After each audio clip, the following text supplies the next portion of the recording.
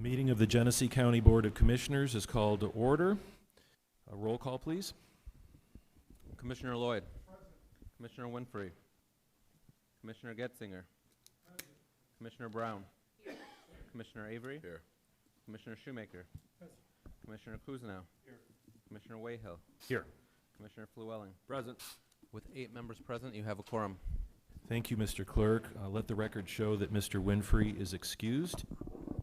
Instead of an invocation, I'm asking us to do a moment of silence.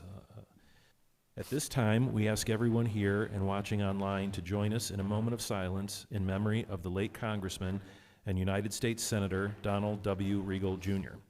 A native son of Flint, Senator Regal dedicated his life to public service and to advocating for the people of Michigan, working families, veterans, democracy, civic life, and human rights. His legacy of compassionate service will continue to inspire our community and all those who believe in serving others. Please join us in honoring his life, his service, and his lasting contributions to Genesee County, Michigan, and our nation. Moment of silence, please.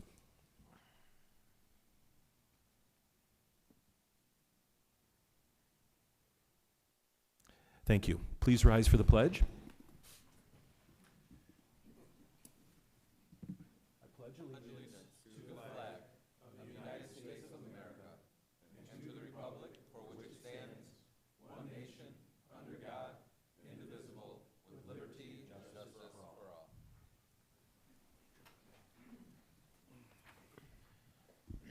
We have before us the meeting minutes from April 15th, 2026 and April 22nd, 2026. What is your pleasure? I'll move both.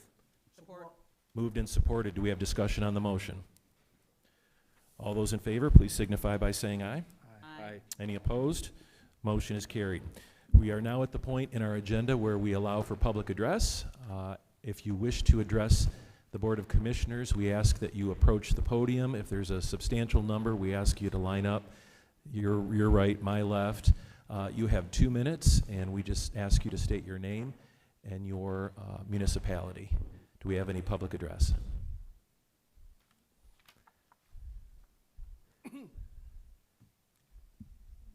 Good evening. Let's make sure your microphone's on. Mr. Freeman will help you. I think we also need to raise up the lectern. Oh, we will, if you'd start the clock over, if we could do that. You're recognized. My name is Aaron Armstrong.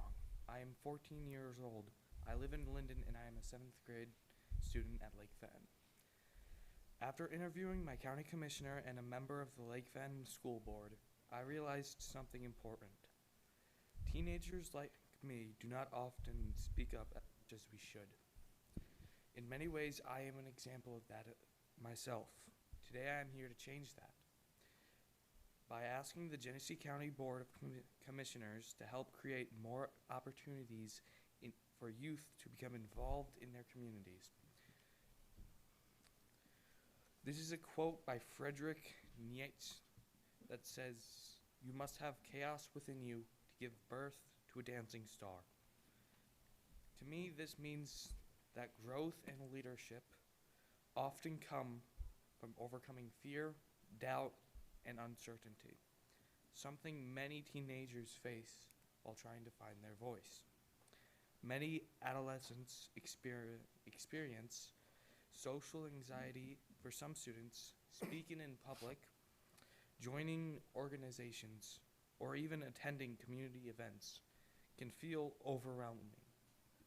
But when young people are supported and given real opportunities, they can grow into confident, engaged citizens. Engaging youth in local government is crucial for building civic responsibility and strengthening the future of our communities. When teenagers are invited to take part of discussions, volunteer work, and leadership opportunities, they begin to see something important.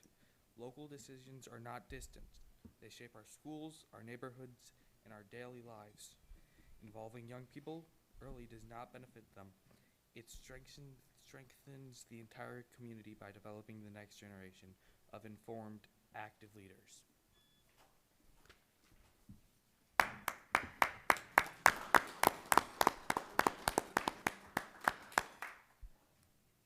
timing was impeccable.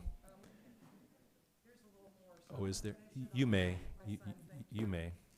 Okay. Elizabeth Armstrong, Linden.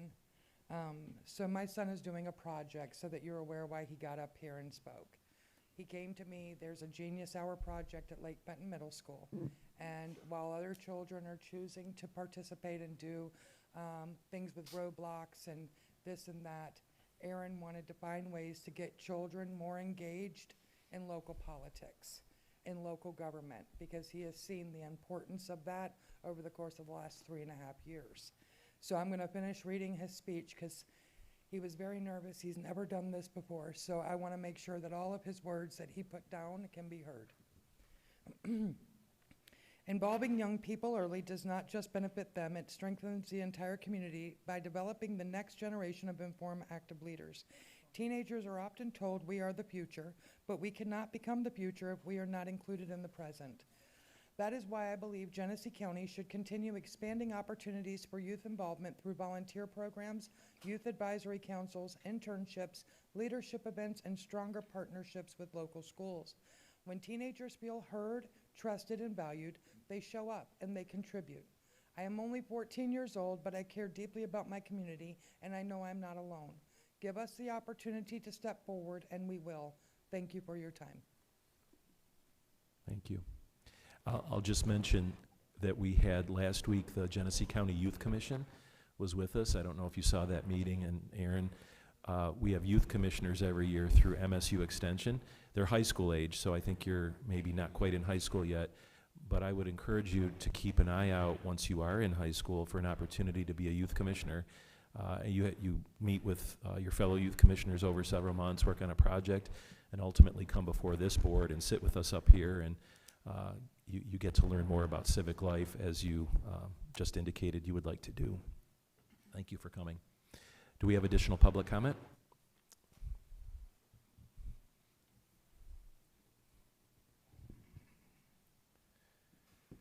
Good evening. Good evening. My name is Darrell Howard, Flint Township. I just want to address the board. Good evening, Chair, Commissioners, and members of the community. My name is Darrell Howard Coolin, and I appreciate the opportunity to speak to you before you tonight. I am here to respectfully express my interest in continuing to serve on the board of Genesee Health System. As a lifelong son of Genesee County, business owner, and community advocate, serving on this board over the last 3 years has been both an honor and a responsibility that I've taken very seriously. During my term, I was humbled to be appointed vice chair of the board, and I have worked diligently alongside fellow board members and leadership to help move the organization forward during a period of major growth and achievement. Over the last 3 years, Genesee Health System has accomplished several significant milestones. We have successfully opened a new facility while transitioning primary work streams into the new location over on Bristol Road. Our CEO was recognized as a Cranes Detroit Health Care Hero in 2024 and later received the 2025 GHP Award of Visionary Leadership. Additionally, Genesee Health System has achieved the highest audit ratings for the last 3 consecutive years, demonstrating strong governance, accountability, and financial stewardship. We have also implemented a campaign in our very own Bishop Airport, helping strengthen awareness and community engagement throughout Genesee County. While I'm proud of these accomplishments, what means the most to me is the opportunity to represent the people of this county. Mental and behavioral health services are critical to the well-being of our residents, families, and neighborhoods. I believe strongly in the mission of Genesee Health System, and I remain committed to ensuring the organization continues operating with integrity, transparency, and a focus on serving our community. I respectfully ask for your support and consideration for another term on the Genesee Health System Board. Thank you for your time, your leadership, and your continued service to the residents of Genesee County. Thank you. We have additional public address. Additional public address twice. Yes, sir. Good evening, Commissioners and Chair. Derek Britton, Director of Veteran Services, retired Lieutenant Colonel, United States Air Force. As we approach Memorial Day, with this being the last board meeting before Memorial Day, I just want us to pause as a county and as a nation to honor the brave men and women who gave their lives in service of the United States of America. Memorial Day is more than the beginning of summer. Summer will get here, hopefully, soon. But It is a solemn reminder that freedom has never been free. Here in Genesee County, we are home to thousands of veterans, military families, Gold Star families whose sacrifices are woven into the fabric of our community. From World War II to Korea, Vietnam, Iraq, Afghanistan, and beyond, the sons and daughters of Genesee County have answered the call to serve. Today, we remember those who never made it home. We honor their courage, their sacrifice, and the families who continue to carry the memory forward. We recognize the responsibility that we share as a community, not only to remember them one day a year, but to support veterans and their military families throughout the year, which we do in this county and through our department. As we gather and look forward to ceremonies, place flags at grave sites, hear the playing of taps across our county, let us teach the next generation the true meaning of Memorial Day: service, sacrifice, unity, and gratitude. On behalf of the veterans of Genesee County, I want to thank you for your continued support of those who have served and those that we have lost. May we never forget our fallen heroes. I've set aside one of the chairs here in the auditorium today with a POW MIA chair cover to remind us that they're never forgotten. Thank you. Thank you, Director Britton. We thank you for your service, and we thank all of Genesee County service members for theirs. Do we have additional public address? Additional public address? Additional public address. Public address is closed. Under communications, we have the Director of Administration report. Mr. Freeman, do you have anything? Yes, the first item listed here, EP 26-002, notification of an emergency purchase. As required by the purchasing policy, we had to take care of 2 drain basins out at Animal Care that were causing an issue, so that is notified there. We do have 3 presentations tonight. The first one will be from Peckham. Can we, Mr. Lloyd? Mr. Chair, can we designate a time period for the presentations tonight? It's no prejudice to the organizations that we have. Yeah, but I would say that what we generally like people to stick to is no more than 10 minutes per presentation. Now, there's 3, so that would be a total of 30 minutes. I would say if you can keep it to no more than 10, and if you can come in less, you get extra points from us. And leave some time for questions and answers. Is that fair, Mr. Lloyd? That's fair, and it's, again, no prejudice to the organizations that are coming. I'm looking forward to hearing them all. Yeah. I just want to make sure. I appreciate that. I'll say that we adopted a part of our procedure that most presentations would fall on our full Board of Commission meeting nights, which is why we have more than we might otherwise. So yes, we need to be mindful. Josh, were you finished, or we're bringing up Peckham? I'll have 2 things after the presentation. But Okay. Do we have folks from Peckham here? Please approach. If you would state your name and your position with the organization, and please proceed. I'm gonna go for bonus points, trying to be under time. All right. Good afternoon, commissioners. My name is Sarah Britton. I'm the Director of Prevention Reentry Services at Peckham. I'm in my 25th year at the company.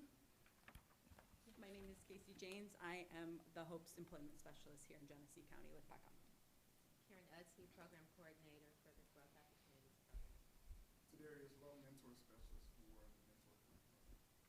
So thank you again for inviting Peckham the opportunity to just share a little bit about our agency and about what we're doing here in Genesee County. I love the opportunity to be able to just share what we're doing.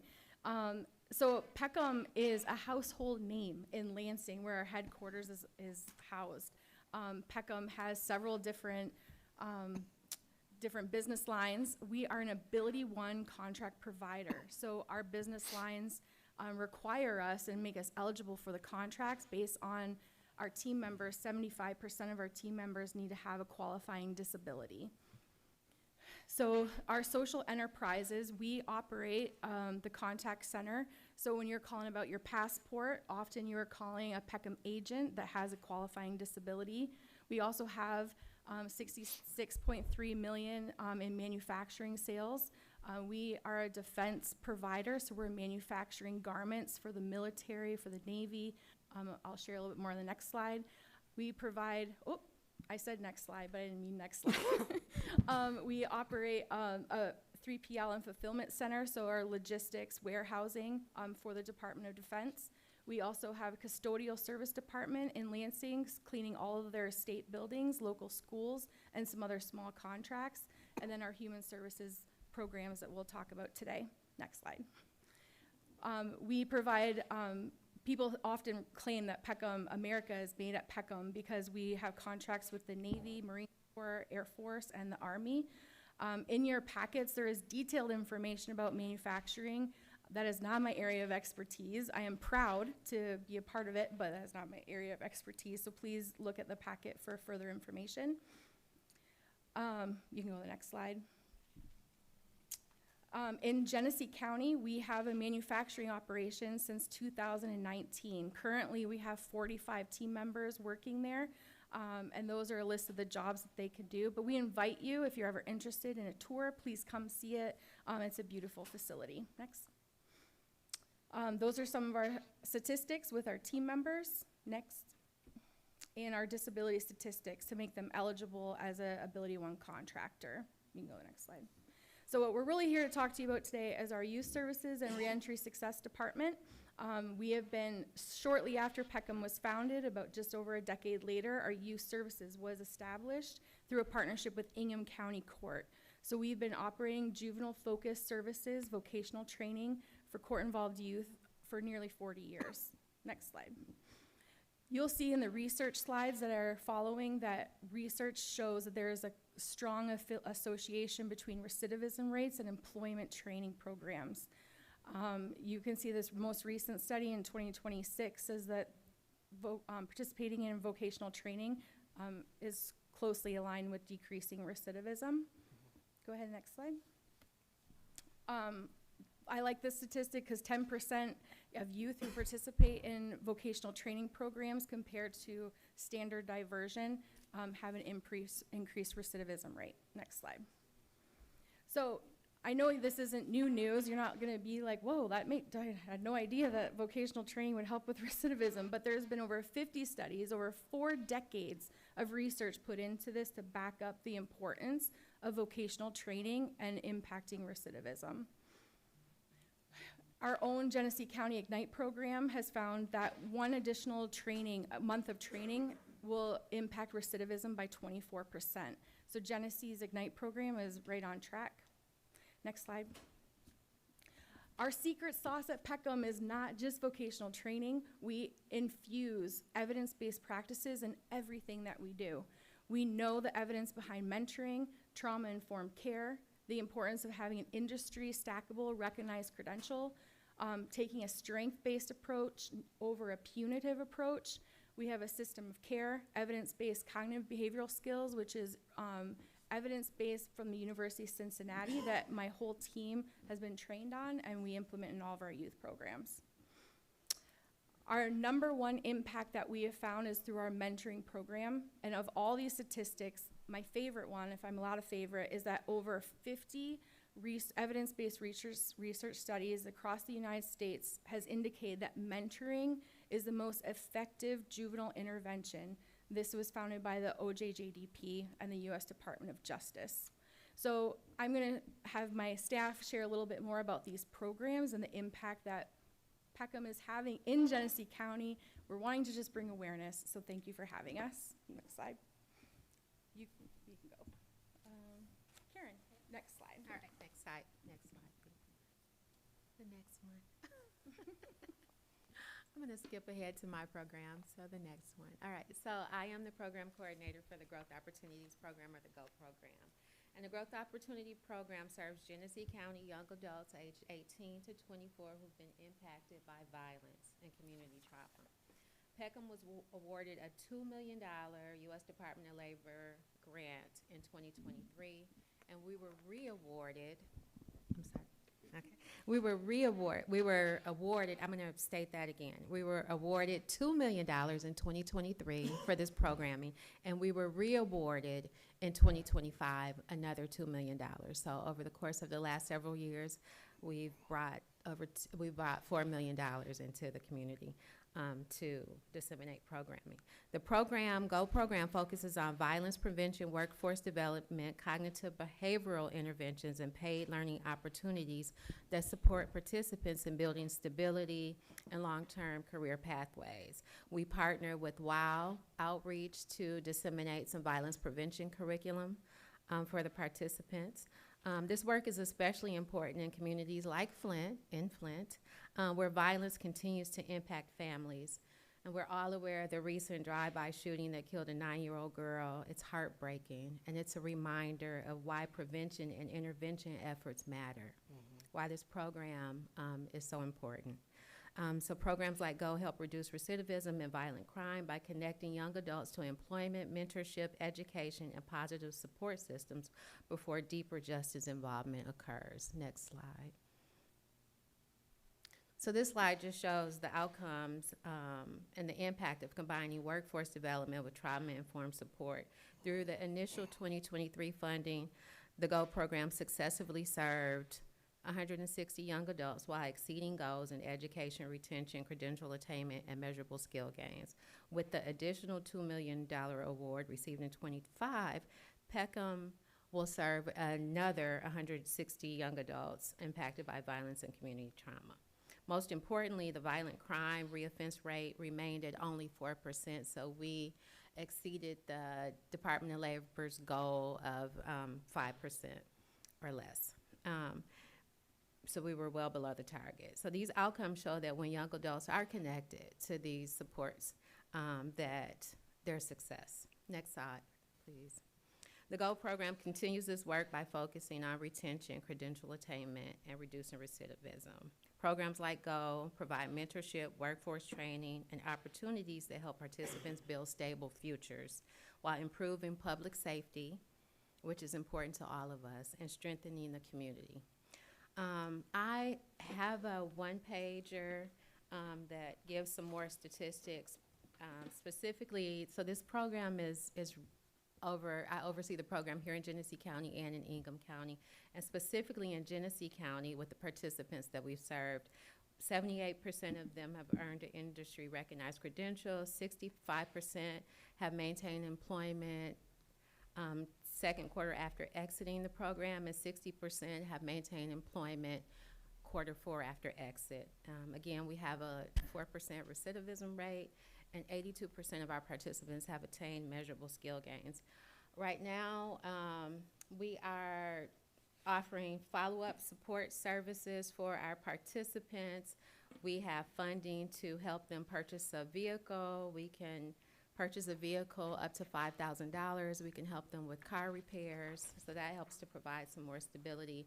And we also have funding that can help them with things like housing and childcare. So we also have another federally funded program that I'll let Casey talk about, the HOPES program. Thank you. As I stated before, my name is Casey Janes. I am the HOPES Employment Specialist here in Genesee County. This is the second time that Peckham has been awarded this grant. The first time in Ingham County. This is the first time here in Genesee County. We are awarded $625,000 through the Department of Labor, funded through the National Restaurant Association Education Foundation. And really, the goal of this grant is to help those who are justice impacted, not just gain employment, but maintain that employment. And the way that we do that is very similar to the GO program, where we operate in 3 different phases. That first phase is really working through those occupational skills. We use the National Restaurant Association's Restaurant Readiness Curriculum, where we're focusing in on personal responsibility, communication, attitude, the willingness to learn, customer service skills, and certain specific industry-recognized credentials. While they are in this program, they are getting hands-on experience, and they also have the ability to earn ServSafe food handler certifications, which can give them a boost on their resume, and it's something that they can take with them wherever they go, and it lasts for 3 years. Like I said at the beginning, it's not just about gaining employment, it's maintaining that employment. And so we offer work experiences where Peckham would be the employer of record while working with local businesses here in the community to make sure that, again, while they're getting, maybe this is their first time having employment, making sure that they're able to build the skills that they need for long-term success. Not just with employment, but we look at education, any other kind of supports that they may need with housing, transportation, and things like that. Like I said, we are looking to serve 70 participants here in Genesee County, connecting with local businesses, having at least 60% attain a recognized credential, retaining that. Next slide, please. Most adults here, 1 in 3 adults will get their start in a restaurant. As many of you know, in the last few years, there was a big hit to the hospitality and restaurant industry, but many restaurants are trying to come back. In the 2021 business analysis by the Flint and Genesee Economic Alliance, it stated that the second largest small business here in Genesee County is the food and beverage industry. So we are looking at trying to connect with those industries and again, help these participants and connect with the community at the same time. We know, not just here in Genesee County, but in every county that we serve, it takes not just one agency to do all this work. We really look at building these connections, really building a wraparound support, if you will, for all these participants and making sure that all needs can be met. If it can't be met through Peckham, who can we help refer them to make it as seamless as possible? So we work with Whaley's, we work with Mott, we work with MRS, we work with so many different agencies here to make sure that every participant who comes through our door, we can serve them the best we can. And one of the big ways that we do that is through building community through our mentorship program, which today Flo will touch more upon. Afternoon. As she said, my name is Tadarius Lowe. I'm over the mentor specialist over Mentor Flint. I am funded by CS Mott. My program is literally a safe space for our youth to land. My role is to recruit caring adults that are literally walking alongside these youth who are going through everyday life, that are dealing with the things on the outside. I am involved in the community alongside with the youth. So I'm in schools, we're doing community projects, we're doing community givebacks. So our students are aware of serving in the community, as well as working on the resume builds, working on their soft skills, and also their emotional behavior. Some of my students have been involved in the juvenile detention center, and so we're able to go to where they are and mentor them and be there for them. Just being a big community pillar to where we're not walking in correcting children, but actually hearing their voice, hearing why they are maybe in the situation that they're in, and also letting their voice be heard, just as Aaron may have just shared with us. I often say planted seeds grow in different seasons, and that is just the truth. And sometimes these youth, they won't bloom in front of us, but as we plant the seeds, we can see them turn into beautiful flowers. And speaking of planted seeds, I would like for Miss Aliana, who is a part of Mentor Flint, to come and share her experience.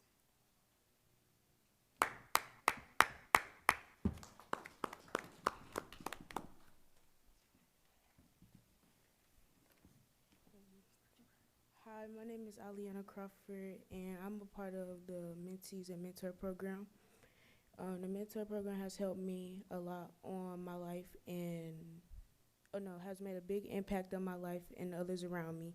Since I started, I've learned how to handle my emotions and attitude better, and as of right now, I am learning and understanding the power I do and don't have as a child.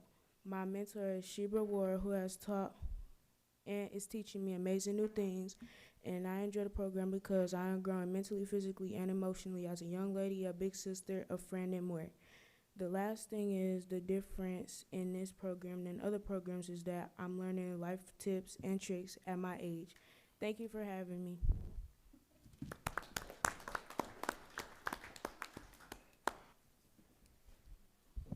And there is information there about our Embers program, and some research about how often and prevalent it is for foster youth and justice impacted youth, the level of trauma, sexual abuse, and exploitation for that population. So Peckham worked with Ingham County Court, a court psychologist, MSU, to develop a program called Embers to support those girls that have been impacted by trauma and sexual abuse. So that material's in there as well. As, I don't know if I'm allowed, but I do have, Peckham wanted to just say, like, we're here in the community, so we have, military grade hats you might need today, and some calendars made by our Art from the Heart department. So please enjoy, and thank you for having Peckham in Genesee County. Any questions? Thank you for your presentation. Any questions or comments? Commissioner Cousineau. In your training with the hospitality industry, do you work with the Michigan Restaurant and Lodging Association? Yes, we are partnered with them. They're one of the big advocacies that we have in making those direct connections with the local businesses here. You guys meet monthly? How do you, Yes. how do you set that up in your interaction with them? So I meet with Lisa and Amanda about once a month, talking about, again, what their partnerships are. I've gone to Lansing, they have come out to here, and making sure that some of their local partners and I can make that connection and be able to have the participants for the best fit at each location that they have. Okay, so they go to the restaurants and learn and train hands-on. Right, so Okay, after that's they what do the training with me in the classroom, then it's this phase 2 of going into the work experience and getting that hands-on on-site in the community. Okay, that's helpful, thank you. Additional questions, commissioners? I make a comment. Mr. Avery? I'd like to compliment the Peckham card. I've worked several years in the past with Peckham. It's great work, and you know, kudos to your staff. Do a personal shout out to the how things go around in circles. Mr. Lowe was one of my mentees, and so I'm glad to see what he's doing here and giving back to the youth as well. So kudos to the work that you do. Thank you very much. Can we leave our handout? You may. I don't see a copy of the presentation in front of us. If, obviously we have it, so if you could email it to us, Mr. Freeman. It's attached to the, oh, it's in our agenda. Okay, thank you. Yes, there's also a QR code in the packet, so you guys can be inspired by some great inspirational success Okay. stories. Thank you very much. You all. Thank you. Our next item, did you want to introduce it, or? Sure. Board has asked for an update from our 250 committee that has been working for a few months, and one of our co-chairs, John Cherry, is here, former Lieutenant Governor John Cherry. Well, thank you. And Mr. Chairman, members of the commission, I have the honor of providing you with a brief update on the work of the 250 commission that you appointed. I should say that the county parks have done a marvelous job of putting together a program for this year, and they've been supported by a coalition that has been organized under the auspices of the Flint Institute of Science and History that operates through the Sloan Museum of Discovery. The county parks event will focus on April 29th at Crossroads Village. It'll be fairly extensive. There'll be a resource fair, a parade, fireworks, a powwow, history display will occur in the Davison Depot. There'll be a quilt display, and there'll be new artifacts and buildings throughout Crossroads Village. That won't be the entire aspect of the county parks efforts. They're going to be organizing a time capsule that'll be placed at Crossroads Village. This history subcommittee is working on a permanent historical display at Crossroads Village, and they're working with school districts to incorporate some of this stuff into their local historical curriculum. And then they're also organizing an adventure lab, which will be an app you can put on your cell phone that will guide you through a number of the historical sites throughout Genesee County. and they're working with municipalities and local historical organizations to identify those points. So it's going to be fairly extensive. The county parks, have taken upon themselves to administer a website on behalf of the entire county effort. That means not just the county parks, but historical associations throughout Genesee County, municipalities that are engaged in, say, 4th of July celebrations. 4th of July is going to be a big day throughout Genesee County. You will be able to find all the information, those local efforts, through the website that's being administered by the county parks. I believe that is America250 Genesee co.org. It's all one word. But I think it's also accessible. That website's accessible through the county parks website. To help focus attention on this effort, through Sloan Longway, we were able to get a grant to the Department of Natural Resources that, first of all, produce a passbook. So many of these organizations have a page, and if you take your passbook to that event, they will stamp it. If you get 5 stamps and turn it into Sloan, you will get a plastic. I call it plastic, but it's like you've seen these golf, where you put it on the green to mark your putt. It's about like that. Yeah, that's for 5. If you get 10 stamps, you'll receive a struck metal coin, which we've provided each one of you with an example of what that coin is. In the plastic coin will have the Genesee County 250 logo on it. This has a America 250 logo, the struck coin, 250 logo on one side, a map of Michigan with Genesee County pointed out on the other side. I should say that we're hopeful that this will inspire some activity and some interest throughout the county. We hope to bring public attention to that with a press event scheduled for May 28th at 1 p.m. in the big room downstairs. We want to encourage you to feel free to attend, because in the end, this is all activity you set in motion, and you ought to receive the credit you're due for that effort, because I think you'll find that as the year unfolds, there'll be significant activities throughout every part of Genesee County that will reflect the efforts that you began. With that, Mr. Chairman, I'm happy to answer any questions that people might have. Do we have questions or comments for the Lieutenant Governor? Mr. Shoemaker. Thank you, Mr. Chair. I thought he said something about the 29th. I thought he said April, and maybe I misheard the August. It's May 28th. May 28th. That'd be, Okay. I think, be 2 weeks from this Thursday. Thank you very much. Thank you, Mr. Chair. And the other was the Crossroads Village event is August 29th. Right, yeah. Obviously There's all 2 events at work here, right. Yes. Okay. So the May event is, for our listeners, which It's a Press press. conference here and event. and then August is going to be the 250 Yep. celebration. Right, yep. Okay, thank you very much. You're welcome. Do we have additional comments or questions? Well, thank you. Would you mind, you're one of the 2 honorary co-chairs. Right. Your colleague is not here, but would you identify that person? It's a former legislative colleague of mine. We served together in Michigan House and served together on the Natural Resources Committee. Charles Mueller from Linden.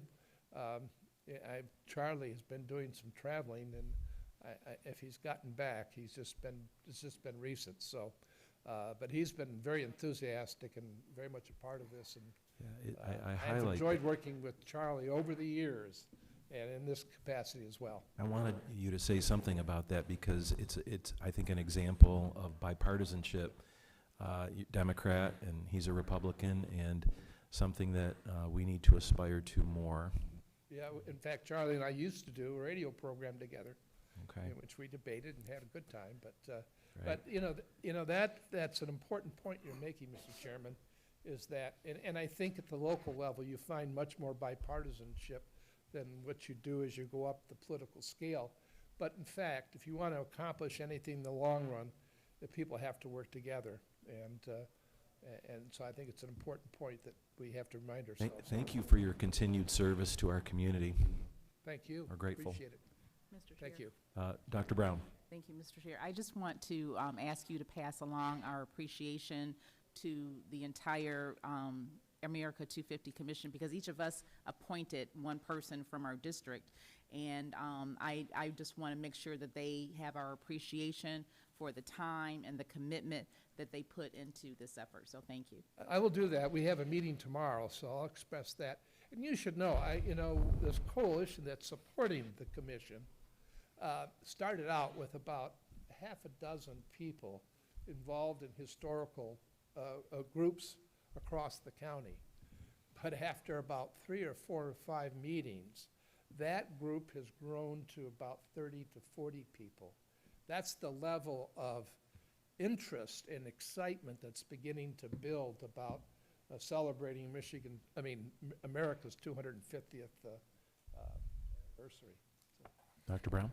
And I noticed there was a couple of blank pages in this passport.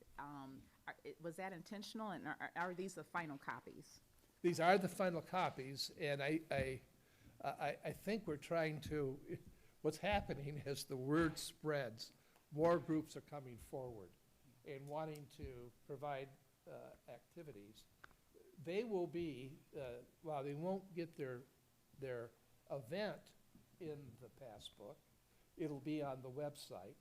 They can certainly then, ink in their name and put their stamp on it, which will count towards the accumulation for coins. Thank you. Thank you, Commissioner Brown. Thank you. Thank you. Appreciate it. You're welcome. Mr. Freeman? Last presentation this afternoon, or this evening, is from G-Card. Director Pam Coleman is going to give the board a mid-year update.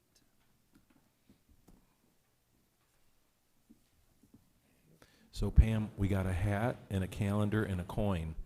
What do you got for us, other than good news? I'm going to give you some time back, sorry. Good evening. Commissioners and to the public. Again, Pamela Coleman, G-Card Director.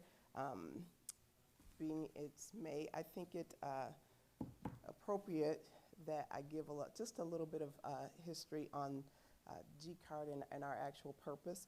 We are the county's designated anti-poverty agency for Genesee County. What that means, that entitles us to receive the community service block grants to leverage those dollars in support of the programs that commissioners have approved of to be administered through our department. Next slide, please.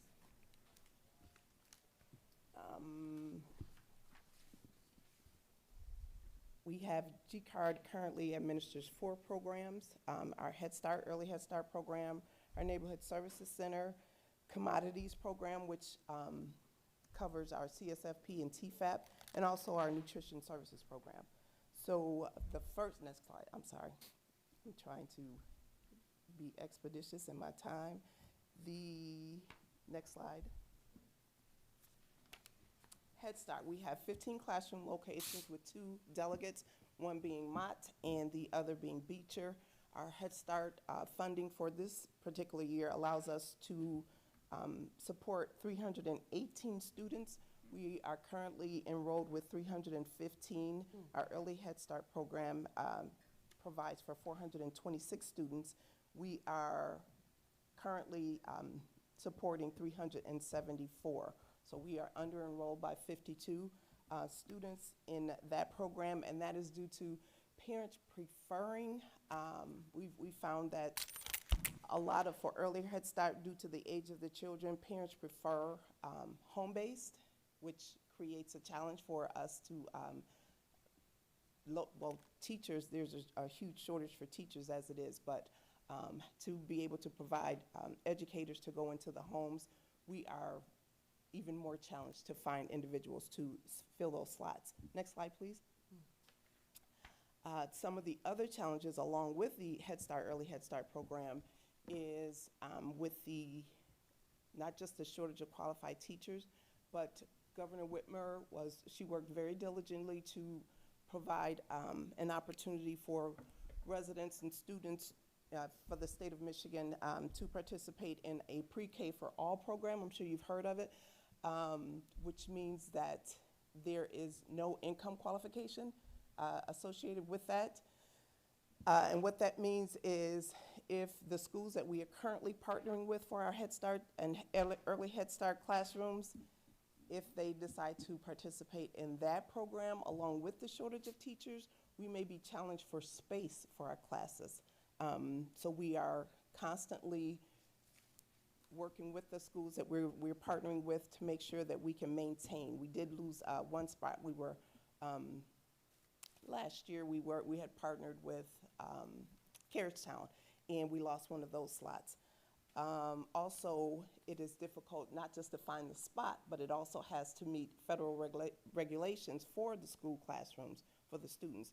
And we want to make sure that we are able to not just locate the classrooms, but be good stewards of the dollars that we receive through the Office of Head Start for that funding, because it can be quite costly to get classroom spaces up to par with federal guidelines.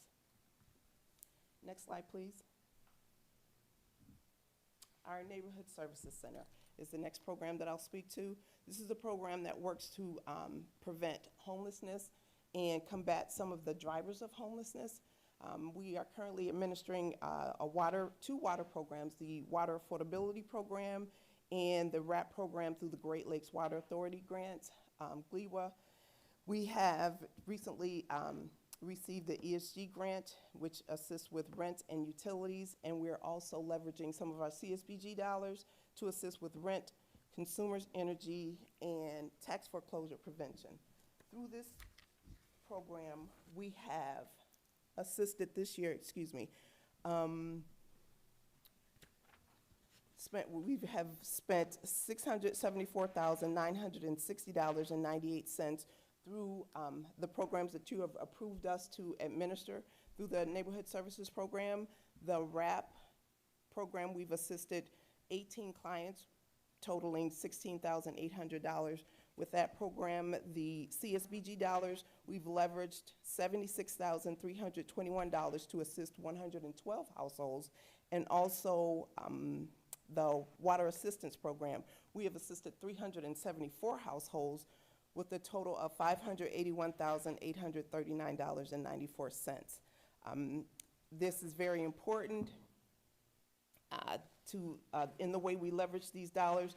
We are, once again, making sure that we're being good stewards, because we have to ensure that everyone is qualified, and sometimes it takes a little bit longer than normal. We had one individual that we were, through inclusive collaboration, one of the county's priorities, we were contacted through the Sheriff Department. They went out to conduct an eviction, a resident that was renting a space. Once the deputy got there, arrived on scene, he was informed by the landlord that she didn't really want to evict the client. However, it was beginning to impact her income because she was using those rental dollars for her livelihood. So we understood that, but because this individual had absolutely zero income, we had to receive approval through the state, which took a little bit of time. But at the end of the day, this gentleman, he was a welder by trade. He had been in the welding trade for years. He had developed a lung breathing disorder, which caused him to be placed on oxygen. Well, of course, you can't weld if you're on oxygen. He had no idea about our programs. The sheriff deputy that was out there was amazing. By contacting us, we received approval. We were able to assist him in staying in his home. We were able to catch up his rent and assist with having his water turned back on. So it's, even though sometimes we think that these programs are taken advantage of by those that are very familiar with the system. It is cases like this that I would like to bring to your, to the forefront to remind us. It reminds us why we do what it is that we do every day. Because this man had never heard of G-Card, but the Sheriff's Department, through collaboration, was familiar with our services, reached out, and we were able to keep this man in his home until he didn't have any income because he was waiting for his disability to come in. But again, it had been so many months. So again, once we were very, very proud to be able to assist him and humble at the same time. Next slide. I don't want to get too wordy. Our USDA food program is the next program I'd like to talk about. This consists of two federal programs, the CSFP and TFAP. The first one is a commodity supplemental food program, which provides nutritious USDA foods to eligible participants at least 60 years of age. We're delivering to 24 senior centers and housing facilities throughout Genesee County. And as of March 31st, 2026, we have distributed 12,599 food boxes. We are working to get fill another position with a transportation aide because there is a great need for home deliveries. We did have a home delivery program. We lost one of our drivers. Then there was funding issues at the end of last fiscal year, so that pushed everything back. But we're trying to fill that position so that we can continue our home distribution portion of the CSFP program. Next slide, please. Under commodities, we also have the TFAP program, which is the Emergency Food Assistance Program. This is also a federal program that assists with food emergencies. This one is, we do quarterly distributions under this program, and that is March, June, September, and December. We assist low-income households with food emergencies. We also, there's a daily unscheduled. If you have a food emergency or know of someone that has a food emergency and they come and declare a food crisis, we are there to intervene in that crisis. As of March 31st, we've assisted 28,325 individuals with emergency food boxes, which equates to about 4,721 individuals monthly. Next slide, please. Our last one is our nutrition services. Funders for this program are Valley Area Agency on Aging through the Older Americans Act and the Genesee County Senior Millage. Through this program, we also provide hot, nutritious meals for 12 of our Head Start, early Head Start classrooms and various other programs like our Meet Up and Eat Up summer programs, because we know when school ends, hunger does not. So we try to be available to combat some of those missed meals for those students who depend on school meals during the summer months. Next slide, please. On this page, you will see the number of meals we were funded for. These are the numbers. The first number for Under Valley, you see home delivered meals, 104,631 meals, 482 clients, serving at 48%. That was our initial funding with our grant at the beginning of the year. Round one, which was approved by this board last month's board meeting, and that we received an increase of 135,375 meals, which will allow us to serve approximately 719 clients. Last we checked, we were about 250 clients were on the wait list for Valley.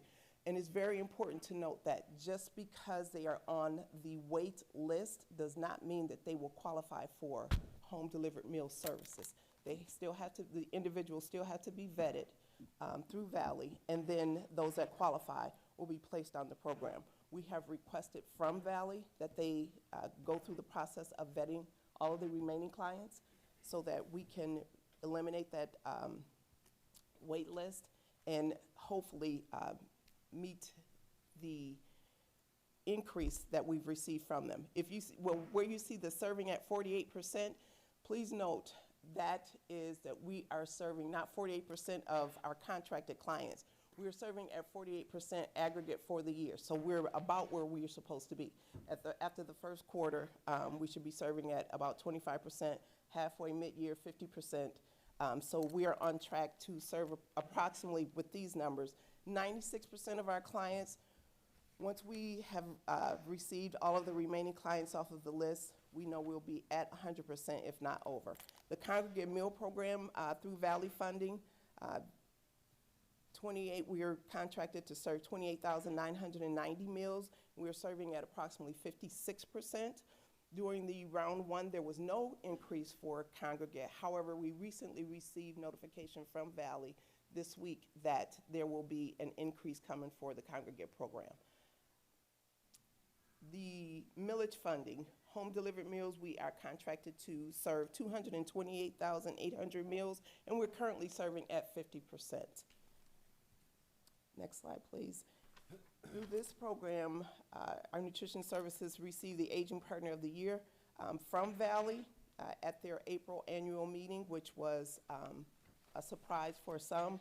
We were honored to be recognized at that meeting, and not only was the program recognized, but there were staff members who were recognized as well. And I believe the next slide should be a thank you. I did not include, but I would also like to mention, if I may, that this year, Plant Moran's audit, GCARD had 0 findings, which is huge for us. Last year, our commodities program, which had historically had problems with the audits in that particular program, last year was the first year that it was audited by Plant Moran, and there were 0 findings, which is huge for us. And there was great celebration out at Lippincott once we got that news. So if there are any questions.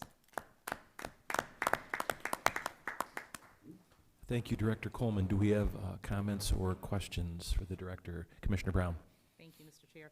Thank you, Pam, for all of your excellent work and for your team's excellent work.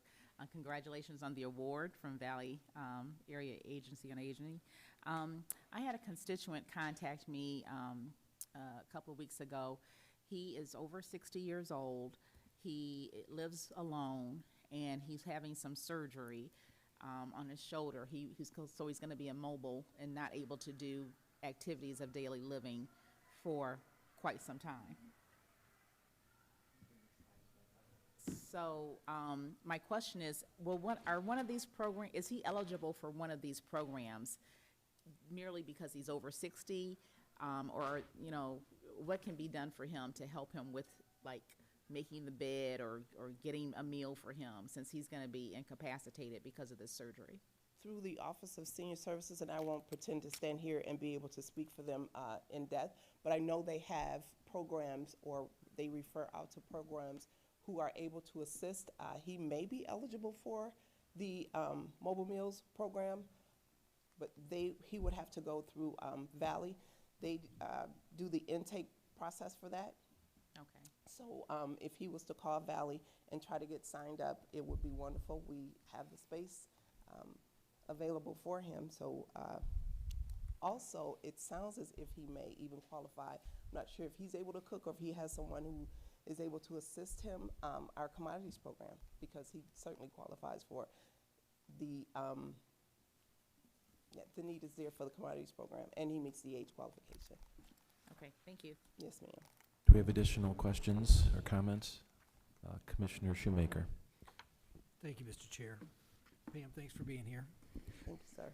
I have a couple questions about a few slides. In the beginning, you'd mentioned during Head Start that we were down as far as our student count, and you'd explained a little bit of why that was, but we're worried about space, but yet we're down student counts. What do you think the main reason why we're down as far as student counts? Do you think we're losing our population here of Genesee County of young people, or what do you think is causing that? Our enrollment, we do enrollment counts on a monthly basis. Enrollment fluctuates because of the fact that it's early Head Start and Head Start. So during the winter months, participation is a little bit higher. And when it starts to warm up, sometimes we have students that drop off. I mean, that's what it is. They drop off. But if we do believe if we were able to hire more qualified teachers, we would be able to find the space to accommodate a lot of that gap. But the shortage of qualified teachers is a huge. We're constantly advertising and recruiting for teachers, but the shortage is real, and it's impacting everyone. Mr. Shoemaker. Thank you, Mr. Chair. I have some crazy ideas that one of these times you and I, let's just get together. I have some stuff out there. I have a gentleman who's a senior citizen who always has ideas about engaging senior citizens because they're looking for things to do to help young people, and they want to be very involved. And he's got a list of them, and I'm sure he's got maybe some teachers on there, so I've got that idea and a few others I'd love to talk to you about. In addition to this, you'd mentioned, though, that there are some programs that are definitely being used well because they're not being abused and so on and so forth. But that being said, I know there have been some regulations passed at the federal level that are going to require some people to actually work to receive some benefits. Is this going to affect us at any level? Our programs, the federal poverty guideline increases every year, and we've also been fortunate enough to have an increase of we're able to assist not just the low income but also moderate income, because we can help up to 200% of the federal poverty level. So it's the low income and the working poor. Okay. What I was asking, and like I said, we can discuss it later because I don't want to be here all night. I'm sorry if I didn't understand your question. There's regulation passed where people have to work a certain percentage to collect certain benefits. I just want to make sure it wasn't affecting our programs. No, sir. No, Okay. there is no requirement to have a certain amount of hours to receive our services. Okay. And then my last one, if I may, Mr. Chair. And I always say that, I know, but I really mean it, maybe. Anyways, you mentioned the sheriff's deputy coming in and actually helping out and having some knowledge of what was going on, which I think is fantastic. One of the reasons, if you guys remember, we came to this building, we wanted to bring everything under one umbrella, is so we had that communication across departments. Now, obviously, the sheriff's department is down the road, and we have other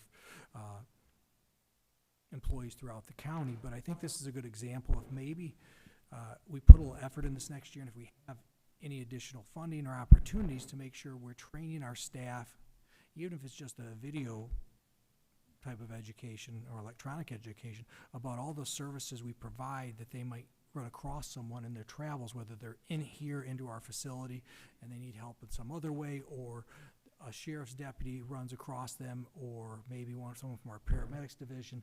You know, it's very vital that everyone, we do so much here, and there's so many things we do. My son was blessed enough a couple years ago just to shadow our health officer, and he came to me and he says, "My goodness, Dad, I can't believe everything you guys do down there." And that's just in the health department. Now imagine that across our county. So it might be something we want to look at for future reference or a workshop to create something. We have staff that could put something like that together. They can be short little videos, but just to kind of explain to our staff, and maybe we release them to the public, of all the services we do provide. Because we have a lot of kind community members also that see people and they just don't know how to get the services they need. So I appreciate you telling that story, Pam. Really appreciate it. Thank you, Mr. Chair, for your time. You're welcome, Mr. Shoemaker. Do we have additional comments or questions? Pam, I wanted to ask a couple about the nutrition slides, so I asked that those be brought back up. Alan, could you, that one, the next one, or the one, yeah, that one. So just want to make sure I'm wrapping my head around this so I understand it. For number 2, the millage refers to the senior millage. Am I right? That's correct. Okay. So under the senior millage, G-Card is it a grand total up until now, home delivered meals, 229,000? That's a grand total since October 1? That's correct. Though that is the number that we are contracted for under the senior millage to serve. And is that what we've served? We are half of that. Trending on no, sir. Okay. So at mid-year, we are at an aggregate of 50% of our spending. So if we continue on, at the end of the year, we will have spent 100% of our funding. And will that 100% equal 229,000 meals? Where does that? That's correct. Okay, all right, Thank you for that. It's based on the number of meals served. I Okay. apologize. So that's okay. So part of our nutrition focus is millage funded on the right-hand side. The left-hand side is Valley Area Agency on Aging, separate entity, federally established. Explain to me the connection between VAAA and your office and the home delivered and the congregate. They have their own funding, is that right? Or it comes to you? Valley receives their funding through the Older Americans Act, and then it is To we're G-Card, sub-recipient. Yes, to sir. do these two services, That's home correct. delivered and congregate. Okay. And are there different people being served home delivered meals under the VAAA and the millage, or it's mixed? No, sir, it's a mixture of, it's Okay. not, Just two different funding sources? that's correct. All right. And then I think I know the answer to this. The congregate meals, are they exclusively served at the senior centers or just mostly? 17 senior centers, do they all have congregate meal They are programs? served completely, solely at the senior centers. That's correct. Okay. So when a senior goes into their senior center, the meal that they received under the congregate meal program is funded through G-Card, not out of the senior millage, and not by the senior center, and the money that the senior center gets from the millage. That is correct. Okay. All right. I had to tease that out, so I appreciate it. I knew some of that, but not all of it. Thank you. Congratulations on the no findings. I think when I first came on 3.5 years ago, under different leadership, there were findings. So I'm happy that you were there and making sure that we're in compliance. And congratulations on the award from VAAA. Thank you, sir. You're welcome. Thank you. Anything else, Mr. Freeman? Just two things, just a heads up that we did list those properties publicly, the Flushing and Mount Morris courts, so those are out, asking for people to submit a bid on those two properties. If you know people who may be interested, let us know, and we will certainly get that out to them. I know that Jared has done some press on it, and it's on our website, so heads up on that. And then there will be 3 add-ons at the end of the meeting. The 2 that we talked about, or that I talked about in my update this week, and then 1 other that the chair requested. Would you explain what's going on downstairs for the commissioners and our audience? We're hearing things, so I didn't know about it till a few minutes ago. I don't know if the things you're hearing are the same things that I'm hearing, but we've got a group in from SIPI. It is the Young Entrepreneurs. It is their awards banquet night. As we're in this new space, we're learning new things, so we won't be scheduling a bunch of young people below the board meeting nights, so I apologize for that. That's all right. We're glad that they are enthused about life. Very much are. Let's move on to appointments. Chair Sean Shoemaker and Vice Chair Charles Winfrey. Mr. Shoemaker. Thank you, Mr. Chair. It has been brought to my attention on items 1, 2, and 3 that we sent a letter out to all the applicants that we would actually be voting on this in June 17th. I would like to know the board's pleasure whether they would like to wait till June 17th to vote on this, or if you would like to proceed this evening. I'd like to do it tonight. Mr. Flewelling, say again. I think we can do it tonight. I can concur. Do it tonight. Okay. I think you have unless there's opposition. So that for the audience, when we get applications from people for these various boards and commissions, one of our new elements is to send the applicants a letter letting them know what the process is, including when they can expect their names to be on an agenda and voted upon. And the letter that was sent was in error, as I understand it, and indicated to all of these candidates that they would be voted on June 17th. But it sounds like there's consensus. Mr. Lloyd, did you want Mr. Lloyd? No, I was just going to say thank you for flagging that for us. I think we should send all of the applicants a letter, just notifying them that we took these appointments up at an earlier meeting so that they understood but also to communicate that all of their resumes and interest letters were received and reviewed by the board prior to us taking them up at this meeting. That way they just understand we received the information, we reviewed the information, and we voted on it.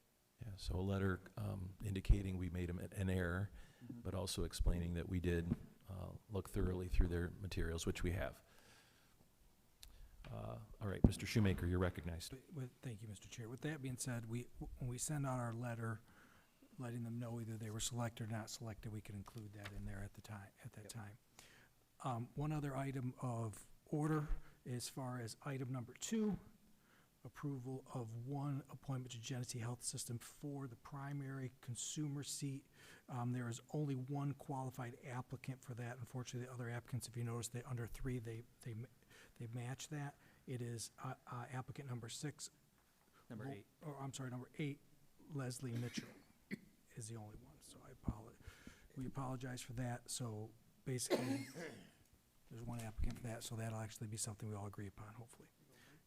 So as we move forward, Resolution 2026-0589, approval of 3 appointments to the Genesee County Metropolitan Planning Commission for terms expiring 3/3/31/29. I nominate all 8 applicants at this time. Mr. Chair, it is 2 spots on the Planning Commission. One of these was, when they were advertised, it was a commissioner spot. It's 2 seats. Is that what Derek just brought up to us? Yes. Bless you. You know what, Derek?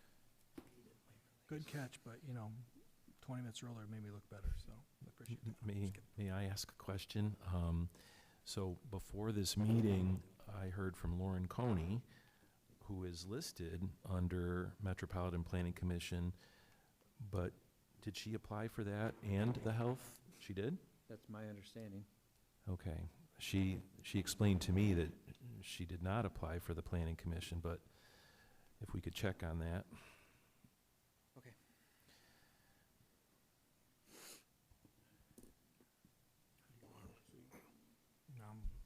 Do you want to proceed since you brought up Mr. Chair, or how would you? Say that again? Would you like to proceed, or would you like a? Well, so I'll say this. Ms. Coney told me that she that she didn't apply and she wasn't interested in the Planning Commission. So I think that tells us. I will do this. I have her application in front of me. It was submitted on April 22nd for the Genesee County Metropolitan Planning Commission. Okay. And also health, Genesee Health System. All right. Well, Let me, Mr. Lloyd. I have a question. Relative, not to draw it out, just so we're clear, Ms. Coney's or Lauren Coney's application, was that an application that was made for the last round of Planning Commission appointments, and then these are, no, so this is, when was the deadline for the applications for the, that's okay, thank you, I'm clear. Mr. Flewelling. Mr. Chair, would it be easier just to say, like to withdraw her name from the? Yeah, that's my understanding, is that she does not wish to be considered. But I interpreted her message that she had also not applied, but she's not interested in being considered for that, but would rather be considered for Genesee Health System, where it looks like she's an incumbent. Mr. Shoemaker, we're taking your thunder. All right. I just wanted to make sure we had it right. I appreciate that. Here's what we're going to do. Resolution 2026-0589, approval of 2 appointments to the Genesee County Metropolitan Planning Commission for terms expiring 3/31/29. I will appoint or Nominate. move forward all applicants except applicant number 5. All right, it's been moved. I don't believe we need support based on our policy, so the chair has put forward all the names. Mr. Clerk, I would ask that you call the vote, starting with the 1st District. Commissioner Lloyd. This is for the Planning Commission, I'm sorry, Yes. 3 seats, right? 2. 2 seats.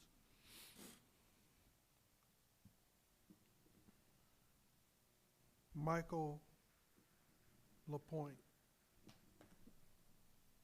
Commissioner Getzinger, Bill Brandon. Commissioner Brown, Michael Lapointe.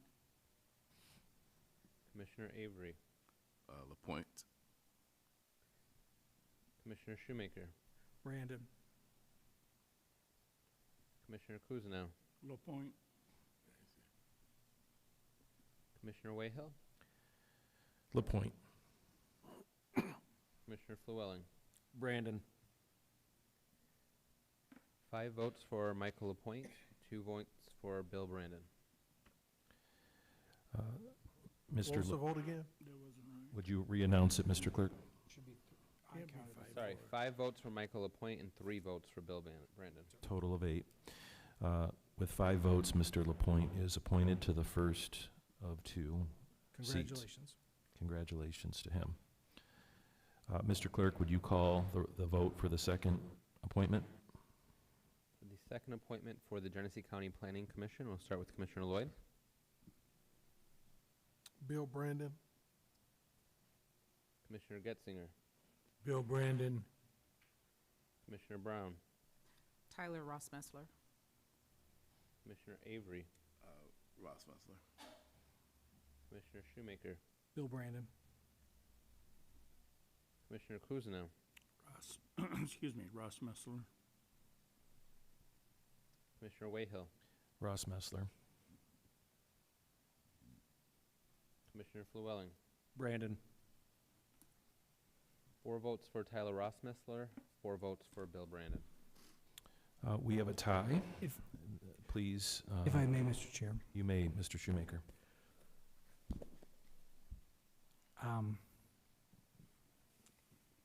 Part of what we do is, when we nominate these, is we also do an attendance portion of it. So those were handed out today. But what should also be included is response time to commissioners and their questions, or if they do. I know it doesn't make a difference to this board whether certain people respond to me. I shared with Commissioner Avery here that a certain applicant that you guys just appointed since January has not responded to my text. I don't think that's someone that should be sitting on a board. And if you'd like to see my text, I'll be glad to show it to you. I didn't want to have to call it out. I try not to, because I've tried to talk to several people to make a good choice, but I will now, because I do not believe that's the type of governance we should display, or by nominating somebody who won't get back with a commissioner.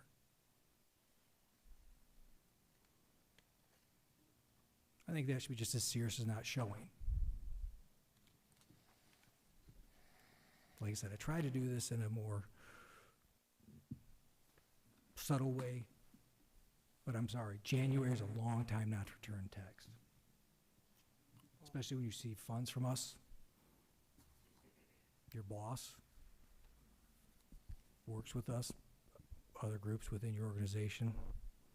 So, like I said, I'm just asking you to think about that, because if you told me that, I probably wouldn't move forward with somebody who didn't get back with you either.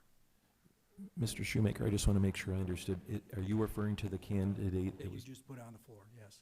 that was just voted, one of the 2 that got 4 votes? Yes. Got it, okay. Mr. Lloyd. A point of information, a question of information, and I missed it, it may have already been stated. On the agenda it says 3 appointments, why is it only 2? So there was an error. Okay, Mr. okay. Freeman did mention it, and the number 3 is incorrect. Oh, okay. All right. Mr. Clerk, would you call another round, and we'll see if we can break our tie. Commissioner Getzinger, Brandon. Commissioner Brown, Ross Messler. Commissioner Avery, Brandon. Commissioner Shoemaker, Brandon. Commissioner Kuznow, Brandon. Commissioner Wayhill, Brandon. Commissioner Flewelling, Brandon. Commissioner Lloyd. Brandon. 7 votes for Bill Brandon, 1 vote for Tyler Ross Messler. Congratulations to Bill Brandon. He is re-elected to the Genesee County Metropolitan Planning Commission. Mr. Shoemaker. Resolution 260590, approval of one appointment to Genesee Health Systems for a primary consumer seat for 3-year term expiring 3/31/29. A reminder that the only candidate that is qualified is Leslie Mitchell. So I will move that name forward. All right. Thank you, Mr. Shoemaker. Mr. Clerk, would you call the vote? Commissioner Lloyd, Cecilia Rutherford. So, Mr. Lloyd, on this one, because it's a primary consumer seat, apparently all of these names should not have been listed on the agenda. Only number 8, Leslie Mitchell, is qualified to hold a primary consumer seat. That's how I understand it. Is that correct? Okay, if I can, I'd like to nominate someone who is eligible, Leslie Mitchell. Okay. Thank you. Mr. Clerk? Commissioner Getzinger, Leslie Mitchell. Commissioner Brown, Mitchell. Commissioner Avery, Mitchell. Commissioner Shoemaker, Mitchell. Commissioner Kuzna, Mitchell. Commissioner Wayhill, Mitchell. Commissioner Flewelling. Mitchell. That's 8 votes for Leslie Mitchell. We have a unanimous decision for the one qualified person. Congratulations to Leslie Mitchell. Must be an amazing person. She should run for something else. Mr. Shoemaker. Resolution 2026-0591, approval of 3 appointments to Genesee Health Systems for general public seats for 3-year terms expiring 3/31/29. I will move all other than applicant number 8 forward to the full board. Thank you, Mr. Shoemaker. Mr. Clerk, would you call the first round for the first of 3 appointments? Commissioner Lloyd, Cecilia Rutherford.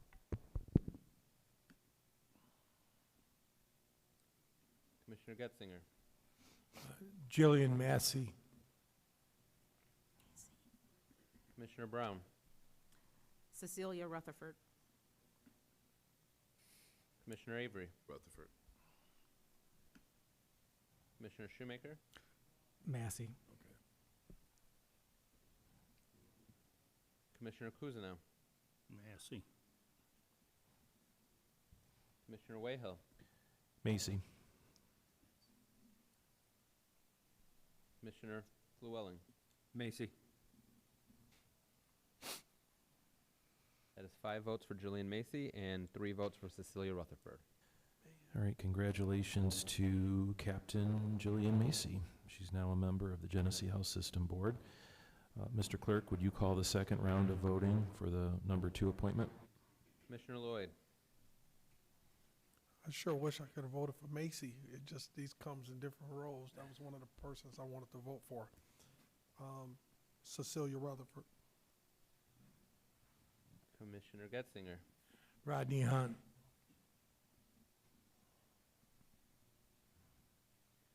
Commissioner Brown, Cecilia Rutherford. Commissioner Avery, Rutherford. Commissioner Shoemaker, Hunt. Commissioner Kuzno, Coonan. Commissioner Wayhill, Howard Coolin. Commissioner Flewelling, Hunt. that is 3 votes for Cecilia Rutherford, 2 votes for Darrell Howard Coolin, and 3 votes for Rodney Hunt. All right, so the way I interpret that is it's down to Ms. Rutherford and Mr. Hunt, is that right? Yep. All right, so we will vote on those 2. Cecilia Rutherford is one, and Rodney Hunt is the other. Commissioner Getzinger, how do you vote? Rod Hunt. Commissioner Brown, Rutherford. Commissioner Avery, Rutherford. Commissioner Shoemaker, Hunt. Commissioner Kuzno, Rutherford. Commissioner Wayhill, Rutherford. Commissioner Flewelling, Hunt. Commissioner Lloyd. Rutherford. That's 5 votes for Cecilia Rutherford and 3 votes for Rodney Hunt. We have a winner, Cecilia Rutherford. Congratulations to her on being selected for the second seat, right? The second seat on the Genesee Health System Board. Mr. Clerk, would you call the vote for the third position? On the third position on the Genesee Health System, we'll begin with Commissioner Lloyd. Howard Coolin. Commissioner Getzinger. Rodney Hunt. Commissioner Brown. Howard Coolin. Commissioner Avery. Howard Coolin. Commissioner Shoemaker. Hunt. Commissioner Kuzno. Hammond. Who? Eddie Hammond.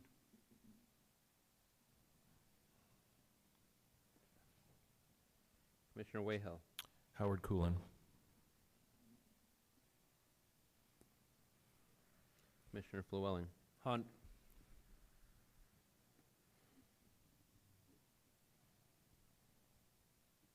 I've got 4 votes for Darrell Howard Coolin, 3 votes for Rodney Hunt, and 1 vote for Hammond. All right, our top 2 contenders are Mr. Howard Coolin and Mr. Hunt. Mr. Clerk, would you call the vote for this round? Commissioner Getzinger. Hunt. Commissioner Brown. Howard Coolin.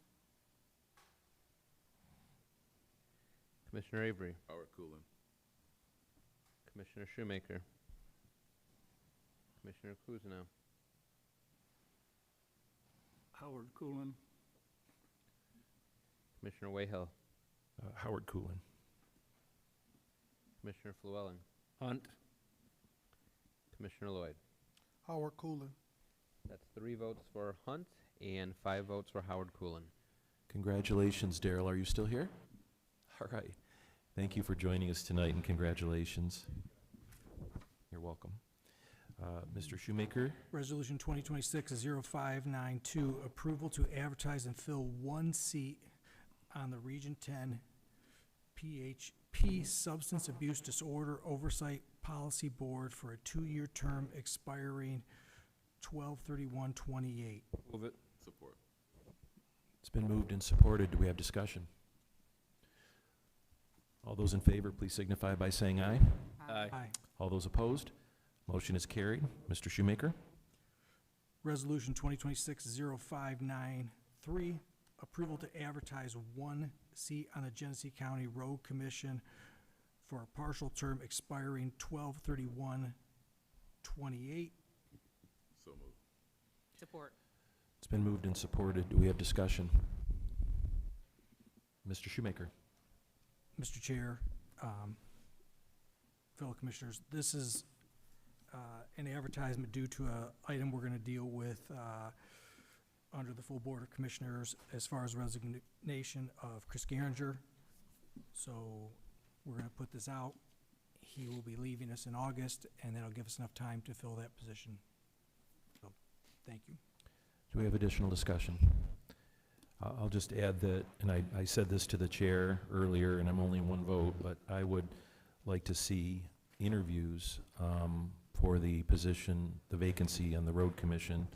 We have the ability to do that under the policy, and I believe it's at the chair of the committee's discretion, not me as chair of the Board of Commissioners. I think that there are a lot of attributes and technical skills and not pieces of knowledge for the road commission that I'd like to hear the candidates speak to before we vote. That's just me as one person. Do we have additional discussion on the motion? Mr. Shoemaker? Mr. Chair, thank you for having that conversation with me earlier. Not to keep dating back to where we were before, when Commissioner Kuzno was chair years ago, when we formed this committee, we would do interviews and we would rank these individuals and we would bring forth that to the board. Unfortunately, some people didn't like it. Some people just went their own way. But I think it turned out very well. I think we've got some of our better appointments, actually some of our better hires by actually creating policies like that. So I'd be in favor. I can get with Mr. Winfrey and see where we're going to go. Now, obviously, it's a committee as a whole. So it would be up to this board to see how we want to move forward, because obviously all of us can't meet together unless we're going to conduct the interview itself. Now, one of the things we would do after we brought our first, we would determine whether it was 3 or 5 to the board. We would ask them actually to come the night of the appointment, and then they could be interviewed by the rest of the board. I don't know if that's something that would interest this body, but we could do that. We could take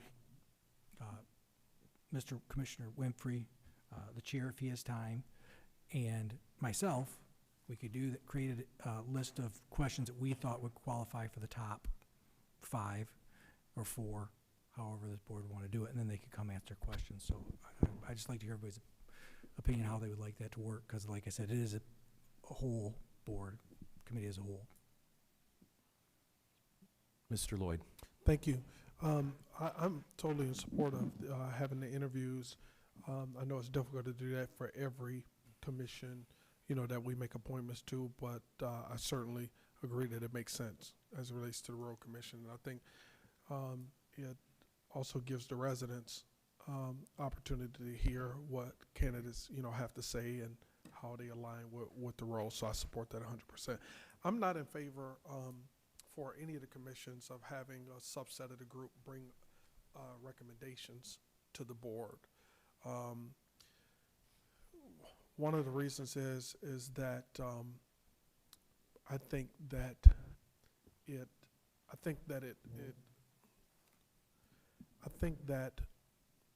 let me say it this way.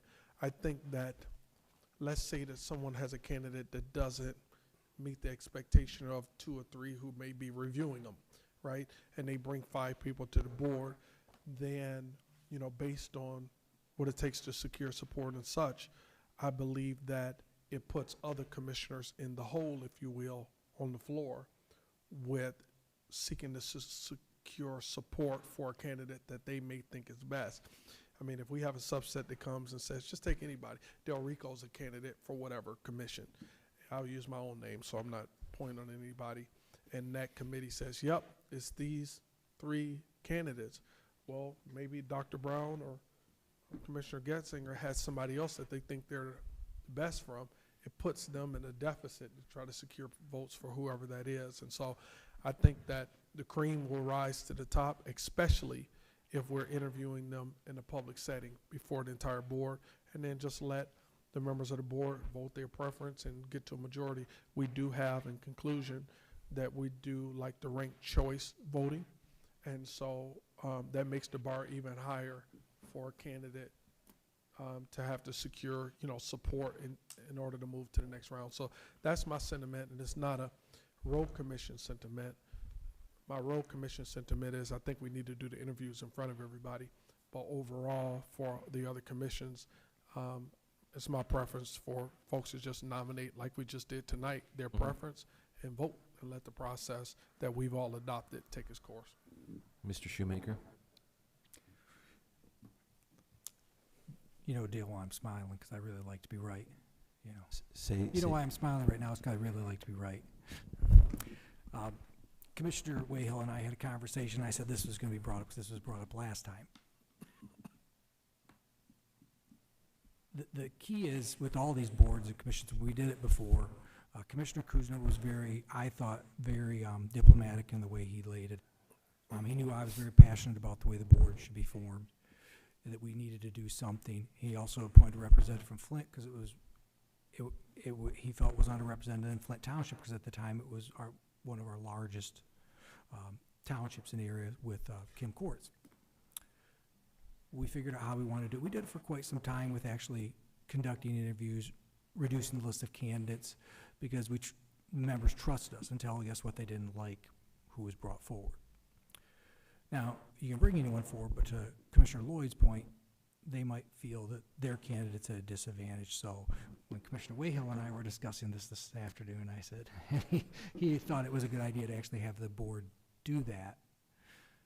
I said, this is kind of what we ran into before, and I'm sure we'll run into it again. But I will do whatever it takes that the board would like us to do to make sure we get the most qualified candidate. That being said, moving forward, we did it with all candidates at that point. For a while, we did the ranking. So is it this board's pleasure just for the road commission at this time to have everybody come in front of us? Comments? think I've already said what I would like. Yes, Mr. I'll, Lloyd? I'll speak again if there's no other comments. Again, I think it makes sense. I think that it's a tall order and a large commitment to make to interview every candidate for every commission, for every position, because there are a lot. Of course, we understand our responsibility, and there's not a member of this board who's not serious about our responsibility and doing the work. I just think if we're going to establish something, we need to make sure it's something that we can keep to.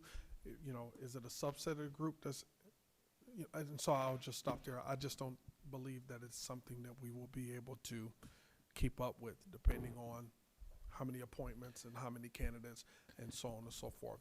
This seems to be one of a matter of interest, even the more to the community. It's probably one of the commissions that we've had the most collective discussion about over the last 3 years, and I think another level, adding this level of transparency, I think is helpful to moving us down that road. So I'll digress. So Mr. Flewelling. Thank you, Mr. Chair. So without taking up all night for broad description, what is the duties of the appointments committee then? If it's not to entrust them to bring the best candidates forward, do they just simply lay out the qualifications and compile a list and throw it on the agenda, and That's how the, Commissioner that's what, Shoemaker that's the policy. reads them out? Okay. Yes, So that's the policy that this board adopted. if the board's comfortable, then if we get 15 road commission candidates, we can sit here all night and interview all of them for 10 minutes apiece, and that's what we would get into. Now, I agree with Commissioner Lloyd. We're not going to do it with all of them. You look at the list, what was the list for the Parks Commission? 30 people? You can't do that. I personally think that this one draws all the attention because the road commission is such a polarizing issue, not just for this board, but in the county at large, right? And there are members of this very board that feel their districts and communities are disserved by some of the appointments that have been placed on the road commission. And so, if you told me Commissioner Shoemaker and yourself and even Commissioner Winfrey were to take a list of 15 candidates, give us the top 5, yeah, I would trust that. If my candidate didn't get included in the list, would I be upset? Yeah, I sure would, because I'm not going to support someone that I don't feel is the best candidate for that job. But I also know that Commissioner Shoemaker and I view the road commission and the appointments and their duties in much the same way. So if he was looking at the list, and of course you're included, and Commissioner Winfrey, if Commissioner Shoemaker looked at me and said, these are the best 5 candidates in my opinion, I would trust that. Do we have additional discussion? So let me just restate, the motion is actually just to advertise it. I got us off track by saying what I had suggested. So we're not actually voting on tonight whether there's interviews or we use the process that we use for that we have been using. Let me just restate quickly that the policy, the appointments policy as it is written is how we've been conducting it, but there is an option in there at the chair's discretion, I believe, where we can interview candidates. I don't know that it talks about ranking them and bringing only so many. My thought would be, honestly, that we would probably interview all of them for the road commission in public. We might have to set up a special meeting to do so. But I think that given the politics of it and the fact that it is a paid position where there's certain attributes and knowledge and experience that you would want someone to have, I think. So I wasn't necessarily saying that we would rank them or it would just be a subgroup. For me, it could be the whole commission and maybe have a special meeting to do it. Dr. Brown. So we have the flexibility, if I'm correct, what I hear you saying, we have the flexibility of doing public interviews or getting a recommendation for the top candidates from the committee, correct? Yeah, so I had Mr. Freeman print this out for me, knowing that I was going to recommend it privately. I didn't know I was going to bring it up in public, but so this is the policy that we've adopted, page 2, number 7, applicant review. Once the application period has closed, all applications will be forwarded to all members of the board, which happens now. An ad hoc committee of the appointments committee, as determined by the chairperson of the appointments committee, will review all applicants to determine if they are qualified based on the policy's prerequisites. You do that now. As determined by the ad hoc committee, interviews may be conducted. So as determined by the ad hoc committee, which I think is you and Mr. Winfrey, right? Interviews may be conducted. A non-binding assessment of the applicants may be conducted by the ad hoc using a point system based on application questions. So you've got a couple of mays in there. One is interviews may be conducted, and that is not connected necessarily with the non-binding assessment. It sounds like you may do one of those, you may do both of those, the way I read it. I think that's probably the end of number 7, yeah. Does that answer your question, Dr. Brown? Yeah, it does answer my question. So what I would, and I know this isn't the motion on the floor, but what I would suggest is let's wait and see how many applications we get. I'm not willing to sit here and interview 40 people if we get 40 applicants for this position. For sure. And so let's wait and see how many applications we get. So motion on the floor is to advertise, and any discussion on the motion, further discussion? All those in favor, please signify by saying aye. Aye. Any opposed? Motion is carried. Mr. Shoemaker, do you have a report or any other? I'm just going to add this, that I will work with Mr. Freeman and the chair.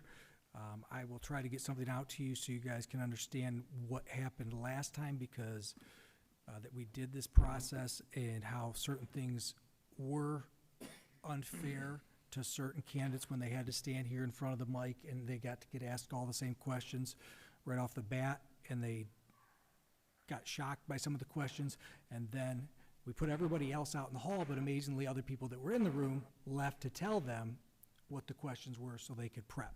So I'm going to bring up some of these things because, like I said, when I make these recommendations, because we've lived it.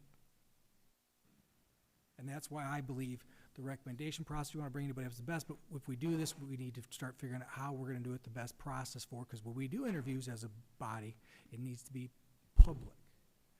So you're giving people an advantage, where if we have a smaller body like the appointment committee where there's only 2 or 3 of us doing it, and that recommendation, that ranking doesn't give anyone an unfair advantage because those questions that are being asked to them initially. So I will work with Mr. Freeman.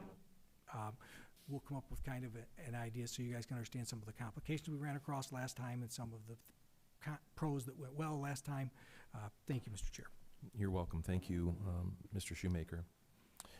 Under reports of standing committees, we have the Board of Commissioners, Dale Wayhill, Chair, Gary Getzinger, Vice Chair. Resolution 2026-0595, approval to form a committee to create a Sports and Entertainment Commission. Move it. Support. It's been moved and supported. Is there discussion? So I think I indicated last week that I'm interested in appointing Dr. Beverly Brown, Mr. Gary Getzinger, Mr. James Avery, and Mr. Sean Shoemaker to this. Did I get that right? All right. Any discussion? All those in favor, please signify by saying aye. Aye. Any opposed? Motion is carried. We have Resolution 2026-0618, approval to accept the resignation. I believe he wants it referred to as a retirement, so I'll state it that way. Approval to accept the retirement of Chris Geringer of the Genesee County Road Commission commencing August 18th, 2026. Move it. I'll support it. Moved and supported. Is there discussion? Mr. Lloyd? Can it actually be a retirement? You don't retire from these boards. He doesn't receive, none of the board members receive benefits and that kind of thing. I think we should refer to it as what it is. How does he state it in his letter? If he's leaving before his term is up, it's a resignation. Well, that'd be the same for anybody. Yeah, I get it. I'm just trying to be gracious to someone who served, and I don't know that it makes a material difference. I'll withdraw the motion. I'll state it as it is written. Approval to accept the resignation of Chris Geringer of the Genesee County Road Commission commencing August 18, 2026. Move it. Is there support? Moved and supported. Is there discussion? Mr. Flewelling. Real quick, if there's no benefits to retirement and it's just semantics, and the gentleman wants to recognize himself for all his years of service and say he retired instead of resigned, I don't know why it matters to us. Thank you. You're welcome. Do we have additional discussion? All those in favor, please signify by saying aye. Aye. Any opposed? Me. Motion is carried. We are now on to Community and Economic Development, chaired by Dr. Beverly Brown and vice chaired by Mr. Sean Shoemaker. Dr. Brown. Mr. Chair? Oh, Could- Mr. Could I say, Cousineau. that, you know, in the last resolution, I said no. Oh, I'm sorry. To his resignation. I will agree to his retirement, but I will not agree to. I didn't hear your no, I'm sorry. Okay. Your no is recognized. Motion is carried 7-1. Dr. Brown. Thank you, Mr. Chair. I move Resolution 2026-0458, approval of an agreement between Genesee County and Chronicle Heritage in the amount not to exceed $88,000 Move to it. provide for the Michigan State Historic Preservation Office. There, it's been moved and supported. Is there, were you trying to do I consent? was just going habit. Oh, Never mind. okay. Well, let's do this one, and then if you wish to do, Okay. oh, you were going to take over the, Yes, that's I what see. I was doing. Got it. Is there discussion on the motion? All those in favor, please signify by saying aye. Aye. Any opposed? Motion is carried. Dr. Brown. I move Resolution 2026-0460, approval of Genesee County's 2026 action plan for the Community Development Program. So move. Moved and supported. Is there discussion? All those in favor, please signify by saying aye. Aye. Any opposed? Motion is carried. I understand we're dropping item 3. Is that right? Without objection, item 3 is dropped. Dr. Brown? I move Resolution 2026-0596, approval of a request to enter into a funding agreement and MOU between Genesee County and Flint Premier Soccer, LLC, and appropriating a lump sum of $50,000 from the Accommodation Tax Fund balance for the fiscal year ending 2026. Support. It's been moved and supported. Is there discussion? All those in favor, please signify by Aye. Any opposed? Nay. So the way I heard that was 6-2, is that right? All right, motion is carried. Dr. Brown. I move approval of 2026-0597, approval of a request to enter into a 2-year funding agreement and MOU between Genesee County and Midwest Invitational Rodeo, LLC, and appropriating a lump sum of $20,000 from the Accommodation Tax Fund balance for the fiscal year ending 2026 and for the fiscal year ending 2027. Support. Moved and supported. Is there discussion? Mr. Shoemaker. Mr. Chair, thank you. As I stated last week with a lot of these, I'm going to be voting no. This one obviously is a for-profit again. We didn't get a good enough justification of where these dollars were actually being allocated. So in my opinion, they could just be going to the bottom line. So again, I'll be voting no. And it troubles me to say that because this is actually one of them that I think has one of the largest return on investments, what we're seeing. So, but thank you, Mr. Chair. You're welcome. Is there additional discussion? All those in favor, please signify by saying aye. Aye. Any opposed? Nay. I believe it was 5-3. Is that right? Motion is carried. I move Resolution 2026-0599, approval of a request to enter into a 2-year funding agreement and MOU between Genesee County and the Salvation Army Life Center for the Gus Macker Flint Basketball Tournament and appropriating a lump sum of $20,000 from the Accommodation Tax Fund balance for the fiscal year ending 2026 and for the fiscal year ending 2027. Move it. Moved and supported. Is there discussion? All those in favor, please say aye. Aye. Any opposed? Nay. Motion is carried, I believe, 6-2. I move 2026-0600, approval of a request to enter into a funding agreement and MOU between Genesee County and the Genesee County Agricultural Society and appropriating a lump sum of $40,000 from the Accommodation Tax Fund balance for the fiscal year ending 2026. Move it. Support. Moved and supported. Is there discussion? I'm only voting for this if they don't bring Nellie back. I'm not interested in hearing Nellie again. I'm just kidding. Additional discussion. All those in favor, please say aye. Aye. Any opposed? Nay. 7-1, it's carried. I move Resolution 2026-0601, approval of a request to enter into a funding agreement and MOU related to the Fire Sticks College Exposure Tournament and appropriating a lump sum of $8,000 from the Accommodation Tax Fund balance for the fiscal year ending 2026. Support.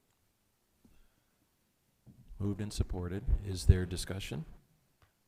Mr. Lloyd. Did we hear from someone on this last week? I can't remember. They did come and speak on it? Okay, no further questions. Okay. Additional discussion? All those in favor, please say aye.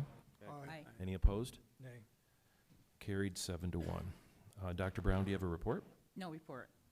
Thank you, Commissioner Brown. Finance Committee, Marty Cousineau is the chair, and Gary Getzinger is the vice chair. Mr. Cousineau. Mr. Chair, I would like to move a consent agenda unless somebody would like to pull something out. I move the consent agenda. Support. All those, I'm sorry. That's okay. So consent agenda has been moved and supported. Items 1 through 6, as I understand it. No separations that I see. Is there discussion? All those in favor, please signify by saying aye. Aye. Any opposed? Motion is carried. Mr. Cousineau, do you have a report? Yes, I do. With your encouragement, I thought that I would mention that, we did, everybody received the text, and you've heard a little bit about from Pam, but from Crystal, the finance, that we did pass the single audit for the first time with no comments since, I know, before she was here, I was here, maybe before I was born, I don't know, but forever.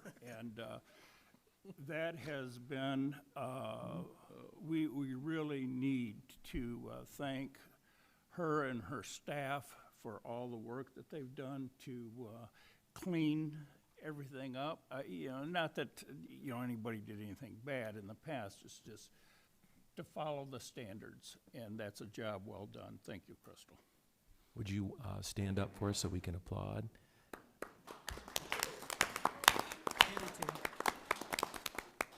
Those in Crystal's department, we thank them as well, and our auditors. I mean, obviously a team effort, so.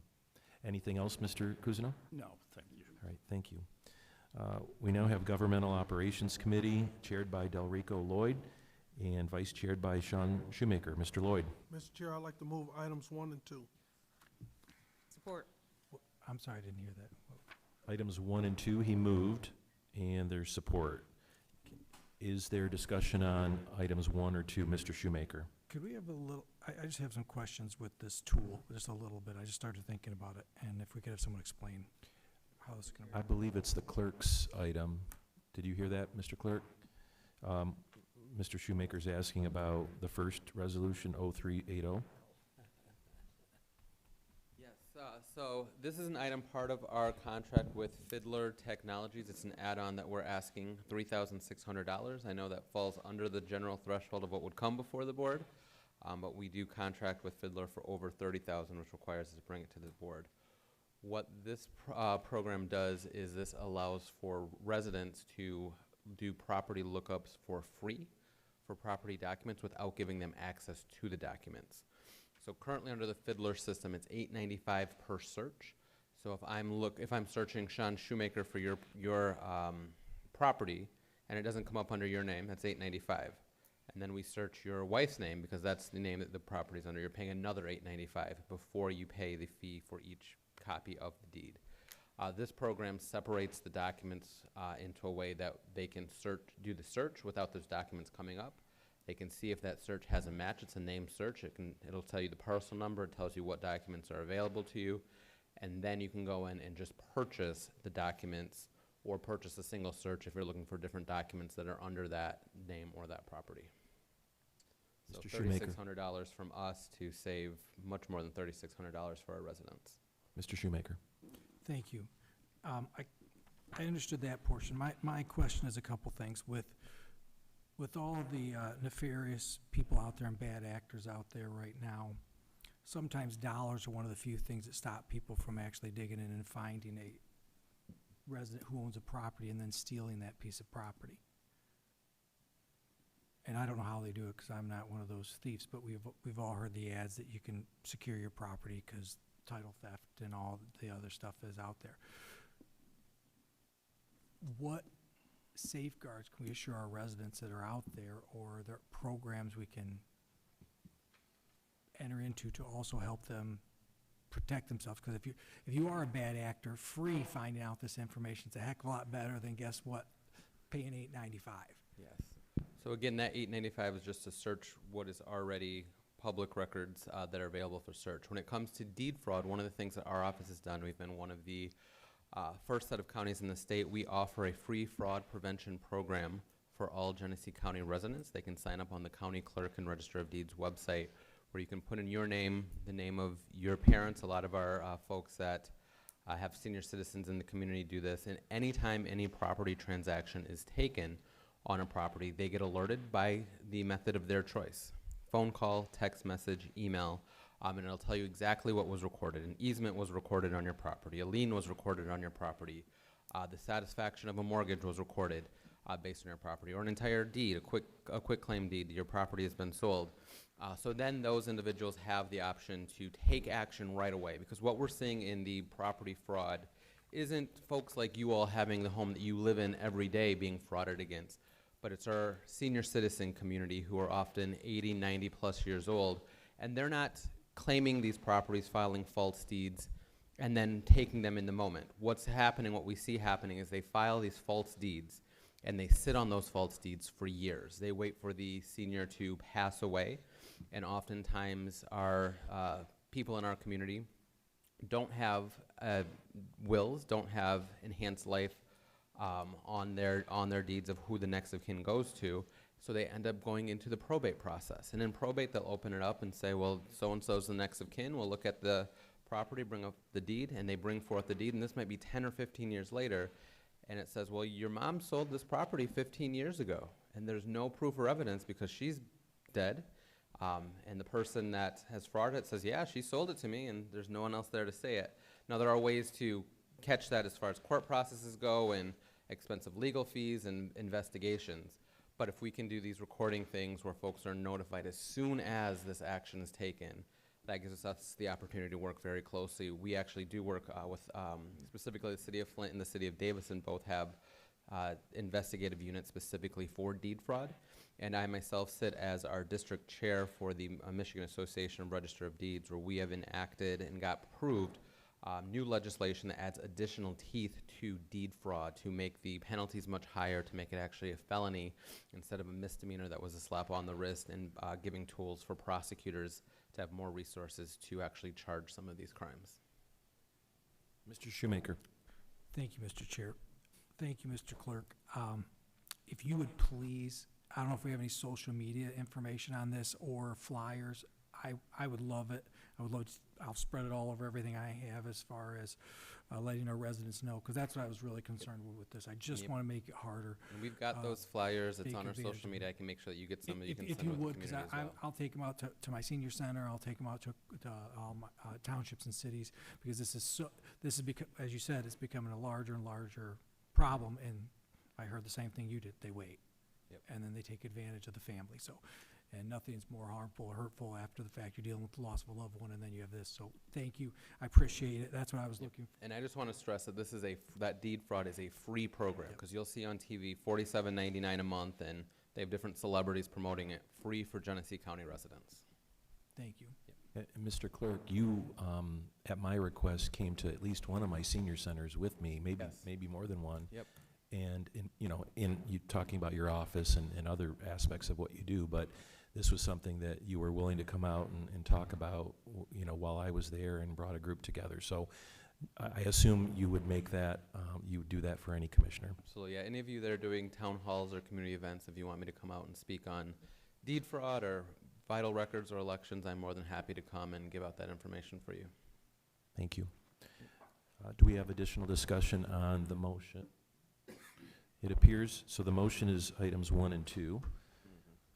All those in favor, please signify by saying aye.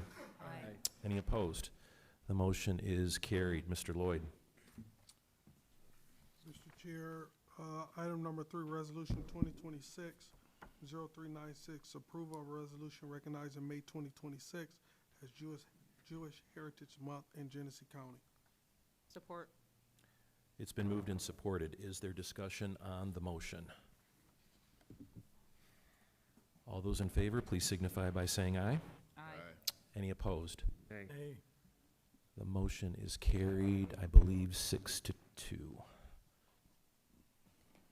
Thank you, Mr. Chair. This time I would like to move item number 4 through 9. Support. If we could remove item 5, please, I'd appreciate that. All right, Mr. Chair, I'll move item number 4, 7, 8, and 9. All right. Are we missing a 6? Sure are. All right. So let me state the motion. Was there support for that? Let me get that first. All right. Moved and supported. Chair Lloyd is moving items 4, 7, 8, and 9. Is there discussion on the motion? All those in favor, please signify by saying aye. Aye. Any opposed? Motion is carried. Mr. Lloyd. Mr. Chair, item number 5, Resolution 2026-0487, approval of an agreement between Genesee County and Canteen Services Incorporated to provide for inmate meals at Genesee County's jail. The term of the agreement is July 1st, 2026 through June 30th, 2029. Is there support? Support. Been moved and supported. Is there discussion? Mr. Shoemaker. Thank you, Mr. Chair.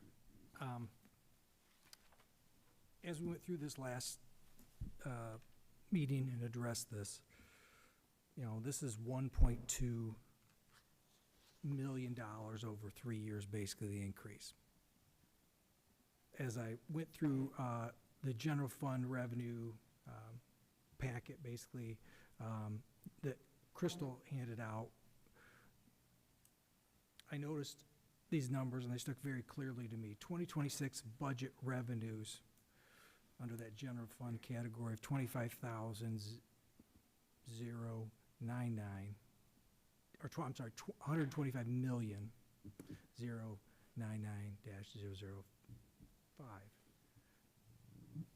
And then when I went to the next one in 2027, our projected revenues of 125,000. I'm sorry, 125,300,000. That's basically an increase of 200,000 is all we're gonna get. And that's what the lady that just did such a good job, that we just gave her praise for running her department so efficiently and well. And I've always known that, and I believe that, and I trust her when she tells me and gives me numbers. You just took and blew through all of that, plus $1 million by doing this. In addition to that, we've spent money for, last meeting we approved a dog run at $200,000 additional to us, and a few other items. On top of these things, as far as this revenue, now some of our employees that will get their wage increases will be covered by grants or other items, but a large majority will be covered by us. Please, someone tell me where the funds are going to come from. And then in addition, we need to be prepared for the fact that, guess what? It doesn't look like, and I could be wrong, that we're probably going to get those prosecutor funds. I hope I am. But the number was thrown around 1.5. Now it was 1.5 this year we had to make up the difference for, because guess what? We got 1.5 million last year. This next turnaround is going to be $3 million. Where's it coming from? Because she's spelled it out as clearly as possible here. You're $200,000. Crystal was nice enough to sit on a call with me for a long time last Friday to try to go over these to see if I can make sense of where we're coming to do these things. I can't see it. And you know there's going to be other things that pop up that always pop up on us. So, like I said, I can't support this when if you weren't happy with the vendor, there were 3 other vendors other than these 2 we're talking, the one we currently have and the filet mignon, we voted on to move forward. So we have all those 3 in the middle that we could go with that could save us funds and be responsible stewards of taxpayers' money. So, like I said, I'm a no on this. There's gonna be a couple tonight I'm gonna bring up because these are real concerns. These are real dollars. I trust Crystal when she tells me that where the money's coming from, where the money isn't coming from. So thank you, Mr. Chair. Do we have additional discussion on the motion? All those in favor, please signify by saying aye. All those opposed? Nay. Nay. Let's do a roll call so we're clear. It occurs to me that we ought to find Commissioner Flewelling so he can vote on this. Yeah. Just see if he's on his way. Yeah. Please don't. Yeah, we don't want that result. Thank God I got back in time.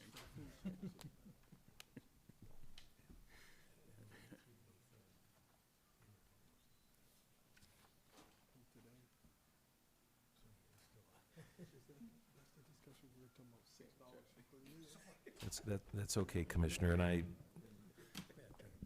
so we are on the, what is it, number 5?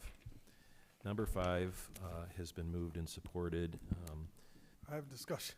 You have discussion, so we had a vote, and then we're going for a roll call, but I'll entertain discussion. So what am I missing? What's that? So this is a discussion we had last week about $6 for 3 meals. This is about the change in vendor, the food vendor in the jail. Right. And Mr. Shoemaker I is like- saying I it's like- expensive. Okay, I was just gonna ask, can I hear from somebody again who's opposing it? Well, so we have, No, hearing from my colleagues would be good. I'd like to hear my colleague perspective. If I may, Mr. Shoemaker. The total is, the question isn't about the $6. The question is about that, guess what? It's $1.2 million over 3 years. And we were just presented from Crystal last week, this lovely presentation. I got it pulled up here. General fund revenue, including ARPA. So ARPA's out of it. And she presented us that we're really gonna have an increase about $206,000. And we've gotta pay for a lot of stuff out of that. And we're gonna have some surprises. Because we gotta remember, like I said, if we don't get the $3 million for the prosecutor's office, guess what? I really don't think this board has it within them to not pay for it somehow. I've never seen us approve a grant and accept it and hire people, and then when the grant goes away, not keep them on. And I've been here 7.5 years. So I'm very concerned with these funds, and I understand if there's a problem with the current food system, okay, but there were other choices in the middle that had varying cost also. And yes, none of them were in a lawsuit or whatever else like that. Or, I'm sorry, the top one that you guys, the filet mignon option, wasn't in a lawsuit. But we have to be practical here. The meals met nutritional value. We have a lot of seniors, in my opinion, eating far worse food or none than what's going on over there. So for me, if I'm gonna make adjustments, this is one area that I think we can make adjustments and make sure we can provide the programs that we need to. So that's where I was with it. I appreciate that. Mr. Chair, can I hear, I just have a specific question. Not looking for a long discussion. Captain, if you'd identify yourself for us and then answer some questions. Yes, sir. Captain Because I'm at. Dave Scottimer, Genesee County Sheriff's Office. Thank you. So if this item is not passed, there's already a food vendor in place? What, is there something that remains in place? Does it revert to something else? What happens? That's my only question. So that question is, we are currently under contract to the end of June with the current food vendor. That contract is up at June, and that's why we put this out for bid at that time. And can I address one issue right now? The second choice that we had was not that much less than the provider that we found and that we chose. And we chose it for multiple reasons, because it's not just food quality that we have to consider. To Dr. Brown's point, I went and found a lot of research on, to bring to you today about the amount of food and the quality of food and how it affects the services of the sheriff's office and the inmates in there. Vera Institute did a survey, a study, that 30% violence increases when the food quality is not adequate. And adequate, I mean the quality of it. Yes, it meets dietary needs, but it's not good quality. And then Oxford University did a study and said 37% of violence decreases with good quality of food. So you take those two numbers, and it's a 67% swing on inmate behavior inside of our jail. Not to mention that the National Library of Medicine talked about in 2022 study the impact of food and nutrition on mental health issues with individuals that take medication. So in Genesee County, our inmates are 3 times the national average of people that are suffering from mental health illnesses. So the amount of quality of food that affects their medication, affects how they respond to our staff, affects the safety of our staff, is astronomical. We also have to consider the emergency issues if we have a problem in our jail. In the last year, we had an issue when the water was shut down in the city of Flint. So we had advanced knowledge of it. We told our vendor of it. They did not adequately provide emergency meals preparation for our staff or for the inmates. So we had to bring in additional resources. The reason that this vendor was selected, in addition to all those, and it's not that much difference between the second vendor and this vendor, was the fact that they are in 54 counties in Michigan, that they have their warehouses in Michigan. They are a Michigan-based company, so if we do have any emergency services, our meals go down, our power goes down, they are quickly able to provide meals for all of the inmates. And to be clear, it's $1.92 a meal for what we have right now. For the population that we currently have in our jail, it should be close to 1.1 million for the term of the year based on our current headcount population and our trajectory. All right, may I Mis- continue with you another may, Mr. question? Lloyd. My question to you is now, with the current vendor that we have, I don't know if I should ask it here, I don't know if I can. Are we seeing any issues in the jail now that you all find aligns with the quality of the food that we have? So yes, there's a huge issue currently with consistency throughout the jail. They'll start meeting the dietary requirements on the top floor, which gets it first, and by the time it gets down to the 3rd floor, they're running out of food because they didn't prepare it appropriately, so they try to stretch out. And we have to go back to them and get additional food services. In addition to that, the quality of it is missing because they'll skip out on putting certain dietary requirements that are on the meal, on the I can't think right now, on the menu that's been approved by a dietitian. And I have to have my deputies take pictures of each tray that comes up to the pod because some of the trays will be missing some meatballs. Some of the trays might be missing the fruit for the day. Some of the trays might be missing salad dressing on it, which all plays into part of the issue that we have. And if you can imagine, if one inmate gets a tray that is full, looks good, and is appetizing, and he's sitting next to another inmate who gets less of a tray, not as nearly as appetizing because they didn't put on it what they should, I have a problem in my jail, or in our jail. I appreciate that. I have no further questions but a comment. And I guess it'd be unfair if you couldn't respond to it. But not having equivalent, the trays not being equivalent is a different concern or question for me than the actual quality of the food. That could be oversight, that could be error, that could be lack of responsibility on their part, that kind of thing. My questions are specific to the quality, but I have no further questions. Thank you. Do we have additional discussion? Commissioner Brown? Thank you, Mr. Chair. Thank you for bringing those research studies and that data back. I always try to lean toward data-driven decisions. I do understand, I can understand and appreciate Commissioner Shoemaker's concern because we do have financial stress on our system right now. How long is this contract for? This contract is currently set up to go to the board for 3 years. So if we vote on this tonight in the affirmative, it would be for a 3-year contract. Yes, there are out clauses in the contract built in that we work with our corporate counsel to determine, but yes, it's scheduled for 3 years. Okay, thank you. Is it, Commissioner Flewelling and then Commissioner Avery. Thank you, Mr. Chair. Captain Kennemer, just kind of rehash here. You presented us the top 5 last week, right? I'm sorry, what You was that? presented us the top 5 bidders? Yes. That's what you got. How many total bids were there? There were 5 total bids. One of them only bid for the commissary service. And we haven't even talked about the commissary service yet. I know we've been focused on the quality of and the amount of the food.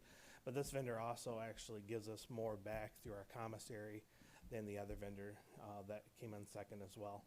So your current vendor, did they bid? They did. Where did they fall price range in that top 5? They were the cheapest, and Cheapest. our opinion was they underbid to underperform. Okay. So out of the top 5, how many have been involved in lawsuits in the last 3 years? We requested a 5-year documentation of all litigation. All the companies had some litigation. I will tell you that the vendor that we selected had a total of 8 lawsuits. They were all dismissed except for one, and that one was paid out by the insurance company. The rest of the vendors, the next closest one had 20, and there were several payouts through that, and the rest of them were still in litigation, the rest of the 20. There was like 4 that were paid, and the rest were still pending litigation. Okay, and I think you indicated, if I may continue, Mr. Chair, you indicated that several of the vendors had been involved in riots in correctional facilities, or those facilities had riots that had those vendors, maybe not directly related, but I think you indicated last week that some were directly related to food quality. Yes, that is the #1 reason that inmate unrest in facilities happen, is the quality of food. Okay. So I guess for me looking forward, I mean, obviously we've got a budget crisis looming with everything going on. We do spend money on all kinds of other things. What I'm hearing is inmate safety, officer safety concerns going forward here. What did you say the price difference was between the second and the first choices? Based on, because we negotiated with this vendor to lower their initial proposal, it came down almost $200,000, and it's only within $100,000, under $100,000 between this vendor and the second choice vendor. And that pricing is based on per meal, right? Per meal. Per inmate. Per So meal. if we have less population, the price will go down? So it's a sliding scale. If we have, and I didn't bring it up here with me, if you have a certain amount of inmates, the price is like, right now it's $192. If you have more inmates, the price per meal goes down. Okay. If you have less inmates, the price per meal goes up, just so they can maintain their overhead. Okay, all right. I guess we talk about this, I guess I would say, what county was the jail we visited in Arizona? Was it Maricopa? Maricopa, I believe that's the same county that has the inmates sleep in tents and feeds them bologna sandwiches, right? But they run inmates through real quick. We have the highest stay length per capita in our jails in the state of Michigan, I believe is the numbers that we were provided. So, I mean, you know, there's a balance. We can't feed them bologna sandwiches, let them sleep in tents in the middle of winter, but at the same time, what's the price we look for? You can talk humanitarianism, you know, feed them quality food, look out for officer safety, inmate safety, and finance committee's obviously gonna do dive on the budget, but we spend money on a lot of other things in this county, so, thank you. You're welcome. Do we have additional discussion? Mr. Shoemaker. Thank you, Mr. Chair. We're hearing $100,000 for the second choice, but we're not hearing farther down the run. Like I said, I don't want them to have a problem over in the jail either way. But I handle this the same way I handle everything I do when you guys always see me. I'm gonna say, why? Can we afford it? I ask myself to live that way, I ask my children to live that way. I like to say I ask my wife to live that way, but that's not true. But the fact is this. We are not in that budget crisis, I believe, because we have funds. We just got to be smarter about the way we do it. And every year I've been here, and I think Commissioner Kuzno will agree with me, is there's always stuff that pops up. There's always stuff that comes out. So if you don't leave those funds outside to take care of those things, then you're going to have a problem. And you're getting real tight here, because I don't know what this next year's wage increase is, but I think if I remember correctly, we said $5 million over 3 years, which would give us $1.33 million every year of increase as far as our employees. Now, from there, and we decided that off a general fund. So throw that on the number you have here, because here's going to be some of the choices, and it's just what it is. You're going to dip into your reserve. Okay. You're going to have to make cuts or layoffs, or some white horse will ride in somewhere with some grants or some money, maybe by some miracle. Like I said, it's not that I want to harm or have any problems or not to make things better for and function smoother over there, because it's not just the sheriff's department I'm saying this to, because I say it on everything we do. We got to be better with priorities. If this is a priority, then you vote for it from there. To me, I think we've unfortunately made a lot of commitments to other places that don't have priorities. But I don't want to say we have a budget crisis. We just need to allocate the funds where we need to, and I think we'll be fine. So thank you, Mr. Chair. Additional discussion, Mr. I Flewelling. do have one more question. Can we hear from Crystal about the affordability of this? Because I don't Crystal, think we would you did last approach? week.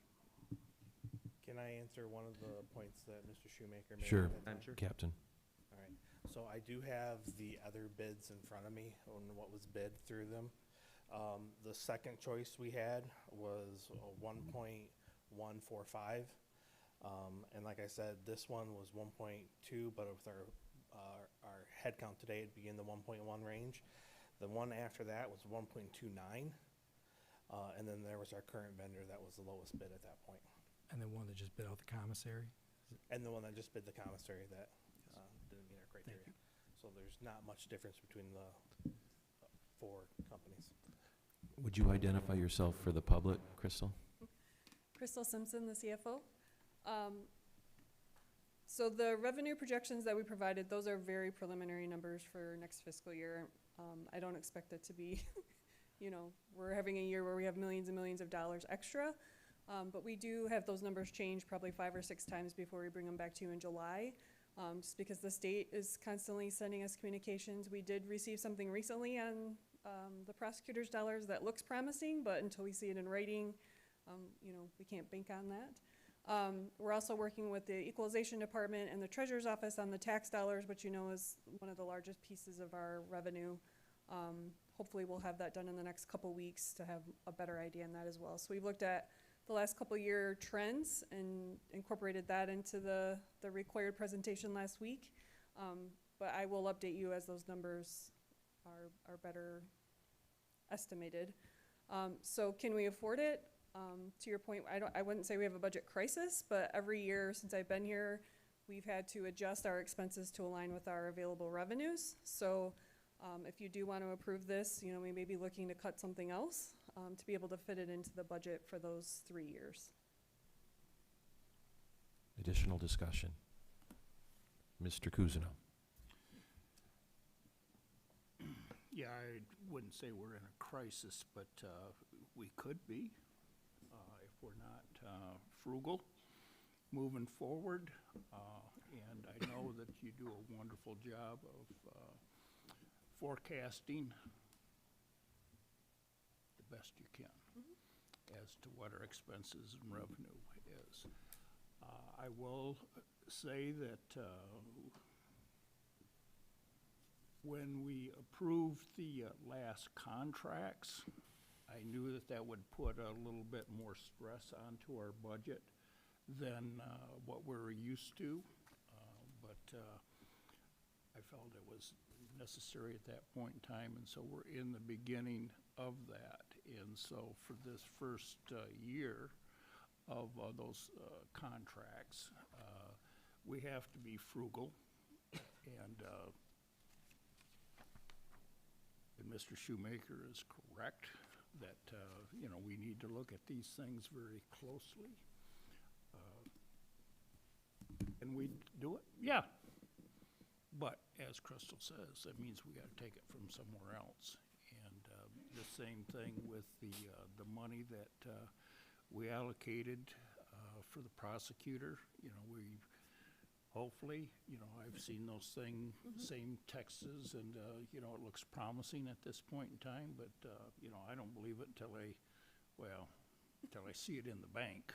Right. And, you know, so, yeah, hopefully that'll go through. If it doesn't, yeah, we just created a big problem, and it will have to be addressed. And if the future monies for that doesn't come in, there's gonna be some big changes that's gonna have to happen.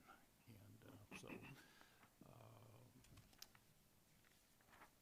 I don't wanna use the word crisis, but, you know, Mr. Shoemaker and I, as the senior members here, been here the longest. We've seen a lot of cycles, and we've worked very hard throughout the years to get us to where we're at, because back then it was a crisis, and we're not at that, but we still have to be frugal and wise. And so I'll be voting no on it too, but we have to be careful. I just wanted to say that, that's all. I'm done. Mr. Getzinger. Are there areas within the jail budget that could be scaled down a bit to lessen the cost to us, or other ways that we can? So one thing that we do is we take a portion of our commissary funds that the county earns every year, and that offsets a lot of our budget. I believe last year we took $400,000 from the commissary fund that we made, and like I said earlier, this, in an attempt to offset some of this cost, this was a higher return on the commissary than the second choice that we had, and that was negotiated through our team. Commissioner Getzinger, are you? I'm good. Dr. Brown. I probably know the answer to this question, but I'll ask it anyway.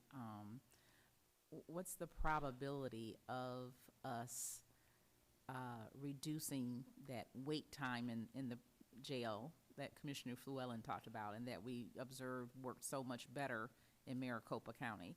What do you think the chances of us, you know, improving that aspect of our jail over the next 3 years? The jail operates solely on court order.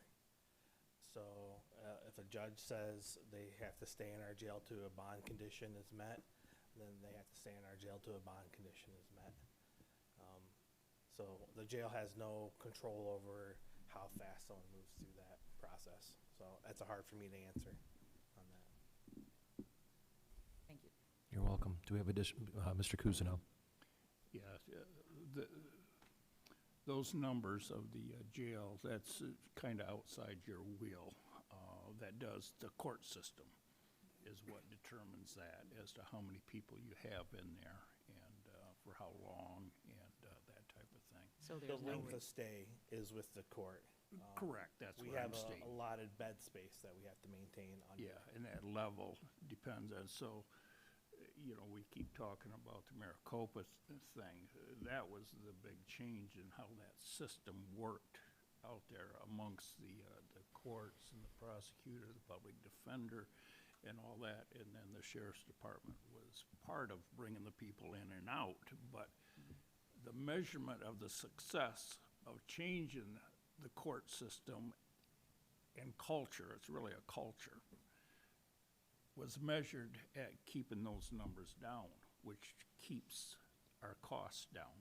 Those are a big cost, is housing these people that are there, and sometimes they're much longer than what they should be. And it's not due to their fault, it's due to the system Yeah. working.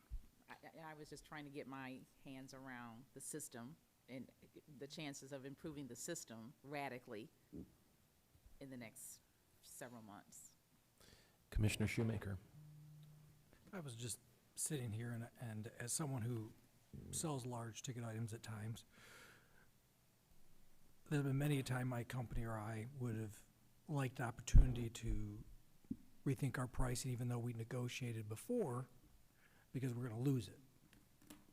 And if we presented that opportunity, sometimes we've gotten very aggressive. So I don't know if maybe it's worthwhile them going back again saying, hey, they're not going, we really want you, but they're not gonna do it for this. So I don't know if that's something they would wanna do as someone, like I said, who deals with larger contracts and stuff like that.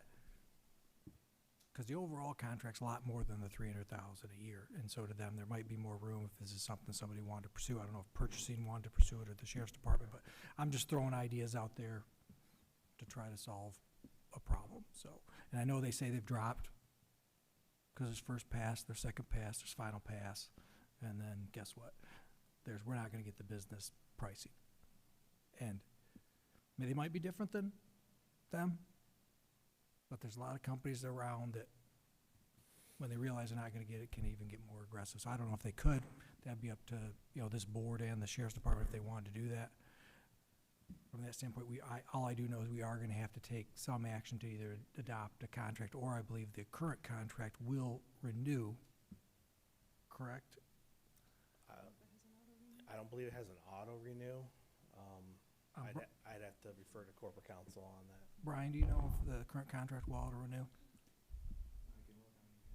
That's, like I said, we could talk later. I just wanna make us aware that might be an option as we go forward. And like I said, if it's something that they really want to be here, we really want to have them here, maybe they could adjust their price even more. I'm just throwing that out there. So thank you, Mr. Chair. You're welcome. So let me just restate the motion because we've been on this a little bit, but it is to pass Resolution 0487, which is number 5 on the bottom of page 5. Mr. Flewelling. Thank you, Mr. Chair. 2 final questions. You mentioned the commissary percentage returning. Do you know the percentage compared to what it currently is? Because you said it brought back 400,000 last year. What would this contract, what would the percentage be on the return compared to last year? We're getting 36% on this contract going forward. I don't know last year's percentage off the top of my head. Okay. Is there any projections on how much that might bring in? You said 400,000 last year. It's been consistently over the past 5 years. It's been over $400,000. So this percentage being higher is likely going to be more than that, right? It's hard to say. Final question, if I may. When did you say this contract expires? June 30th. Or the current contract or the one that's presented for the board? The current contract. June 30th. And the pricing for this contract's good for how long? Of the one we're voting on? The bid we have right now, how long is the bid good for? What's the bid good for? I think it's The bid? I don't know how long the bid's good for. The contract presented for the board is for 3 years. Okay. So to follow up on Mr. Shoemaker's line of questioning, does the sheriff's department have an interest to go back to this vendor and say, you want to be here, we want you to be here? Can we do anything with the pricing over the next 2 weeks, let's say? In order to maybe make some of the other board members more comfortable in the pricing, is it something that can be taken back to them and re-examined? We can do anything that the board wishes. I know that we had pretty an aggressive negotiation with them for that, but Okay. they're here today if you'd like to talk to them. Are they? The company, it does have representation here this evening. So we could badger them to lower the price while we're here? We could could badger negotiate them to right lower now. the price while they're here? I suppose. That's one option. The other thing that commissioners could do is move to postpone to a date certain and allow the sheriff's office and procurement to take another crack at it. That's an option. If this decides to move forward, there is some time crunch that we have because there's a lot of internal workings that have to go into effect with this is the whole inmate trust account that would have to be redone, changed, and so there's a lot of nuances, which is why it came so early for the contract. What's your drop dead date? You gotta have an answer. June 1st, probably. June They need a 1st, okay. 30-day window to hire people to do the infrastructure needed to transmit the accounts appropriately, to retrain our staff. My fear is it's gonna fail tonight, and then we're back to the drawing board, back to square one. That's my fear. Commissioner Shoemaker, did I see your hand? I was just gonna say, I think it's kind of unfair to call them up here right this second, because they would have to evaluate certain things and certain numbers, you know, because it's a big, when you start getting to the meat and potatoes of things, those numbers do get tighter. In fairness to them, I was just gonna say, I don't think it's a real fair idea to do that to them, also to negotiate here, sitting with us, but that's all I You was do gonna it say. to us all the time. So. Just kidding. I think they got the message already, probably. Okay, why don't we have a roll call vote on this? There was some, I didn't know whether the yeas or nays had it last time, and our colleague, Mr. Flewelling, is now back, so. Mr. Chair, I'd like to make a substitute motion to postpone it for 2 weeks. Substitute motion, is there support? Just to be clear. So, 2 weeks from tonight? For the next, yes, I'll wait for discussion when you ask for discussion. Mr. Avery, did you, Gary, you supported it? Okay, so we have a motion to postpone for 2 weeks, which in my mind means 2 weeks from tonight. We don't have a meeting on that day. Well, the next committee, the next So the next Government Government Operations Ops Committee. Okay. And I want, if I can, I want to state the reason why I made the Sir, substitute motion. let me get Mr. Lloyd first, and then I'll come to this side. Because originally it sounded like this thing was going to be voted down, right?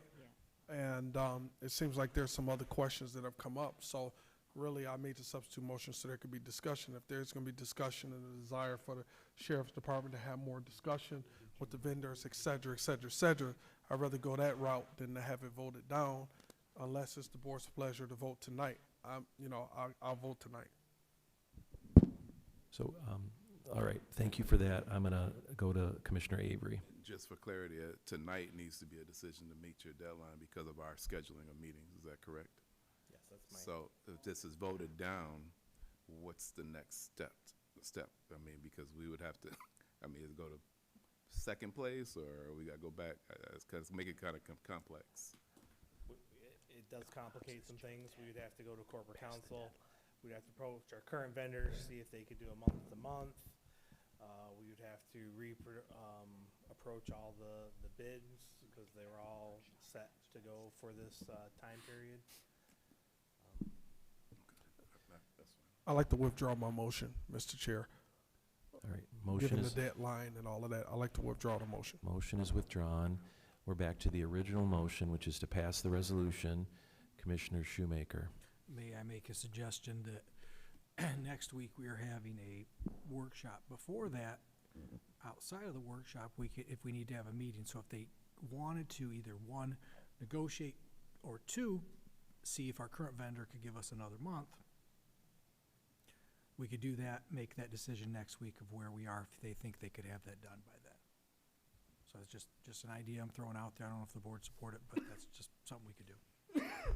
So a motion to postpone to next Wednesday would be in order if you wish to make it. Do you think that's something we could get done by then? I'd say purchasing, but I don't know if they're here. So here's the option.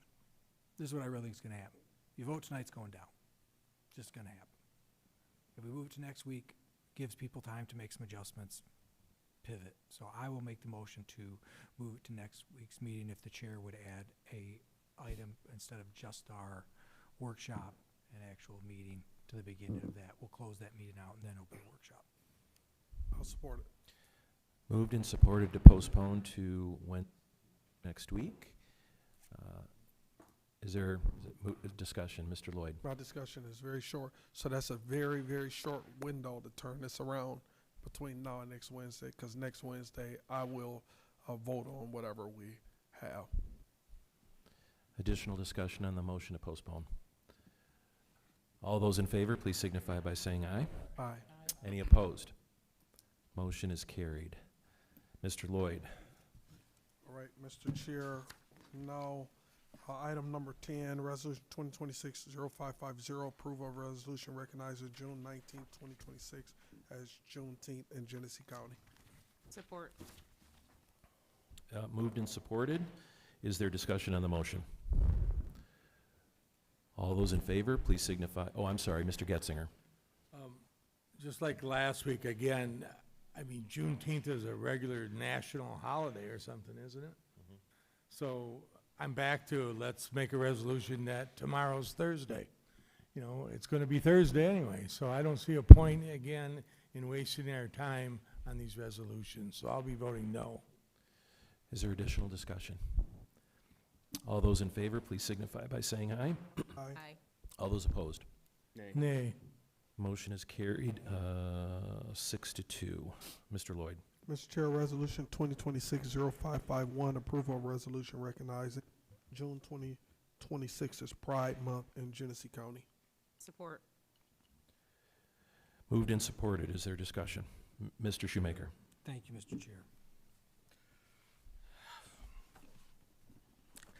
Last week, I spoke on the fact that concerns I'd had on all these items from residents, thoughts of divisiveness and everything else like that.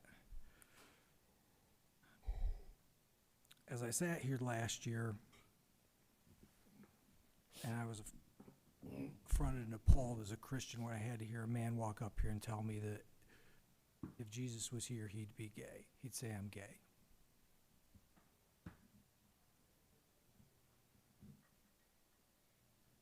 Out of respect for people on this board, and obviously my duties as a commissioner, I held my tongue. So it got me thinking through this past year, and I've started to realize somebody who actually sat on the DEI commission, which I don't think many of us can actually say they have other than Commissioner Winfrey, as someone who's brought more resolutions to the floor honoring different groups than the DEI commission, think about that. I'm the guy that opposes most of this stuff. And I'm bringing more groups forward than they are, and items. What's to say that board's doing? But on a bigger picture, for me, as a Christian, and we have several members of this board who say they are, and as our staff and our residents are, I started thinking of the bigger picture of a word that people throw out there is called woke culture, and DEI falls into it. And where it got me thinking is not just this, what it got me thinking about is not just this resolution, but where we are with this, what we've done with this.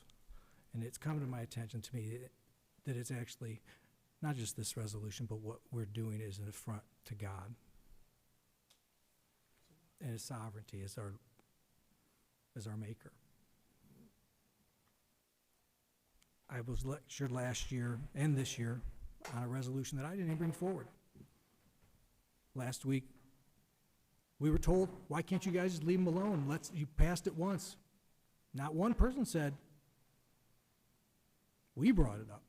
Clerk Clemens came up and told us what we have done, but didn't correct the people that were lecturing us about bringing it up again. But I'm going to go back to my point as Christians.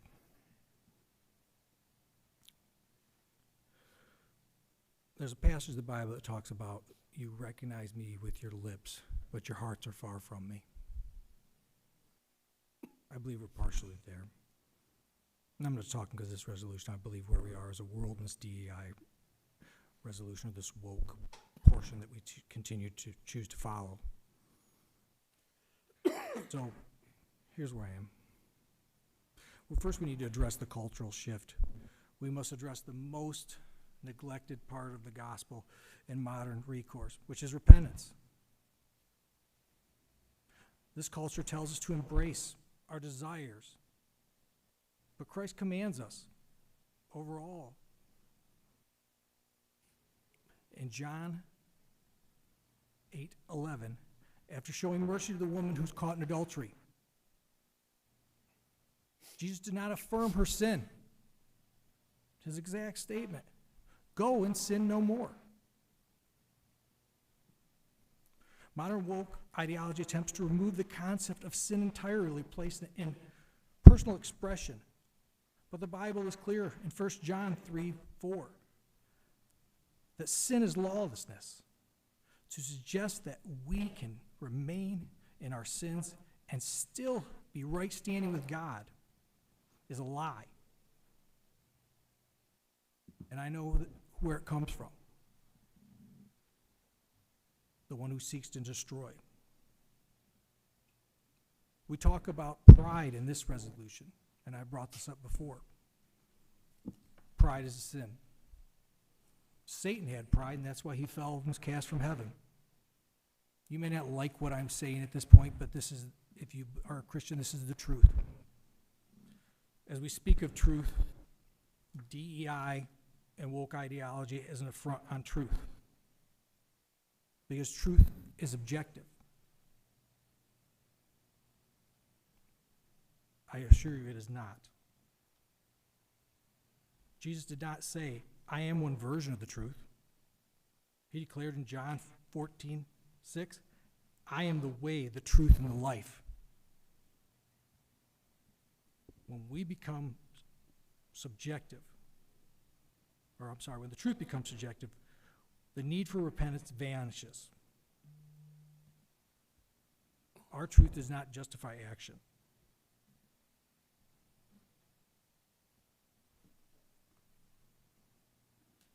The next up, as far as what I see is going on, is the destruction of the image of God. Genesis is very clear. God created us in his own image. Perfection. In Genesis 1:27, so God created mankind in his own image, male and female. He created them. This isn't just biology, this is divine assignment. Woke ideology claims gender is fluid on a spectrum, essentially telling the Creator who made us, he made a mistake. I can't live with that down here. I cannot do that. I appreciate, as always, the ability to express this. And there are many of our employees and staff who feel the same way. And I've asked this board many times to remove these things that divide us. But we continue on. As we move on with this assault on God's creation, we also have to remember God made them man and woman.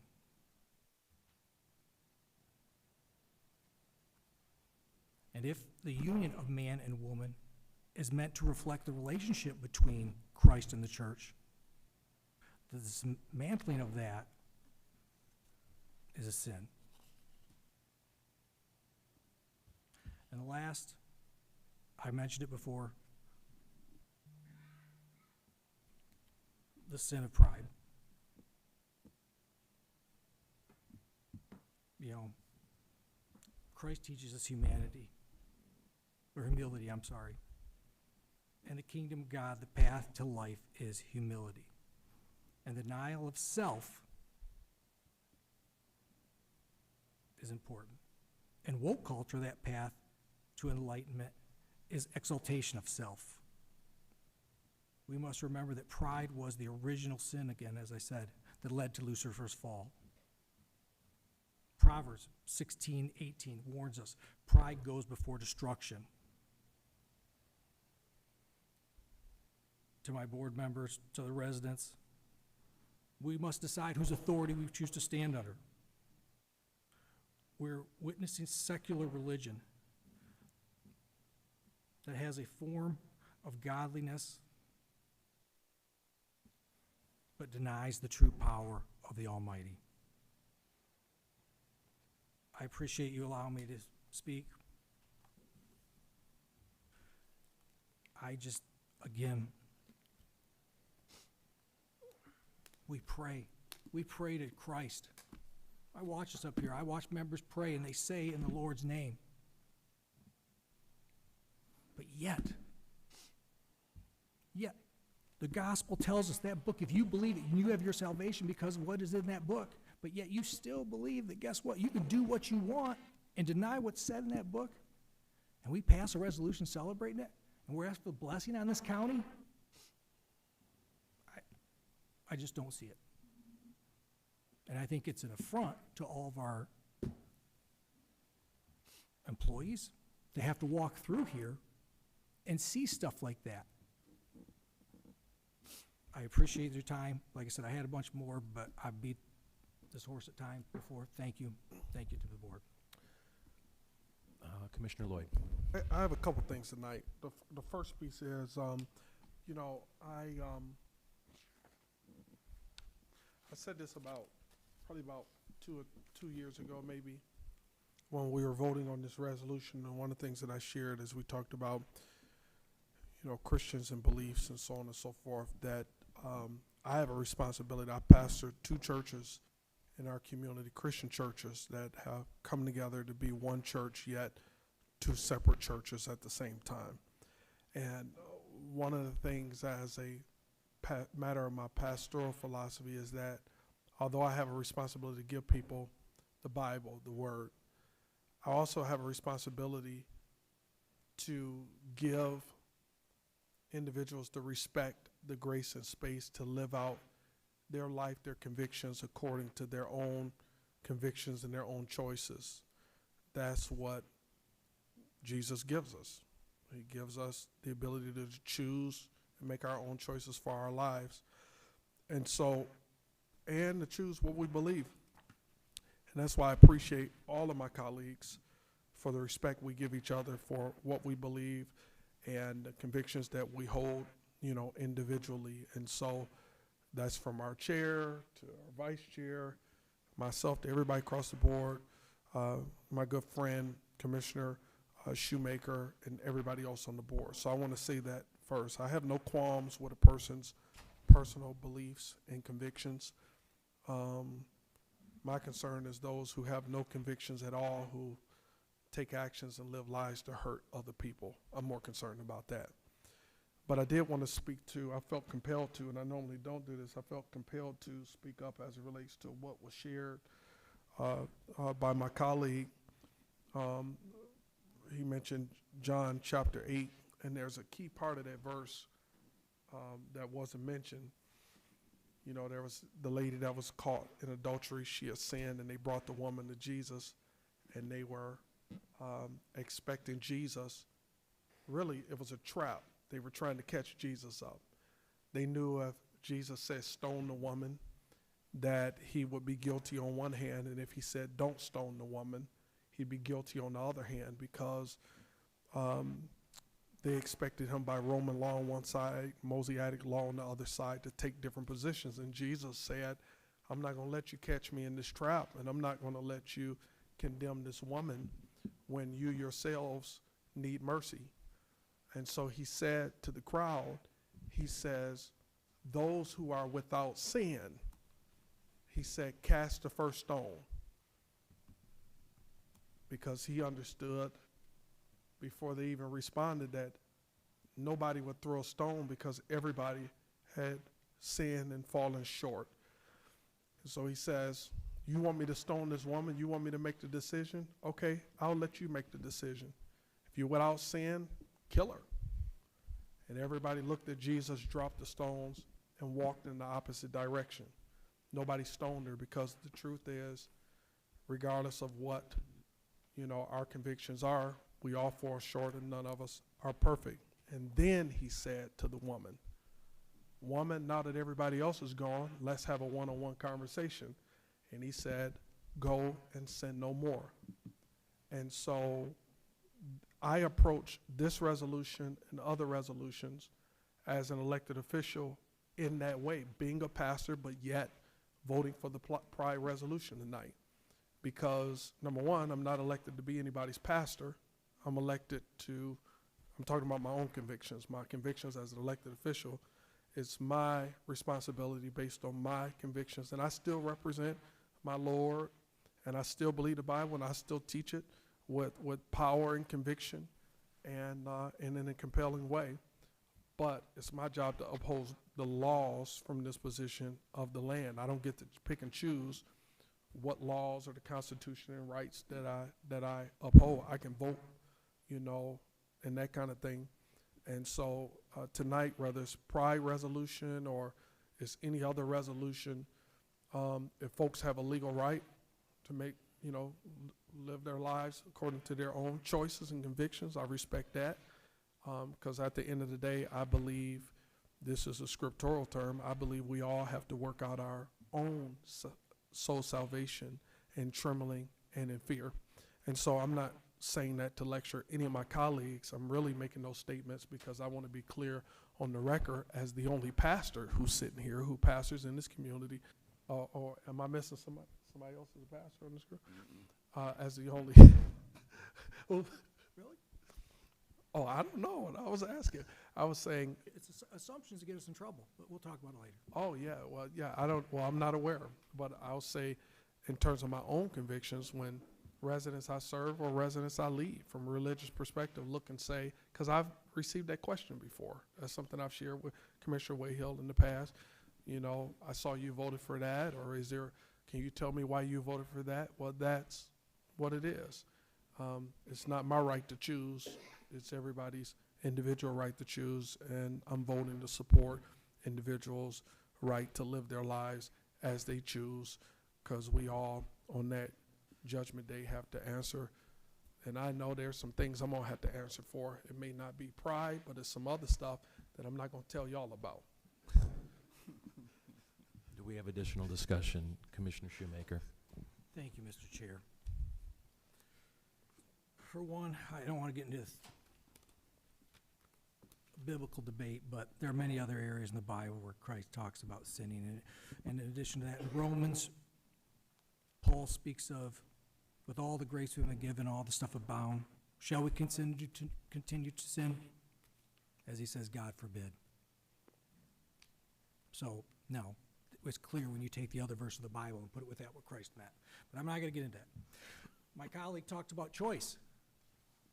Choice. Choice to participate in DEI events that go through here. Choice to walk through here and feel put out because you don't agree with things around here. I've never hidden this on anything. I told Mr. Freeman before, if we are really true to remain neutral and honor everybody, then there should be nobody in this place that does. But yet we should continue to. And in addition to that, I've always said it. You want to live your life the way you live your life? I've never said differently.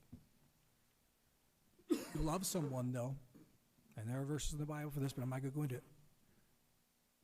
You tell them the truth because you love them. You pray for them. The problem, again, I have with all one, I get threats every time I turn around, but none of you give a damn. John shouldn't have his opinion. I've said it last year. And it has hardened my heart towards you.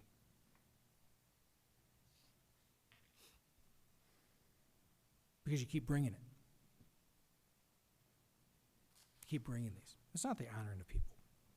You talk DEI, and DEI is supposed to be responsible for putting this on here. We couldn't get one of you commissioners to friggin' sit on DEI other than Charles. Then I had to bring up the motion to turn it into a friggin' open position for the public.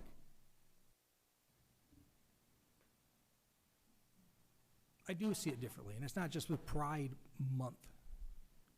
It's an attack on God and his views and his values and what he wants for us. But as far as choices, we should be concerned with our employees then. DEI, years ago I asked them, hey, let's find out how many conservative employees we have. Would they want to work here? Would they feel comfortable working here? Do you think we did anything on that? Sure didn't. But they can't even bring resolutions up. They got to rely on the conservative to bring more resolutions up. So when you talk choice, it gets me fired up because guess what? You're not giving our staff choices. We can't get employees down here. We have trouble getting them. But as long as, guess what, one group's taken care of, be damned with the others. We're not supposed to be doing that. We're supposed to be problem solvers, not problem creators. Do you think by pushing this resolution through, we've solved any problems? Because there's a large portion of our population that disagree with it. So we are problem creators. I'm gonna say this. Somebody needs to look at the DEI commission and ask what they're doing. And then on top of it, I don't wanna have a theological debate with you, but trust me, I'm more than happy to. I know you're a pastor, I know all the other stuff. Some of us started church school when we were 6 years old, and unfortunately, we're a 54-year-old man. So I appreciate it. I appreciate you, Mr. Chair. As always, I appreciate you, because from day one, I will say this, and I've said it many times before. Good as a man who will sit there and let you lecture against what he believes in and allow you to do it. Because I've sat here on this board with a former commissioner who is no longer on this board, and another commissioner replaced her, when she would repeatedly try to stop me from expressing myself, and our chair actually said, let him continue. And that is what I feel is democracy, and I feel is right, and I do. Like I said, I appreciate you. I just want to look at you as my chair. I don't care about the rest, so thank you. Mr. Chair, if I could call the question. Question has been called. Is there support for that motion? Support. So that requires an immediate vote, no debate. All those in favor of calling the question and moving to an immediate vote on the resolution? Aye. Any opposed? Nay, Mo- 'cause I'm never against doing that. You're a no? Yeah. So, Sean, you're a no too? No, I don't believe in doing that. I wouldn't do it to anybody else, but go ahead. I'm done anyways, but. So I want to make sure that I got the votes right. How many, raise your, all right, let's do a roll call on this, if you would, Madam Clerk. Calling the question to end debate and vote on the motion without further discussion, starting with the first district. No. Commissioner Getzinger? No. Commissioner Brown? Yes. Commissioner Avery? Yes. Commissioner Shoemaker? Nope. Commissioner Kuzno? Yes. Commissioner Wayhill? No. Commissioner Flewelling? No.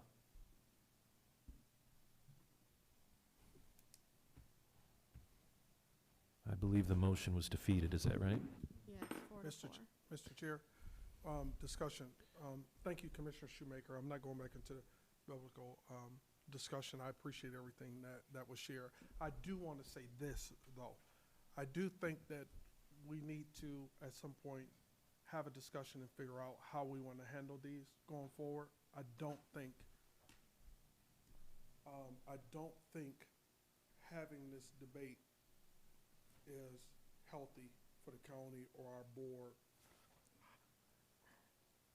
Excuse me. Yeah, it was Charlie Horse that time.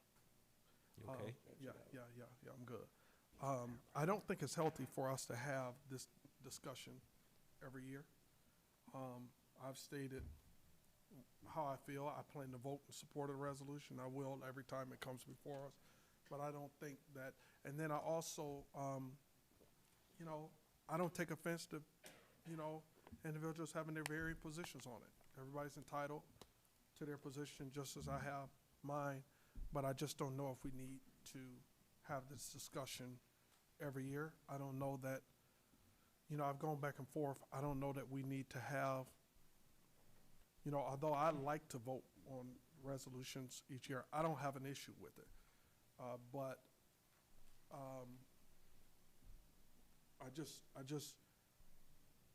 I don't want to continue to do something that's going to cause us to have, because I don't think it's productive, and I don't think my own personal opinion, I don't think it profits Genesee County. We passed it, to your point. You guys didn't bring this resolution. You didn't bring it back up. We voted on it last year.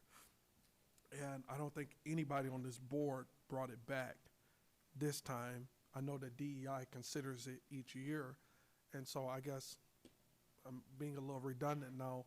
I like to see us have a debate, not tonight, about if we're going to continue to do this or if we're not.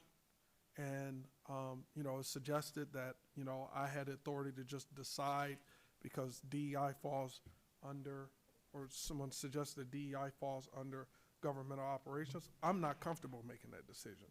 Because if I make that decision, if I had the authority to do it, I don't even think I have the authority to do it, then I'm gonna really upset one demographic. Another demographic will probably be neutral, and another demographic may be pleased.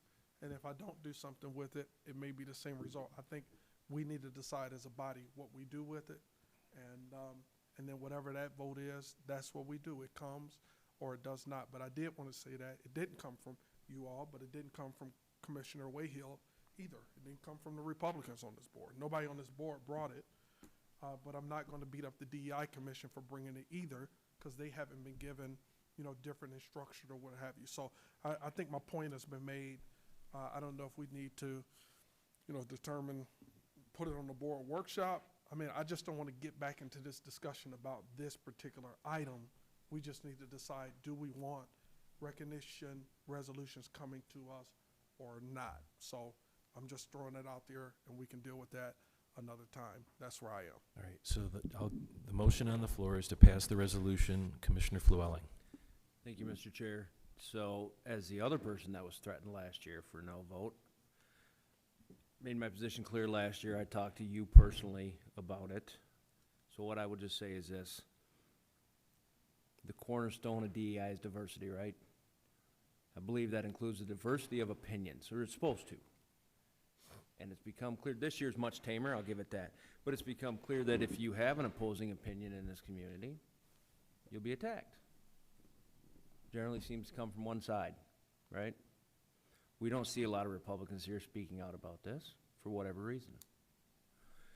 Last week, it was stated by ardent supporters of this resolution that there's no need for it to be brought up year after year.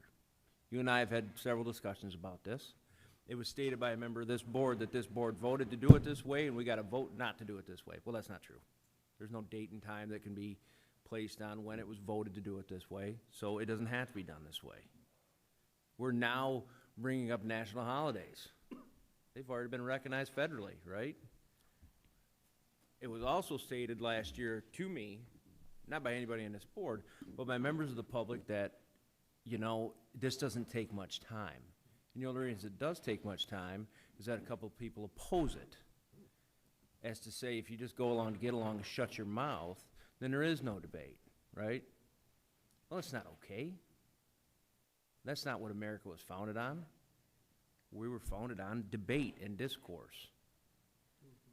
Fact of the matter is, it's been recognized. A lot of this stuff has been recognized. We're not in a budget crisis, forgive my words, but we do have some hard decisions to make. And so year after year, this comes up, some others come up, and we spend a lot of time debating the pros and cons and the merits or the drawbacks of whatever of them, and it takes time away from legislating like we were elected to do. Again, I'm just going to vote no. I wasn't going to say anything, but come on. When people stand here and say, why are you bringing it back up? And we know who they're talking to when they say those things. Why is it here? Why is it brought back up? We didn't bring it up. We could have easily moved on to the Human Services Committee and dealt with the business there, but here we are. I find no reason why we keep doing this year in and year out. The DEI Commission doesn't run this board. They don't tell us what to do. The fact that Crystal's got the budget, but at one point it was $50,000, maybe it's $25,000 to meet once a month and produce resolutions. I think that's a little overpriced. If they truly were doing it out of the kindness of their heart, wanting to make a change, a cultural change in society, they shouldn't really need a budget, I don't think. Just do it. But the fact of the matter is, I'm going to vote no. I'm going to keep voting no on all these. I think they're ridiculous. You guys can do it. You want, believe it you want. I don't care how you live. I don't care what you believe. As long as it doesn't negatively impact my family and it's not forced upon me, live your life. I'm not your judge. We've got a couple guys here that are very well versed in who that judge is. It is not me. But the fact is, let's just get on to business. We've had discussions on how to handle these. They've gone nowhere. The path forward really, I don't feel is up to the 9 people on this board, it's up to a couple people on this board. So until we move on past doing it this way, we're gonna have this discussion every year. Every year. It's gonna be the same way. Sean's gonna vote no, I'm gonna vote no, somebody else might vote no. We'll get nasty emails, or we'll get spam emails like a lot of us probably got last week, telling us the importance of voting yes. I can tell you this is not why I ran for this office. This is not why I got elected. This is not why I'm sitting here. I yield. Is there additional discussion? I just have one question, Mr. Chair. Mr. Shoemaker? If the chair didn't add it to his agenda, how did it get added to the agenda? Will you restate your question? If the chair did not add the resolution to the agenda, how did it get added to his committee? So I'll explain what I think I know. We asked, well, let's back up. So, last year, I crafted a resolution for Black History Month. I brought it. That was also controversial. And part of that discussion was a number of us, I think including you, Mr. Shoemaker, asking why that was the only group that we were recognizing. The year before, we had done Pride Month, and I had written that one and brought it. So I brought one for Black History Month because legislative bodies all across the country do this as a routine matter. Not all of them, many of them. We didn't have a history of that. It was sporadic. So I had gone to the GDL breakfast, and Dr. Brown was there and was inspired by the Black History Month presentation. So I wrote one. We then had discussion about how do we bring others in. I said at the time, before I was chair, I was government ops chair, I said, well, we could always ask the DEI Commission, because this is consistent with their overall mission and the document, the resolution that created them, that this, not this board, but a county commission passed. So they started bringing resolutions, meaning they started adopting them at their DEI meetings, sending them to, I assume, Mr. Freeman, who would then place them on the only committee that made, the committee that made the most sense, which is governmental operations. It's not Health and Human Services. It's not a public work. So I was chairing the committee. They started coming to government ops, and I think they were, many of them were unanimously supported, I think up through the Pride Month resolution last summer. Then there was discussion that maybe we're wasting our time on this, maybe government shouldn't be doing this. It's a fair point, absolutely fair point. I respect it. I also respect Commissioner Shoemaker's position on this particular resolution. He's entitled to have his views. So long story short, the way this gets on the agenda is that's the history of it. I think you probably have noticed, the committee chairs, that almost every time we have agendas put out on a Friday, I thank Aaliyah for sending them to us. Then I write, this is now the time for the committee chairs, if they wish to remove something from their agenda, to do so, or add something to their agenda between now and when they're published for the public the following Monday. That gives the committee chair on any item, and Commissioner Flewelling did this on an item related to the recycling center. He said, I would like it removed. We removed it. So I, as chair now, have said the committee chairs may do that. But then I came back to it and said we need to add it back later because we needed the full group to know about it. So have I explained that as we all understand these things? So committee chairs, most of these items are added without the committee chair literally saying add them. They come through the process. They are sent to us before they're publicized to the community. Committee chairs then have the ability to remove them or add something that's missing.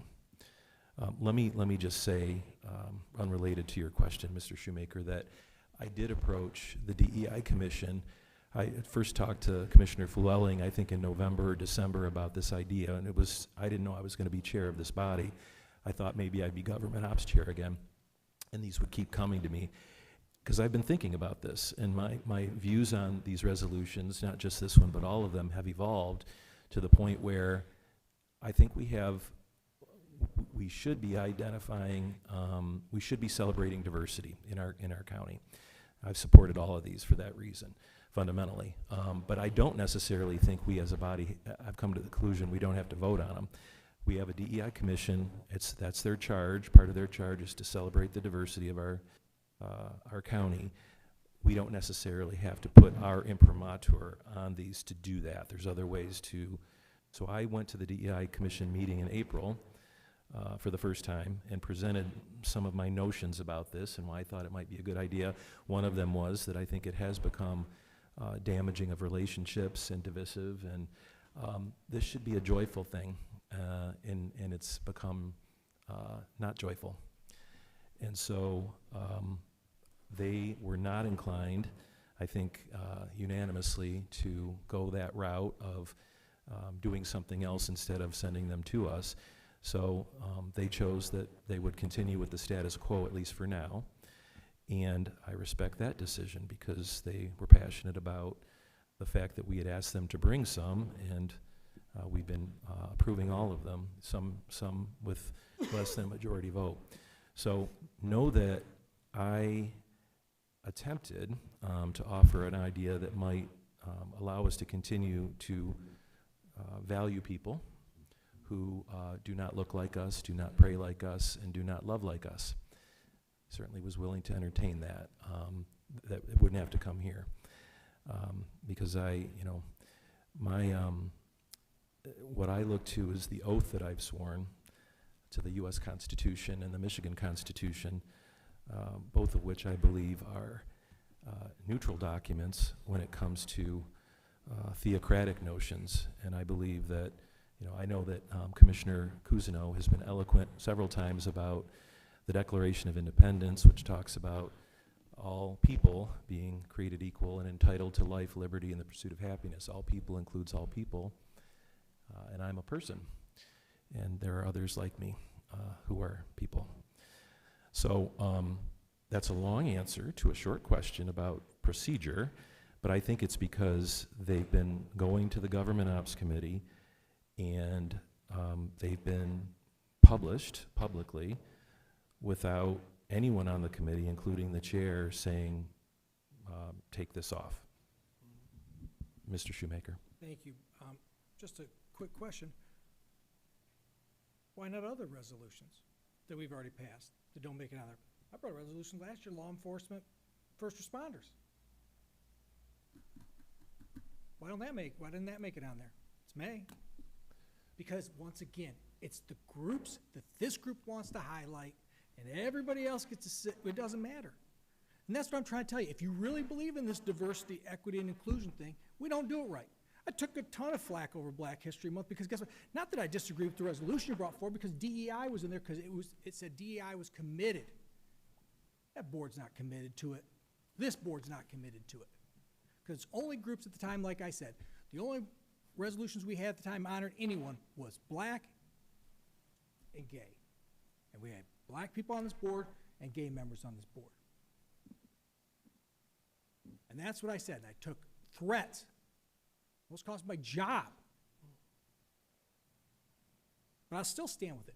That DEI is a poison, not just from my sense of a biblical standpoint, but as a poison on this board. I sat on that board. The only other person here that can say that, guess what? You don't have any experience in it, guess what? It's Charles, and unfortunately he's not here to do it. And he shows on time every time almost. But nobody won. But why then, Mr. Chair, did these other resolutions not get put on there? Because we've hired people who think like us, who talk like us, who want the same things we do, and yet we gripe because we can't keep employees here. Even though we did a wage study and we're fair with wages.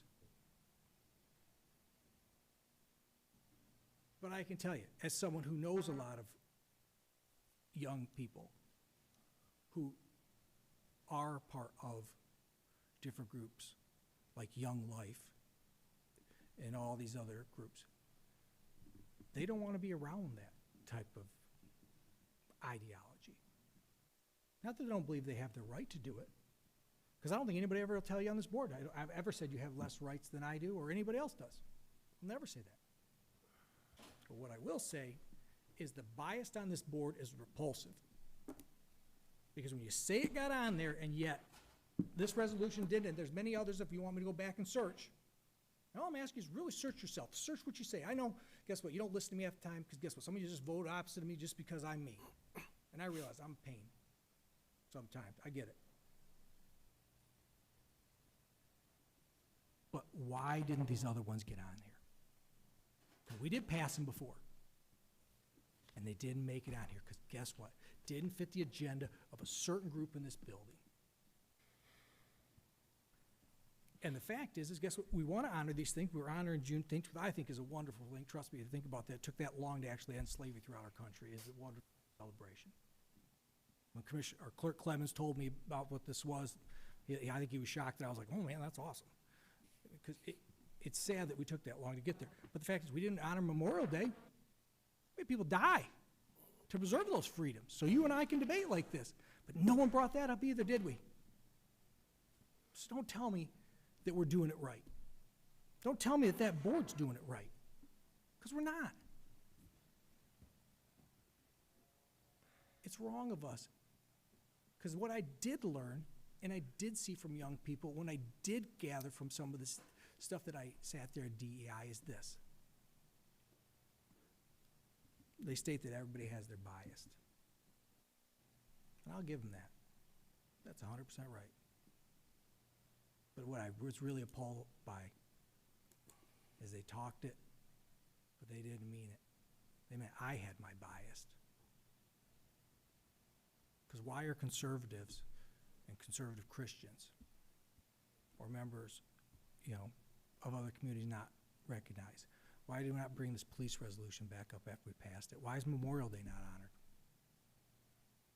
So like I said, I don't buy that it just got on there. Because a lot of things that happen. And we surrounded ourselves with people who work for us, who think like us. And I don't mean like me. Because ask yourself, how many people here of you Board of Commissioners, when you talk to them, you know these people by now pretty well, what they are. You go a line in one camp or the other. And that's not what we're here for. So I appreciate it, Mr. Chair, as always. But like I said, I don't think that it just got on there is a good answer because I've got other ones that didn't make it on there. So somebody's responsible for that. So thank you. Mr. Chair, I know we're bringing this to a conclusion, but I say this for, well, maybe I shouldn't speak for everybody on the board, but I'll say this. I'm not aware of anybody on this board who would, I'm not aware of any person on this board that would purposely not have certain resolutions come to this board for consideration. Certainly we've had our differences and stuff like that, and I've served as chair, and and from that seat, Commissioner Cousineau, I'm sure he would agree, and others have served as chair, Commissioner Avery. You get a chance to engage with everybody and learn everybody deep. I can't sit here and say that there's one person on this board that would purposely not cause resolutions to come to this body. I'm not aware in the 3.5 years that I've been here of anybody on the board. Now, I've heard horror stories from previous commissions and stuff like that, but I wasn't there. I didn't witness it. I don't know one person on this board who will purposely take resolutions off because maybe they didn't support it, but somebody else does, and they want to make sure that it doesn't come before the board for consideration. I mean, even when it comes to the items that are on the governmental operations agenda, if it comes to the process, I don't have a practice of taking anything off the agenda. Not even the pride resolution. I would never do that for any resolution, because what that, and we've had this discussion, what that results in is a demographic of the board being upset with me and potentially bringing it to the floor where it's an issue because I took something off, and then commissioners are asking, well, why you take that off? Who he think he is?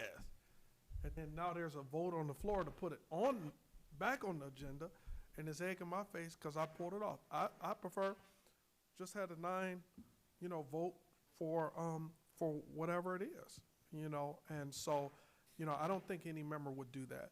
The other piece I'll say is there was one piece missing from what you shared, Commissioner Wayhill, And that's my brother and friend, and he and I never gonna have a major issue with each other. But in that debate that we had down at the old building, when we first had a discussion about what will come from the DEI, you know, Commissioner Shoemaker, you were one of those, along with, you know, maybe others, that challenged DEI to bring more resolutions. But to your point, that for us to recognize, you said that. You said, you guys need to bring more resolutions. They did send more resolutions, but I also understand the perspective of what you're saying, that there are different demographics that we haven't had resolutions come from. There's been a couple that you brought I wouldn't have thought of, because it's not something I'm focused on, you know, on a week-to-week basis. That's not something I'm looking at. I'm not in tune with it. I didn't want to sit on the DEI commission. That's not something I was interested in. I'm good with having different representatives there. And so you brought some great resolutions. There's a couple of them on the agenda tonight that we're going to take action on. But I also, you know, I'm not going to vote to get rid of the DEI commission. I don't know what the perspective of the rest of the body is. I support the DEI commission, but I do support us improving and evolving where it's necessary for us to do it, if it's necessary for us to do it. So as it relates to these resolutions, right now they're coming until we tell them not to bring them.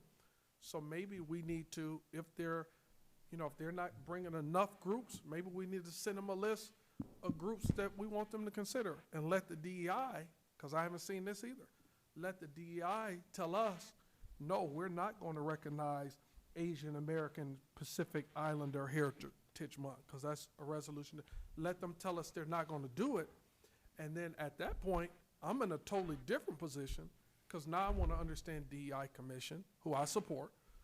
Why aren't we recognizing these groups, and why are we saying no? To me, now we got an issue. I also believe that I did have a concern, or the concern was raised about not having diverse perspectives on the board. That can happen when the board is making their own appointments. That will happen anywhere. If you appoint your own people, you're going to potentially appoint people that maybe have the same thought process, or maybe not. I'm not making an accusation. I can see where it can happen, but we address that. And action that we took, whereby we make the appointments to all commissions, including the DEI commission, across Genesee County. So we'll have a hand in, you know, identifying by our vote, you know, individuals to sit there to ensure that there's diversity, if that's somebody's concern. Now we have the ability to make decision in that. So I don't want to go all the way around. I just didn't want to, when you let a moment close out and you don't say nothing, you don't say nothing. But I did want to speak up for the board, everybody. You know, I've been told, hey, don't speak for everybody, but this time, doggone it, I'm going to speak for everybody, because I believe I can, in saying, I don't believe there's a person on this board that would disrespect a member by purposely pulling something off an agenda, et cetera, et cetera, et cetera, so we can't take action. So that's the main point I want to make. Thank you. All right, motion on the floor is to pass the resolution. Do we have debate on that topic, Mr. Flewelling? Quick question, Mr. Chair. You have oversight of the agenda, correct, for the full board meeting? I guess so. Yeah. If it comes out of committee, I would not. No. My question is, to Mr. Shoemaker's point, do you maintain a list of all these resolutions that have been passed over the years? I do not. Don't. No. So is it possible that there's been some that have been passed, like the Law Enforcement Month that he's speaking of? I think that's because no one brought it back. I'm only going to say this. We've seen, not pointing the finger at anybody, we've seen some errors on the agenda tonight. Perhaps some things have been lost in the shuffle over the years, right? That it's no fault of anybody on the board. Perhaps some things have been lost in the shuffle that have been not brought back up, that certain people agree with, certain people don't agree with, for whatever reason. That was adopted unanimously, wasn't it? I don't know. I It wasn't was. here. Yeah. I wasn't here If for you it, want but to I- make a I motion recall for it. it, I'll support it tonight. I'm just saying, maybe we just, tighten up the oversight, and if we're gonna continue doing these Yeah. this way, then let's remember all the ones we've recognized over the years. Yeah, I'll work with the DEI commission to find out if that was one that they brought, or if that was brought by one of us. I don't care who brought it, just make sure, you know what I mean? Doesn't matter if they brought it, or somebody on this board brought it up. Well, we all have equal opportunity to legislate. We're all legislators. So if you want to bring a resolution, you should write it. Sure, no, I will. And I'll likely support it. Okay. All right. All those in favor, please say aye. Any opposed? Nay. Let's have a roll call, Madam Clerk, on Resolution 0551, starting with the first district. Yes. No. Yes. No. Yes. No. Would you announce the vote? Okay, thank you. Numbers, please. 5-3. Thank you, Madam Clerk. Motion is carried. Mr. Lloyd? Mr. Chair, I'd like to move item number 12 and item number 13. Approval to recognize May 2026 as Asian American and Pacific Islander Heritage Month in Genesee County, as well as approval to recognize May 2026 as Mental Health Awareness Month in Genesee County. Support. Moved and supported. Do we have discussion? Mr. Shoemaker?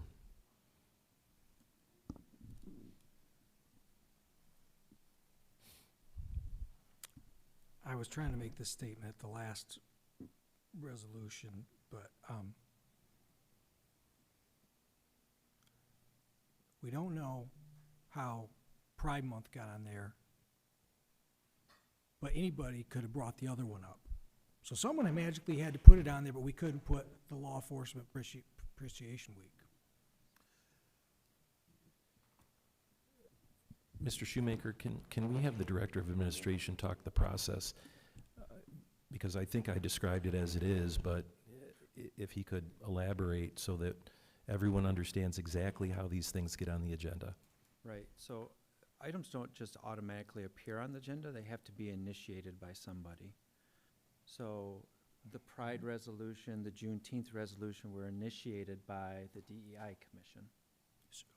So I understand that DEI runs this board then. No. Hold on then. Once again, let me give you an example. I'm just going to throw a crazy concept out to you. Let's say, guess what? Democrats don't have control of this board. Do you think DEI is telling a Republican government ops board member that that's putting it on the board, that's putting it on the agenda? It's not.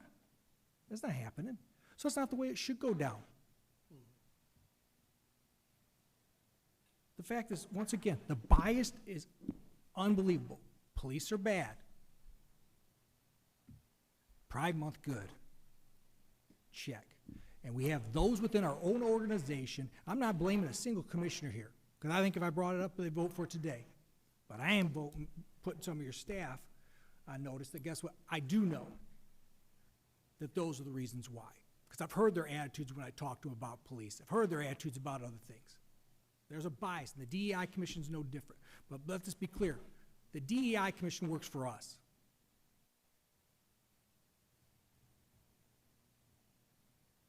So to hear that just is an offense to the board, it's an offense to the people who voted for us. We are in charge. We put the bylaws in place for these things. We had to vote on for DEI. They didn't vote for their own. They helped create them, but they didn't vote for their own.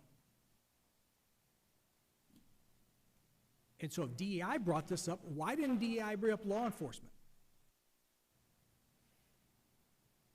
Again, a biased. Thank you, Mr. Chair. I know everybody's tired of it, but I'm sorry. We're supposed to represent all the people. You're welcome, Commissioner. I know You- Chair, I know we've had a lot of discussion. I guess this is my question, my comment. There should not be a reality that exists where any commissioner is asking for resolutions to come and they don't come, or make a request to have a resolution put together and the resolution is not put together, or anything else that you put in that case. So whether it's Shoemaker or Brown or Getzinger or whoever, Kuzno, whoever, if a person says, hey, I have a resolution I've been wanting to come, and the resolution doesn't come, that's serious to me. So, I mean, I don't, are you saying you requested the resolution from somebody? I don't know. No, let me explain what I'm trying to get across here.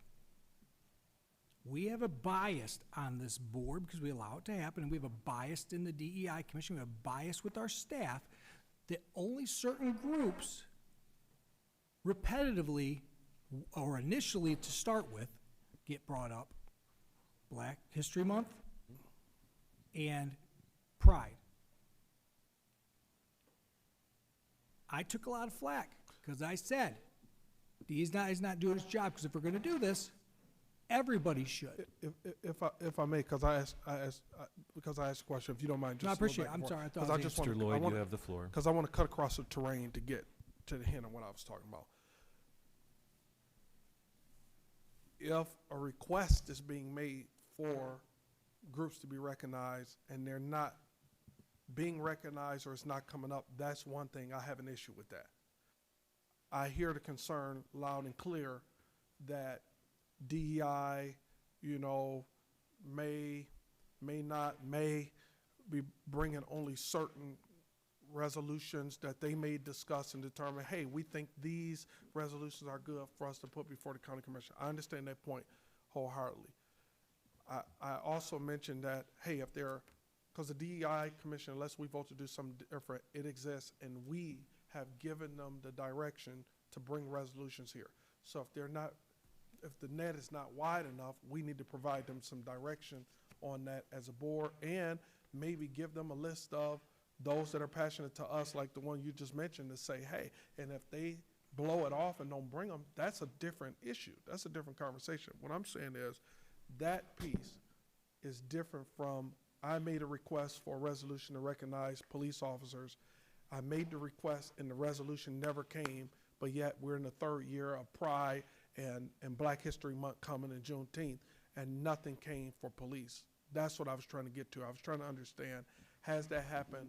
But you clarify, the issue is, it's a group, one of the groups that you feel like should be recognized because it's in the wider net, but you're suggesting that DEI's net is more narrow than it should be. I'm clear on that. So I think that what I will do is, based on the discussion that we had, I'll turn my mind a bit and bring something that provides more direction, because right now we haven't said, and I'm not going to make a motion to say, don't bring stuff at all. Somebody else want to do it, they can do that, and then we'll vote on it. But what I will do is try to come up with something that gives them greater direction and expectation about the net being widened. And then based on that, then we'll be able to evaluate that and go from there. That's all I can, that's really all I can do. All right, so the motion on the floor is passing items 12 and 13. Mr. Cousineau.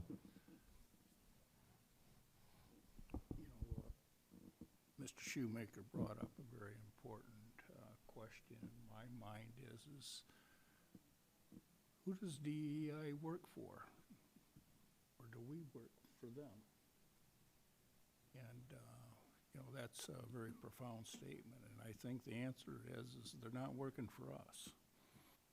We've abdicated that responsibility to them, and maybe we should reconsider that. The other thing I wanted to say before we move on and take a vote, I'm going to ask the chair, which is in this case Mr. Lloyd, to speak after we take this vote, because I want to move forward with, I think, an appropriate resolution from the floor. All right, thank you, Mr. Cousineau. Commissioner Flewelling, you have debate. Yeah, Commissioner Cousineau kind of stole my thunder a little bit, but I was just going to maybe try to simplify what Commissioner Shoemaker's saying. Just take the staff piece out of it, right? Commissioner Lloyd states, any of us can bring a resolution, and it'll go on the agenda, go in front of the body. I don't have any frame of reference to think that staff is leaving stuff off. I think what Commissioner Shoemaker is saying is DEI is bringing what they find important to them, right? Commissioner Shoemaker sat on that board. He's got things that are important to him that didn't come. To the greater point, who do they work for? They work for us. I would think that with that being the flow path, their resolution shouldn't just go automatically on the agenda, they should go through the committee chair. And that's not what I'm hearing the process is.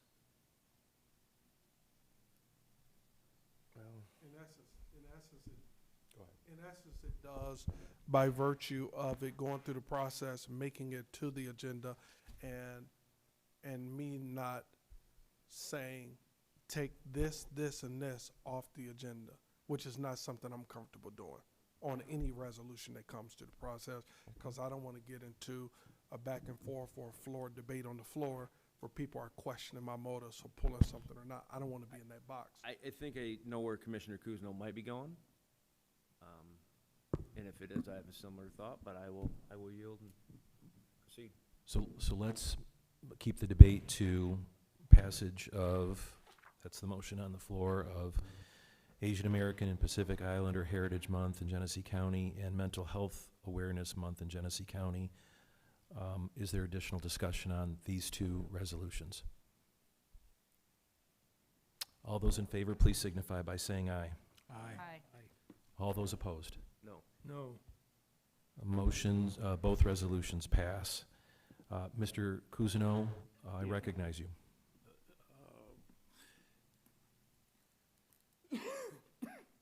You know, leading up to my resolution, I wanted to make a little statement that a lot of this reminds me, and this evening, you know, I'm sitting here holding this 250. You know, a lot of good people had an idea 250 years ago, fought and died to give us the right to sit here and debate these issues. And as I've spoken before, you know, the Constitution states that all people are equal. And I interpret that as, well, it's all men are equal, is the exact words, but it's been interpreted as all people. And I hold that dear. And so I don't like making any resolution or voting no on anything. But being this is, and Colonel Britton alluded to it, and then I look on this calendar that's given to us, May is Military Appreciation Month. Maybe we should make a resolution recognizing May as Military Appreciation Month for all the men and women who have fought. We're not a perfect society by any means. The Constitution had language in there years ago about, I can't remember what slavery. A slave was only given, 2/3 of a vote or something like that. So the greatest battle or war that we've ever, where the most Americans died, was over that issue. And so I think we'd be remiss not to recognize the military appreciation. We got Memorial Day coming up, and you know, we're in a great debate over what we should do on all these other ones, but I feel that, so I'd like to make that motion and hope somebody would support it. All right, moved and supported. I'll try to restate it so that we have it on the record, that the Genesee County Board of Commissioners recognize the American military, including, you want to say active duty and veterans, in the month of May? Just say the Military Appreciation Month. Okay, the month of May. that we adopt May as Military Appreciation. We don't need to make it complicated. Okay. We try to do that too often, don't we? Mr. Cousineau, I am attempting to We're being very diplomatic, thank you. I'm trying to make sure we've stated your motion, and you've now stated it, so. Is there a discussion? All those in favor say aye. Aye. Any opposed? Motion. We have 2 noes, 1 no? I'm sorry, Brian. Okay, we have 1 no. Motion passes. All right, Mr. Lloyd, do you have a report? I do, unless you rule me out of order. I heard my colleagues as it relates to item, I only bring it up because it's governmental operations and it's a governmental entity, the Road Commission, on the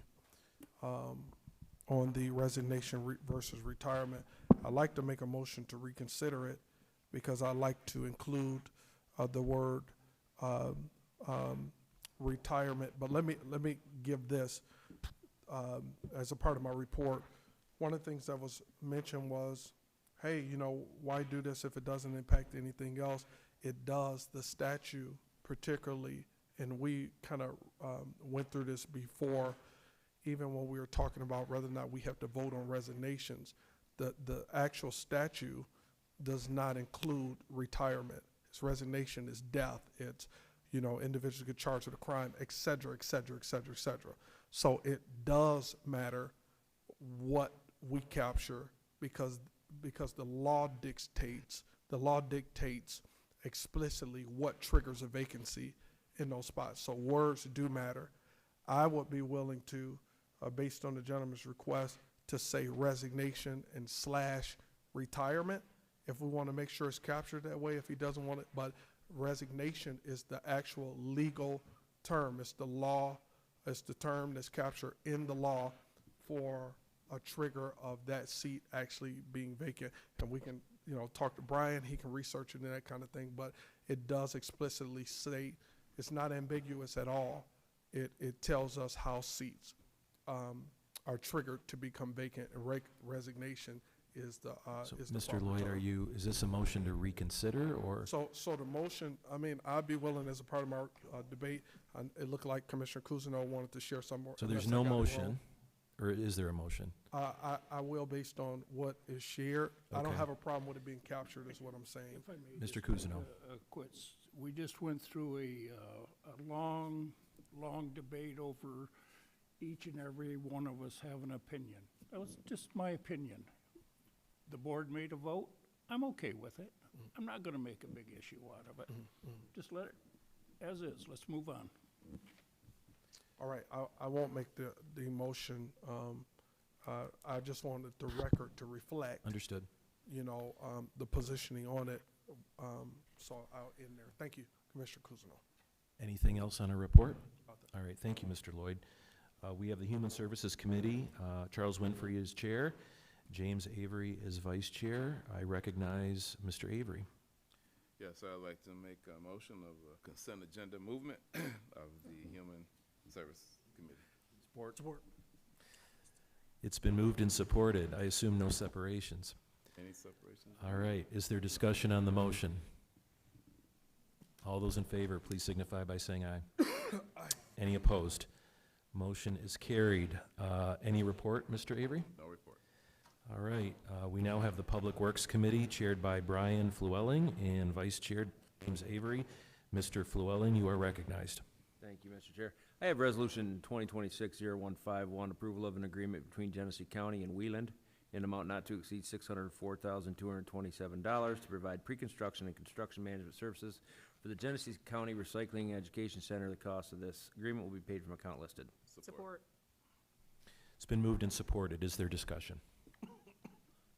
Mr. Flewelling. I do have a couple of questions for Derek, maybe Ray, whichever one can answer it. Okay. Thank you, Derek. So I'll be honest, this is gonna kind of be about 1 and 2, but, so last week we had a gentleman step up and speak who said he was a member of the Planning Commission. Also said that he was a member of a trade union and pushed for the construction to start, which kind of bothers me. Seems like a little bit of a conflict there. He stated that we've already hired contractors to do the work. His words, not mine. Is that true or no? No? Okay. Okay. So this is for, I know what this is for, pre-construction, construction management, cradle to grave type of thing. Are we still $7 million short on funding to pay for the building of just the recycling center portion? So, as far as the budget, we won't have a final number on the budget until the construction manager is gonna work with the architect to develop that final budget. Sure. So we have the estimates that I provided at the workshops that listed out the dollar amounts for how much we have in-house as far as funds today. But honestly, until we get those refined numbers, that's where we'll have those refined numbers to, but it is in that range. I honestly don't have. Just, I know it's late, just help me refresh my memory. What is the plan? What funds are we using to pay for this? I mean, other than the, can't call them tipping fees, but. Sure. So we have solid waste ordinance fees, which are the funding mechanism for this. Currently, we have $3 million in change. We have a grant for $900,000 from the state of Michigan. We also are still continuing applying for grants through the federal government, which we are in the hunt for. We haven't got anything yet.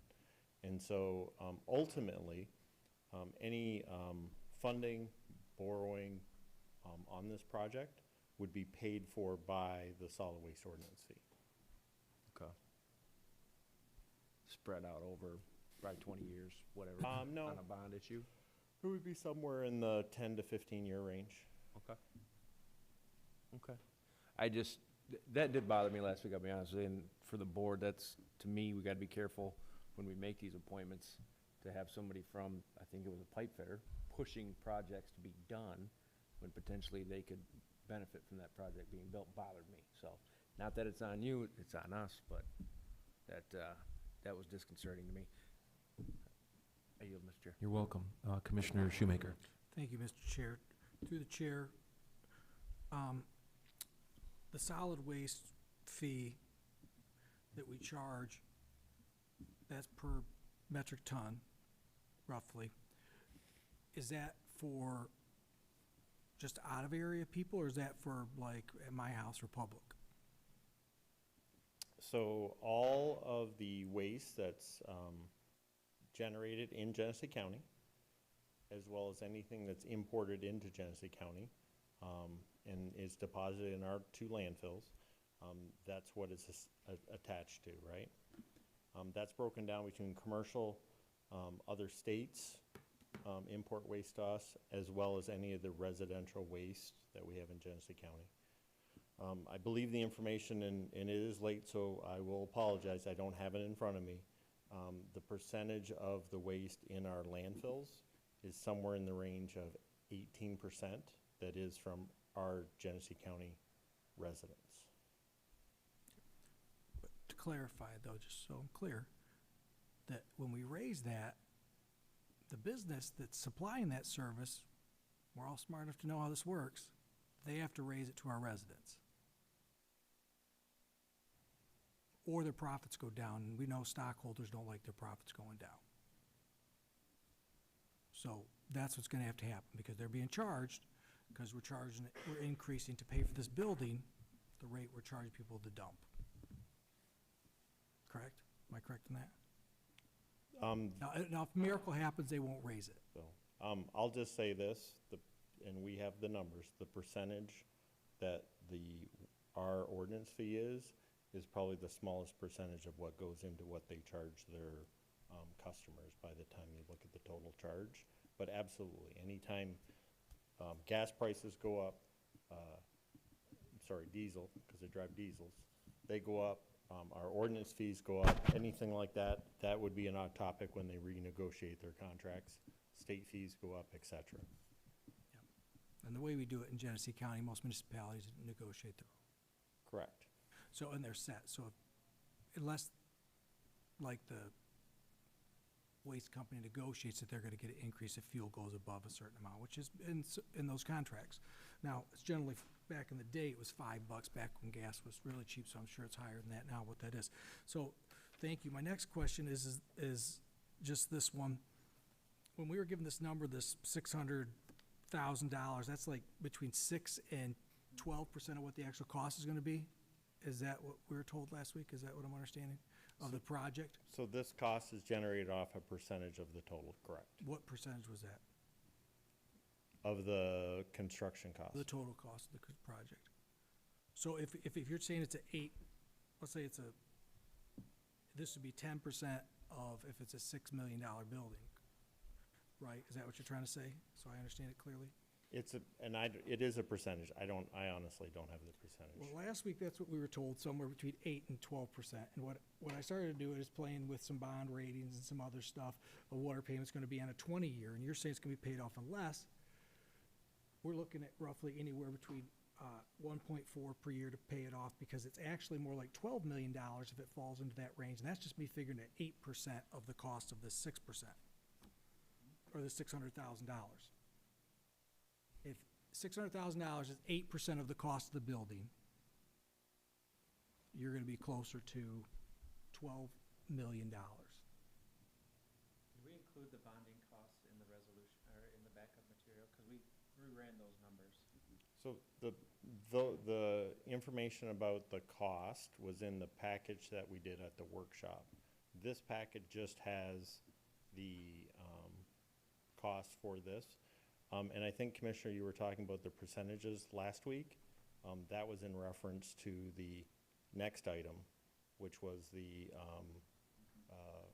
costs for the G-Card warehouse and the motor pool. That's a cost that you were referencing from last week. Okay. So Just quick clarification. This is a different method of doing construction than we've done in the past. By us having this construction manager, we will not have a general contractor, so we will not have the costs that a general contractor adds to the project. And the other thing that this does, this cost is less than what a general contractor typically would charge. The other thing that does with this person, it allows us to get smaller contractors potentially and bid this into a different category, so we can have potential a little bit more competition. So I apologize. I just wanted to no, clarify you're fine, because here's what I'm asking. So what's the cost of the building? So the estimates that we're looking at, the cost of the project, were right in that $12 million range. So, okay, so I'm right there with what I'm saying. With Yep. 12, so 8% puts it at 12.5. So here's where our payment's gonna be, 1.4 million roughly a year, if we go 20 years of bond. So I did ask several times, and back this when we met upstairs in 14, I believe it is, months ago, for certain things that weren't delivered. I asked for somebody to show me how they're actually paying this. I asked for somebody how they're breaking it down. I didn't get it. So last week I asked for the municipalities that are doing it. I said last week. This week I called again on Tuesday. I finally got those. But asking a board member to prepare within a day when he has a job at that night to prepare the facts of what this is gonna cost is unfair. I didn't get it back then. I spoke to other commissioners. They do remember me saying that. So this is a whole nother issue. What's really got me going, and we should all remember this if those who were here, we were sold that these 3 buildings were gonna be one building, and that's why we're gonna save money, because we were consolidating cost. Josh, you're shaking your head like that again. I'm gonna tell you, my friend, that's what you sold us.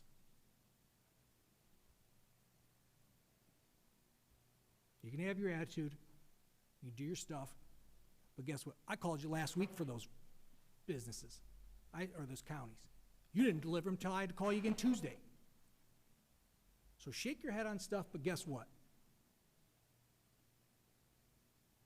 That's not your place.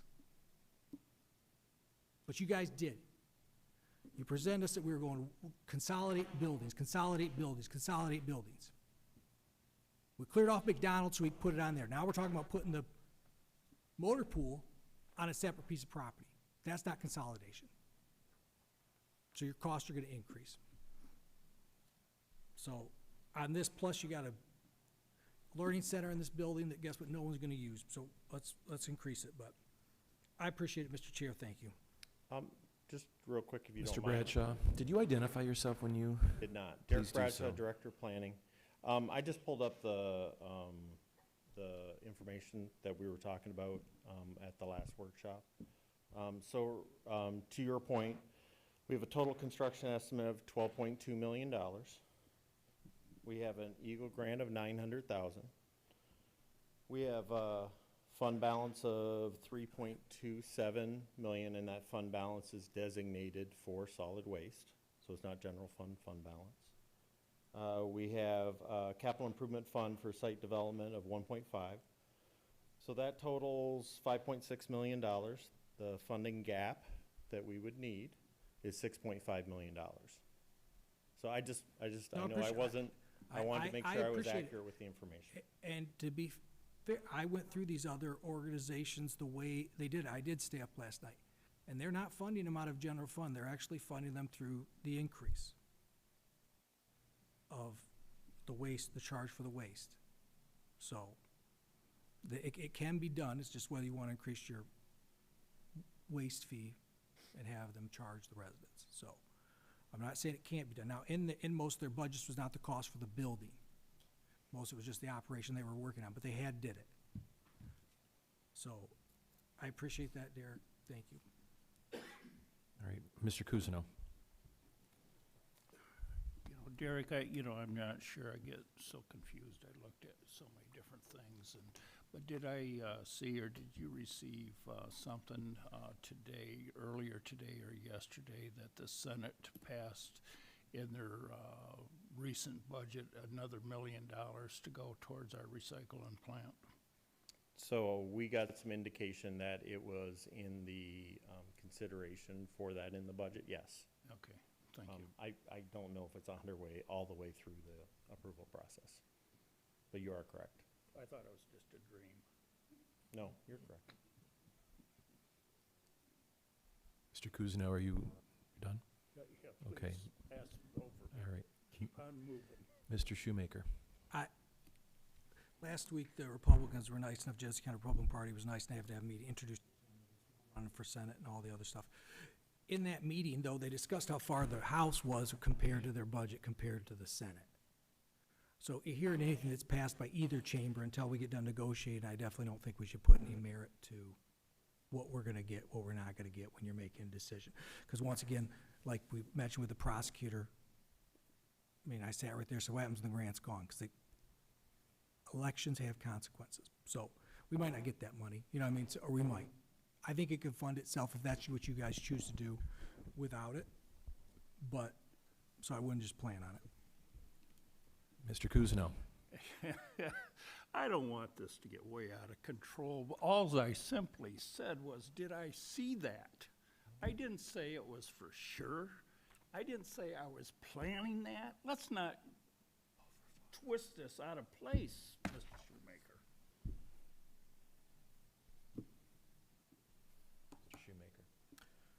Commissioner Cousineau. Yes, That sir. was nowhere near my intent to say you were. I didn't want any miscommunication of whether we were getting it or not. You'd mentioned you saw that from the Senate. I'd mentioned I'd had a conversation with several of the people who are already over there in the House and in the Senate. And I just wanted to make it clear on that, and I probably should have said on everything else, that everything's up in the air right now because guess what? They're so far apart on their numbers. But it was not my intent to make you look bad or correct you on anything or make you believe that you knew something no one else did. So, thank you. That was not my intent at all. Oh, do you accept it if that's what it was? Kind of. All right, do we have additional discussion? The first resolution has been moved and supported, 0151. Additional discussion. All those in favor, please signify by saying aye. Aye. Any opposed? Nay.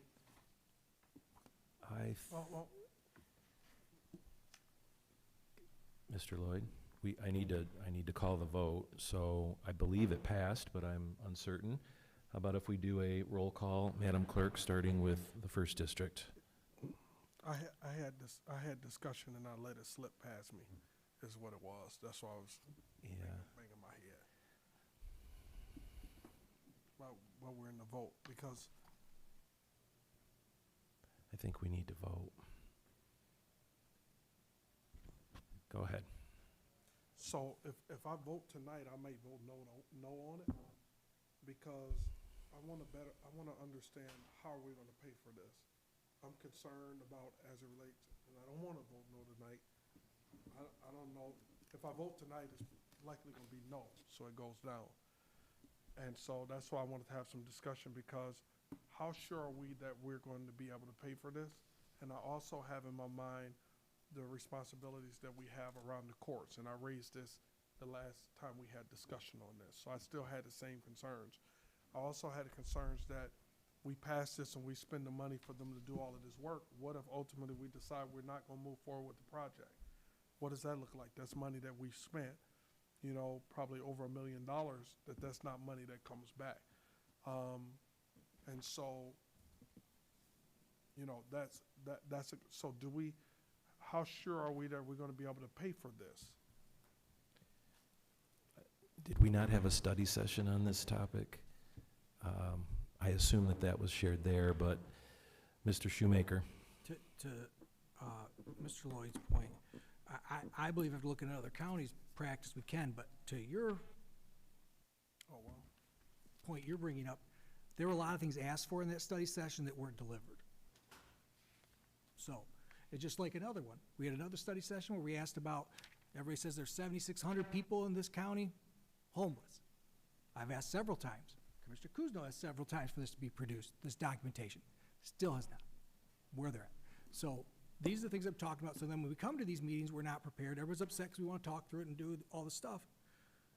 But to Commissioner Lloyd's point is, I believe it can be paid for. But if you need proof, obviously, I think that if they went through their budgets, they could show you that there is. So if I don't know if this is time sensitive, but I believe they can show you that it is. But I think it should have been provided before, because I think that was one of the things I brought up. I wanted to see how it was broke down, how they were paying for it from other places. But, you know, none of these municipalities are dipping into general fund that when Deere sent me the list of the 4 finally yesterday. So, Mr. Chair, thank you for the Mr. Lloyd. refresher on it. With that said, I'm comfortable. I'm going to vote yes on it. I will say this, though. If there's information we're requesting, we need to make sure we have the information. If there are colleagues that are waiting on information for future projects or what have you, I probably won't be voting to support it until we're able to close out concerns that the body has and everybody has the information. So I'm going to be voting yes on this. Thank you for the clarification that it can be paid for. That concern no longer exists. Sometimes you need a refresher. It's a lot of Understood. information, and I don't remember everything. I understand. Madam Clerk, would you please call the vote, starting with the 1st District? Commissioner Lloyd, Yes. Commissioner Getzinger, Yes. Commissioner Brown, Yes. Commissioner Avery, Commissioner Shoemaker, no. Commissioner Kuzno, Yes. Commissioner Wayhill, Yes. Commissioner Llewellyn. No. Motion is carried. Thank you, Madam Clerk. Would you announce the vote? 6-2. Thank you. Chair Flewelling. Resolution 2026-0413, approval of an architectural services contract amendment with DLZ Michigan Incorporated for a total contract amount of $1,670,480 for additional design work for the motor pool G-Card warehouse. It's moved and supported, I believe. Is that right? Discussion on the motion. Mr. Flewelling, I'll start with the chair and work my way down. Question Mr. for Kuzno Derek. and Mr. Shoemaker. Thank you. Question for Derek. Just to clarify, Derek, because I asked Ray this last week, so 1.67 million, this is just for redesign of the property as it relates to adding the G-Card warehouse and motor pool? Correct. But this is still a percentage of the total overall project?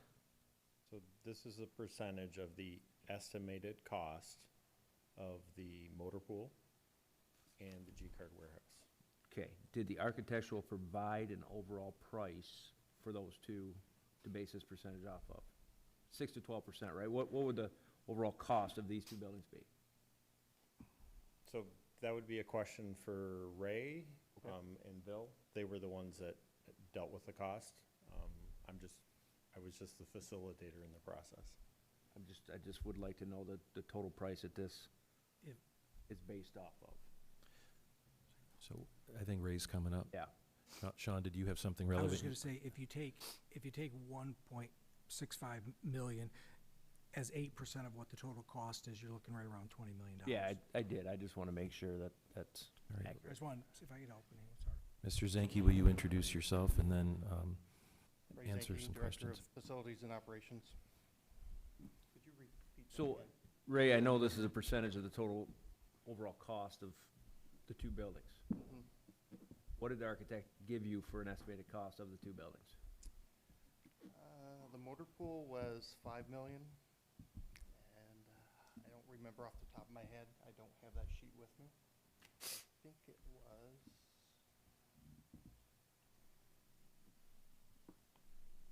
in my mind, I think it was $8 million for the G-Card 8 million for warehouse. G-Card? Yep.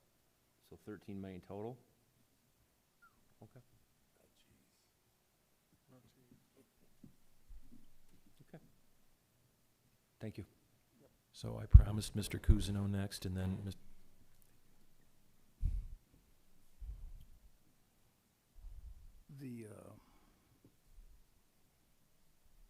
The reason that, in my opinion, how this got on here to add that was because some commissioners were asking what the price would be because of, for scale, that we could do all these things at once and get a better deal. And I understood that, and then when it came forward, last week, I think it was, in committee, the commissioners that were asking about that, they withdrew their support of it, but the board as a whole approved it. And I voted no because, you know, they had changed their mind, but also, we never discussed, and I have no idea where the extra money would come from, just by adding those. We never discussed that. And then, as of now, I can't support it. Thank you. Mr. Shoemaker. So, real quick, I understand it would be whether 13 or 18 million plus the $1,670,000? Is that correct? And I'm one of the people that asked to look at this, and so to Commissioner Cousineau, thank you for remembering that, but I'm seeing these costs, and I'm like, holy cow, these are warehouse buildings. And I have got a chance to discuss with some people who built larger buildings to do work like this, and these are some numbers. Secondly, I had a nice conversation with poor Crystal last week again about where are we gonna fund this stuff. And sure, we can take more from G-Card to pay for part of it. Guess what? That's less services you provide. Sure, we can take more, charge each department more for the motor pool, but that's less services you can provide. And I just can't get on board with that. And additionally, what I think we need to do is, like I said, we need to look at a new way to do this. We need to look at it, maybe we reach out to people and we ask them, hey, you build it. This is kind of what we're looking for. We'll lease it for a period of time, and then we buy it, a lease to own. So we're not paying these high absorbent costs that the rest of the government agencies are also. We've got to look at a way, because we do need infrastructure. We do need buildings. There's no doubt about it. The current motor pool we have is not working. But we haven't exhausted all other options. You know, I sat in public works for a long time. I'd asked many times, let's get prices on outsourcing it. See what it is. We've got a lot of groups, dealerships or repair shops that could use the work. We don't have to give it to one, so we can make sure we get work done efficiently and effectively quick. Maybe that's a more reasonable way to do it. We've never followed up on that. So for right now, like I said, I'm taking back at what it costs, period, for a warehouse building. May ask one other question from Ray. Ray, are we talking a block structure for these buildings, cement block, or what are we talking? I don't think it's been determined yet. And that's, They're just so we don't even know, yeah. So, like I said, I just think it's unreasonably high a lot of places, people are building cement block buildings for less than this, and we can't guarantee it all, so I think that's a big risk. So thank you, Mr. Chair. You're welcome. Do we have additional, Mr. Flewelling? Just for clarification, the reason I wanted to see this, speaking of what Mr. Kuzno said, when I first was presented a couple years ago with this capital plan, it was the understanding of a lot of people in a room that G-Card was gonna shut down on Lippincott, Motor Pool was gonna close, and they were all moving to that McDonald Dairy property, along with the recycling center. And so, when we had that workshop, and Mr. Shoemaker brought it up, it jogged my memory that, oh yeah, that's what I was told, that's what a lot of people were told a couple years ago. I wanted to see what it looked like. This is absurd, in my opinion. You'll never do this. Not when we just got a price for a $188 million courthouse, knowing we have a 40-year-old jail that needs to be replaced. So that's why I am waning on my support for looking at this, because these numbers are through the roof. Thank you. Okay. Additional discussion? All those in favor, please signify by saying aye. All those opposed? Nay. Motion fails. Mr. Flewelling? Mr. Chair, if it pleases the board, I would like to offer items 3 to 11. Support. I guess it does. You got quite the rise out of Commissioner Avery. So the motion is a consent agenda for items 3 through 11. Are there separations, Mr. Shoemaker? 7 and 10, please. 7 and 9? 10. Oh, 10, sorry. All right, separating out 7 and 10. Any other separations? All right. Is there discussion on the consent motion that we pass 3, 4, 5, 6, 8, 9, and 11? Any discussion? All those in favor, please signify by saying aye. Aye. Any opposed? Motion is carried. Mr. Flewelling, would you like to move number 7? Number 7, Resolution 2026-0482, approval to enter into an agreement with Sentinel to upgrade and install panic buttons at the following buildings: McCree, Outcourts, Burton, Grambling, Fenton, Davison, Circuit, and Animal Care, for the amount not to exceed $105,658.71. Support. It's been moved and supported. Is there discussion? All right, all those in favor, please say aye. Aye. Any opposed? Motion is carried. Mr. Flewelling, item 10. Item 10, Resolution 2026-0557, approval of an agreement between Genesee County and Sorenson Gross in the amount not to exceed $590,000 to provide for the design and installation of a dog run canopy at the Genesee County Animal Care. The cost of this agreement will be paid from accounts listed. Support. It's been moved and supported. Is there discussion, Mr. Shoemaker? Thank you, Mr. Chair. I want to thank our staff for getting me the information I requested on this. Again, though, if you notice out of the general fund budget, it's about $200,000. You got to cover it somehow. And I just, like I said, we keep doing these little bits at a time. It adds up quick. So, like I said, 1, I'm not a solar panel believer from that standpoint, but 2, $200,000 that we don't have right now, I'm just not there for it. But I do thank our staff for getting me the information. As far as solar panels and the warranty array, it's greatly appreciated. Do we have additional discussion, Mr. Kuzno? Yes, I asked if staff knew where the solar panels were made at. Was you able to find that out? Who made them? It was. These guys gotta stop sitting in the back.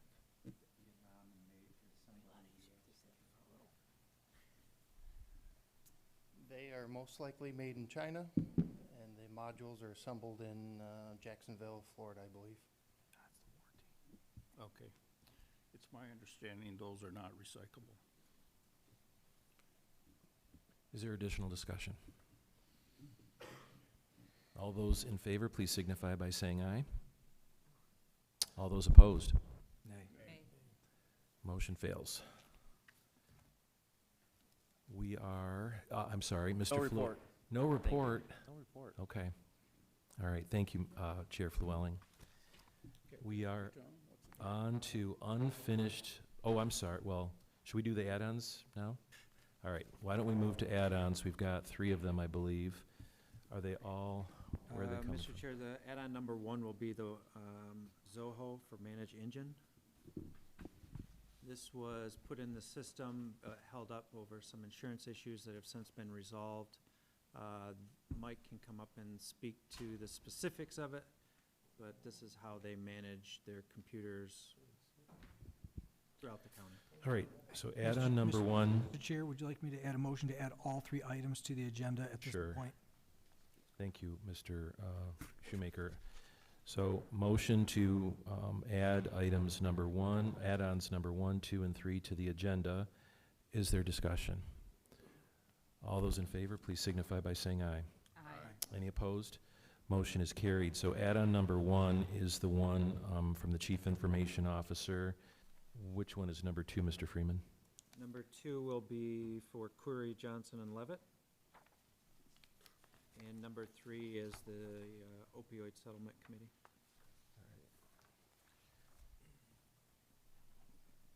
So let's take a moment to read through these. Mr. Freeman, you did explain add-on number 1. Could you, I'll explain number 3 because I know quite a bit about it. If you would talk about number 2. Add-on number 2 is approving a lobbyist, contract for lobbyists. And then you can explain. There was a procurement process. We did a request for proposals. We did go out for an RFP. The items were, or the proposals were scored by Shoemaker, Bradshaw, and Linehan. And then there was an interview process that included yourself, Michelle Estelle from the Health Department, Derek Bradshaw, Commissioner Shoemaker. Was there another person? Patrick was on that, but Patrick too, yep, I'm sorry. yeah. So there was a scoring process for all the submissions of proposals. Yep. The top 4 were interviewed by the folks you just mentioned. Yep. There was, I think, a consensus, and the points also told us that we would come and recommend the one that's on here. Correct. And then if I could explain number 3, I am the commissioner representative on the opioid steering committee. As you know, we adopted bylaws for that group. That group has now met 3 times. One of the gentlemen, one of the people that was voted to be on that group is Mr. Antoine Kroom. And despite our many, many attempts to reach him through email, phone, smoke signals, carrier pigeons, he has not responded. So he's actually had 3 unexcused absences, which, according to the bylaws that we have adopted for this group, mean that we should bring forth a resolution to have him replaced, which would mean that we would advertise along the lines of the appointments committee process. So why don't we start, all of these, I guess, are now on the agenda. You want to move them one by one? Move all unless there's any, Okay. a motion to move all unless there's Any separation? request So approval. motion is to move add-ons 1 through 3, or, to pass 1 through 3. Is there support? Did I hear support or no? Oh, I'm sorry, James. Thank you. Moved and supported. Is there discussion on add-ons 1, 2, and 3? All those in favor, please signify by saying aye. Aye. Any opposed? Thank you. The motion is carried. Mr. Shoemaker. Would the board want the appointments committee to take this up right away then, or? I think, I mean, as a member of that group, I would love for us to advertise, so if you would make a motion. Real quick, I'd put a motion on the floor. It's included in there, maybe? Was it in the bottom of the resolution? Yeah, it's in there. It's in there. Thank you for thinking of that, though, Mr. Shoemaker. All right, we have, I'll just say, new and miscellaneous business. Reminder that we do have a workshop next Wednesday. Sounds like we'll have a business item at the beginning related to the postponed contract for food service at the jail. The other 2 issues that we will discuss in the actual workshop will be the health services millage. And I met with Commissioner Shoemaker earlier, as well as legal counsel and Mr. Freeman. We did get a response from the Genesee County Road Commission to the questions that were submitted. And those questions were the result of a motion that this body passed some time ago to do an inquiry on a particular issue at the Road Commission. We now have the response. All of us have it in our emails, but I think it's going to be sent again. please take a look at that, their response, and we are going to spend some time, the second half of the workshop next week, discussing what they had to say and what we believe as a body next step should be on that issue. Any other? Oh, I'm sorry, I skipped unfinished business. We do have an ordinance 26-002, approval of a request by the Genesee County Employees Retirement System to amend Section 22 of the Genesee County Employees Retirement System Ordinance. Is there a motion? Move it with a question. Is there support? Support. Moved and supported. Mr. Cousineau. Yes, could we ask Crystal to come up and explain that? Crystal?